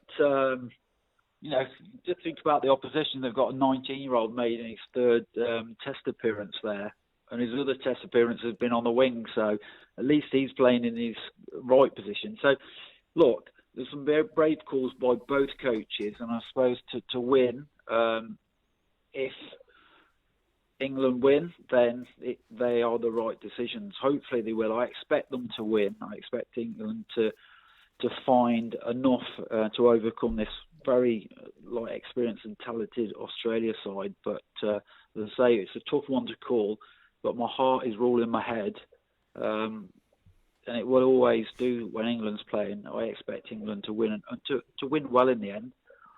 As well you should. When I look down this 15, the thing that leaps out at me is the sheer size of it, even by England's literally lofty standards. We've got Tulagi in there, both Vunipolas, Itoje, and of course various other key men. Various people here saying that Eddie Jones is basically, with respect, going for brawn over brains, just trying to outpower the Australians. Do you think that's fair? I don't think of it. I think that's harsh on the players. The interesting calls, obviously we've talked about Ford already, but leaving Cruz out and giving the responsibility to call the line out to Laws, I didn't see that coming, but can understand it. I think we're sort of undermining the play, and if you think the brains isn't there, I think the brains are there. I think this is a relatively young side with lots of 50 cappers and more, and lots of experience. I think we're in a much better place than we were 4 years ago, and I expect a lot of this team. Certainly with the preparation they've had under Eddie Jones since he took over, they've had good spells. They've had some periods when it didn't go quite so well, but they've bounced back. And there's no excuses now. England have got a huge pool of talent. They're there, they're fit and well. There's no one that's unfit. So we're all in tomorrow. If we lose tomorrow, it's just we're not good enough. Yeah. I think the team have put everything in, all they can do, and it's now in the lap of the gods, and hopefully 15 players from each team remain on the pitch for 80 minutes so we get a true test match. Just lastly, before you go there, Neil, what's your gut feeling? Who's going to be the champions of this World Cup? Are England going to do it? Well, let's just concentrate on the next game. England are definitely a team that can win this World Cup. Coming into the competition, I thought there was 4 teams that could win it, and those 4 teams are still in it. I think England will get through this round. I think New Zealand will be the next opponents, and if they beat them, they'll be full of confidence going into that final, which potentially be against South Africa. So let's call this one. I'll call this one. England will win this game. All right, and hopefully take on New Zealand, or can Ireland do it again against the All Blacks? Brilliant. Let's hope so. Who do you reckon, Johnny? I mean, you love your rugby. 3 syllables not for again. you. What, they're going to win the whole thing? I'm not on about tomorrow. I genuinely think England are going to win the whole thing. It'll be, you'd have thought, the All Blacks in the semi-finals, and I back us for that. I really do. Being underdogs will suit us. They're very skillful, but so are we. And when it comes up to the business end of tournaments, where it's not just about power, it's not just about skill, it's about psychology, it's about wanting it, it's about understanding the mental requirements. Eddie Jones is as good as anybody. Yeah, they do, but so do we. And we've got so much quality. The Vunipola brothers, Maro Itoje, Curry. There is quality all over the park. Look at the bench. Jonathan Joseph coming off the bench. Once you've had your bruises, and this is why I love Jones's strategy for the Australia game. You put the likes of Farrell out instead of Ford, and you brutalise them for 50, 60 minutes. Then you get your twinkle-toed stars like Jonathan Joseph on and go, all right, son, you're the skillful one. Go and finish it. Love it. So you hurt them first, and then you just kick them when they're down. That's the way. So you reckon tomorrow's almost like a formality? You think? No, 100%? no. I think it's very important that England don't consider it to be a formality, because that's where you'll slip up. But as we've heard from our rugby guests on the show throughout this afternoon, this is not the Australia we've seen in the last 20 years. This is a kind of sleeping giant in the way, to be fair, that England were circa 2015, 2016. They're in a lull. We should be able to capitalise, but if we expect ourselves to do it without a scrap, we'll be in trouble. Who else, the other quarterfinals, do you fancy? I think Wales should beat France. Agree? Yeah, I like Wales. I like New Zealand as well. Yeah. I'll go for Japan. South Africa against Japan. Everyone would love to see Japan do it. Well, for me, I'm partly South African. I thought you were about to come out now. You say you're quarter Japanese as well, because you found a bit of Welsh today. You found a bit of Scottish yet? No Scottish. I'm an 8th Welsh and I'm an 8th South African, so I will be supporting the Springboks. Actually, my great-granddad played for the Springboks. Really? Yeah. Oh, you've got to support them then. Those genes have gone missing. What happened to you? Where's your sport go? I'll be supporting them, but Australia looks so good, and I think particularly at a World Cup, home support is such a big advantage. Do you think Japan? Do you think they'll get through to the semi-final stages then? Do you think? I don't see why they can't. That'd be great, They've upset South Africa before. They did it under Eddie Jones, of course, notoriously. They know how to do it. They're a very, very quick side. They've got power there, but the main thing is they're so well drilled. They're so resilient. They're going to give them a game. So who would you like England to face in the final then? Does it matter? France. No, but you forgot they're going to lose to Wales. Okay, Wales. Yeah. But the reason why I say France is because I think we'd beat France. And beating France on a World Cup final, how good does that get? Not only have you won the World Cup, you have beaten the French. Yes, please. That would be good. Well, make sure you stay with us for another 16 minutes, because we're here until 7 o'clock. Giving your team a voice. Love Sport Radio. You all right, mate? Yeah, I'm fine. Yeah? Really? It's just, there's a massive grizzly bear sitting on you. You sure you're okay? Well, now that you mention it. Sometimes we say we're fine when we're not. But with 1 in 4 experiencing a mental health problem, if your mate says he's fine, he might not be. Be in your mate's corner and ask twice. Time to change. Cancer. It can affect anyone. And when it does, Macmillan are right there to support them. From the moment of diagnosis, we offer physical, financial, and emotional support. And it's your donations that make it possible. So we can be on the phone, in hospitals, running support centers, and ready to help people deal with the fallout. We are funded by you, the public. So please give what you can at macmillan.org.uk. Macmillan Cancer Support, right there with you. There are fewer than 20 days to get ready for Brexit. Find out what you need to do to prepare now at gov.uk/Brexit. Hi, I'm Dean. I work for a successful shipping company in Suffolk. Ever since I heard about people's success with the spokesmansaid.com, I knew I had to investigate for myself. Every time I need to compare car insurance, home insurance and energy bills, I always contact a spokesmansaid.com. This year alone, I saved over £260 on my car insurance and also £585 on my energy bills. I saved big through a spokesmansaid.com, and you could too. With a spokesmansaid.com, fighting for you, saving you money. There are many things a mother can pass on to her baby. Her smile, her eye colour, and her immunity to whooping cough. Whooping cough is a very dangerous illness for young babies, and at the moment it's spreading fast. A simple vaccination during your pregnancy can help to protect your baby in their first weeks. Please speak to your GP, nurse, or healthcare professional and pass on your immunity. If you mess with the USA, I guarantee they'll be held to pay. Love Sport.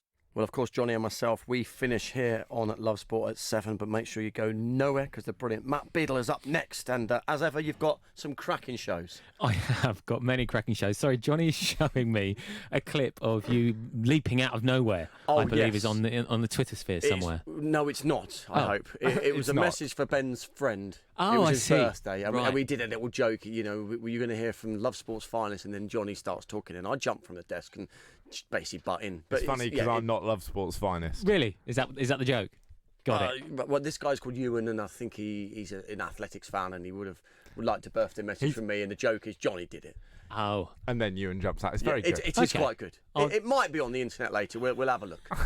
Anyway, yes, plenty coming up. We have got Chelsea, Leeds, Millwall, Brighton, and the El Clasico show. Chelsea is first up at 7 p.m. with the guys from the Chelsea Fancast, joined this week by Paul Canaville. Nice. So that should be very, very interesting. A very varied life Mr. Canaville has had. Chelsea's first black player, of course, so he'll be speaking a lot about that. Well, obviously, Paul has had an incredible career as a footballer on the pitch for Chelsea, but also as a player and since retiring, as you say, has done incredible work in terms of race in football. Given what a topical subject that's been in the last week or so for all the wrong reasons, are you going to be discussing that kind of thing? Absolutely. We'll be discussing the Bulgaria game, of course. Of course, their manager has now departed. So, yeah, talking all about that, all about what he experienced during his career. Yeah. He said on his debut, he was playing against only Palace, imagine. or one of the games he was playing against Palace, and he was receiving dogs' abuse. Thought it was the Palace fans. It was the Chelsea fans. It was the home fans. Disgusting. So the fact that he came such a long way, and as you say, Johnny, had quite the varied life after that, had some troubles, suffered from cancer twice, came back to beat that. So quite incredible. And as you say, the foundation that he's involved with now is doing all kinds of wonderful things. Leeds at 8 p.m. 100 years for Leeds, 1919. Leeds. They were founded, of course. So all kinds of celebrations there this week. Discussing some of that, actually. Do you remember last week? You weren't on last week, were you, Ewan? No, I was. Were you? I believe I was I? Yeah. Yeah. Were you? Yeah, I was here. We talked about your toothache. I'm sure. He's got toothache every week. I'm sure. No, we talk about it every week. You all got toothache. I was here last week. I'm actually still struggling with this one. He's making me question it. Martin Allen was Martin here. Where was I? I don't know, mate. You weren't Was I in here. Doha? No. Maybe it was the week before and you were in Doha. Anyway. No, it was definitely last week because we had a story about Millwall's centenary kit. Do you remember? We did, and Martin was giving That's his incorrect. views. Brentford's centenary kit, which was blue, which they're going to play against Millwall tomorrow, who won't be playing in blue because Brentford are playing in blue. And maybe you couldn't make it because I remember that my train was messed up going home on Saturday, and I had to get a bus. Oh, yeah, that's true. I definitely Must have been was the week here. before. Yeah, someone's losing the plot, and it's not me. I was here. I was definitely. We'll talk about it off air, but I definitely was here last week. The weekend before, I was in Doha. Anyway. Must have been the week before then. Millwall fans. Okay. You're talking about kits. Are you also going to touch on Steve Morrison, who has announced his retirement today? We are going to touch on Steve Morrison. Yes, we are. You threw me because I was talking about Leeds and you've ruined my kit segue. Sorry, Crying the out kit loud, segue. Johnny. Carry on. Yes, Leeds are releasing a centenary kit as well, which will only be worn for one time tomorrow. Are these just money-spinning ventures? Well, this is quite interesting. We've got Andrew Dalton, who has written a history of Leeds United. He's going to come on the line because what Leeds have done is arranged a package to sell the kit and the book together for the grand price of around £149. Staggering. Say again? £149. For what? For the centenary kit and an official history book that Andrew Dalton, who's going to come on the show, has written. But £149. The book, if you buy on its own, is about £30. So the kit is fetching a fair bit of cash there. Am I getting... Hang on. For my roughly 120 quid, am I getting socks? Am I getting shorts? Am I getting a shirt? Does the shirt have a jetpack built into it? I think you're just getting a shirt where sponsors are still there, but they've been whited out. That is a joke. It's a nice shirt, like the Brentford better shirt. be. I hope you it's can a nice speak shirt. Italian But there at is an that issue, price. and we are going to touch on this with John McKenzie from All Stats, aren't we? In that it's been a great week on the part of Leeds. 100 years. There's been wonderful celebrations in Millennium Square. There's been all kinds of tributes. All the ex-players have come back. The fans are getting massively involved. But on the other side, you go, are the club slightly profiteering from the 100-year tag, and that is often the problem that we see with clubs. Obviously, there's the issue with Brentford and their kit that they're going to be wearing in blue tomorrow, which Martin Allen last week or perhaps 2 weeks ago, whenever, wasn't particularly. You've got me racking my brain ever since you've said that. I'm thinking in my head, I'm sure I was here. But now I'm questioning it myself. Am I here now? Is this real? Are we even live? Yes, we are. What is the meaning of it all? Yes, Millwall then coming up at 9 p.m. Of course, they play Brentford. Plenty to discuss there. Of course, there is the big news regarding Lewisham Council, and they're going to get the land back in Millwall. So that's massive. So we're going to be speaking about that. And then El Clasico at 10:30 as well is huge, because El Clasico is not going ahead next week. It's not happening, is it? Not happening. Wow. Incredible. I wonder when that last happened. That it didn't happen? Yes. I don't know the answer to that. We'll have to Google it. I don't know if it ever has happened. Yeah, because it's a big one to postpone, isn't it? It's massive. Who are you speaking on the show? Have you got someone who can shed a little more light on the broader situation in Catalonia? We've got Dan Hilton from the Barcelona podcast. Now, he's actually based in the US, but his knowledge of Barcelona is unrivaled, by the way. It's incredible. And he raises a good point, because I spoke to him on the phone earlier, and he said, yes, the political aspect of this is huge, and we know it's huge. But aside from that, El Clasico is like, Boca River. It's like United City, Liverpool, Everton, Arsenal, Spurs, and that it's not just local fans that go to these games, it's fans from all over the world. So El Clasico is the same. So the amount of money they're going to lose because these fans won't be able to go to the game and will obviously be refunded for their tickets is staggering. Would that be a game if someone could say, right, here's your golden ticket this weekend, you've got a magic flying carpet, you go anywhere in the world, who would you go and watch? Would that be it? El Clasico? Yeah.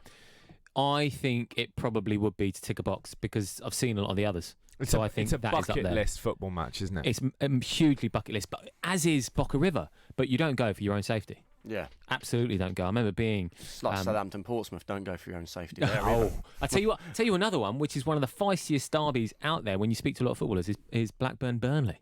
Is it? Yeah. That really goes off. One of my friends went travelling around Eastern Europe and was like, oh yeah, I like football, I like, edgy football, I'm going to go to the Belgrade derby. And he was giving it quite large beforehand, and he was there and he was just messaging the group chat like, this was a mistake. This really? Is proper scary. Genuinely frightening. And you have to then try and blend in, because if you look like you're an outsider, dangerous. On that cheery note, Matt Beadle, what are you trying to say? He's an outsider? Get out. He's not an outsider, is he? He's an insider. Yeah. He's safe. Wherever you go in this building, he's got protection, isn't he? Always. Yeah, he's one of them He's one of them connected people, and he can don't see mess it. with Beadle. I'm about to present the Chelsea, Leeds and Millwall shows. Yeah, don't mess. You know what I mean? I'll slice you right up. Anyway, I hope your shows go very well, as ever. Thank you. And have a little word with yourself out there and work out. I'm going to figure it out. When you last did not see me, if that makes sense. Because you definitely saw me last Friday. I was here, wasn't I, Johnny? Am I going mad? I don't know anymore, mate. I'll be honest. I was with you last Friday. And Guy. I don't know. And we spoke about Doha. Yes, because last Friday was the first week you were back from Doha. Yeah. So the week before that, Matt was thinking. I was in Doha, yeah. You were. But he's made me second guess myself and my whereabouts. Are you okay? I'm all right, but now I think I'm losing the plot slightly. As in, what day is it now? It's Friday. It's Friday. I'm here. It's Friday. There are 2 minutes left of Posh Boys on Drive. Have you enjoyed it? I've loved it, mate, and I'm going to use them to quiz you. Come on, then. This weekend's big game. Yeah. Sunderland. Liverpool versus Manchester United. Yeah. Who are you backing? Do you know what? I've got a really weird feeling that people are going to, be shocked. But I've just got a weird feeling. Obviously, on paper, Liverpool should smash it. But I think it's going to be a draw. I'm going to go 2-2. It's weird, but as soon as you said a draw, 2-2 was what popped into my head. Everton West Ham, we spoke to Tony Scott of the Liverpool Echo. Marco Silva has to win this game. To win this game. Is he going to? Because it was interesting. He was saying the inside word is he's got 3 games to save his job. And if he loses the job against Watford, wow, that is a sensational story. I mean, the Watford fans hate him for what they saw as the betrayal of the initial move. So if they visit his new home and get him to lose his job, they will love it. I think Everton will win that. I do think they will. I think it will be 2-0 on that one. I think they'll do it. I think they absolutely have to. And for you, Mr. Thomas, what does the week hold until we see you next? Okay, so obviously I'm back tomorrow with the lovely Mortmeister. Of course, hang on, you're here from 8 o'clock. Yeah. For the World Cup so we'll be quarter-final. reporting what we see. Yeah, obviously the World Cup quarter-final. I'm here for that.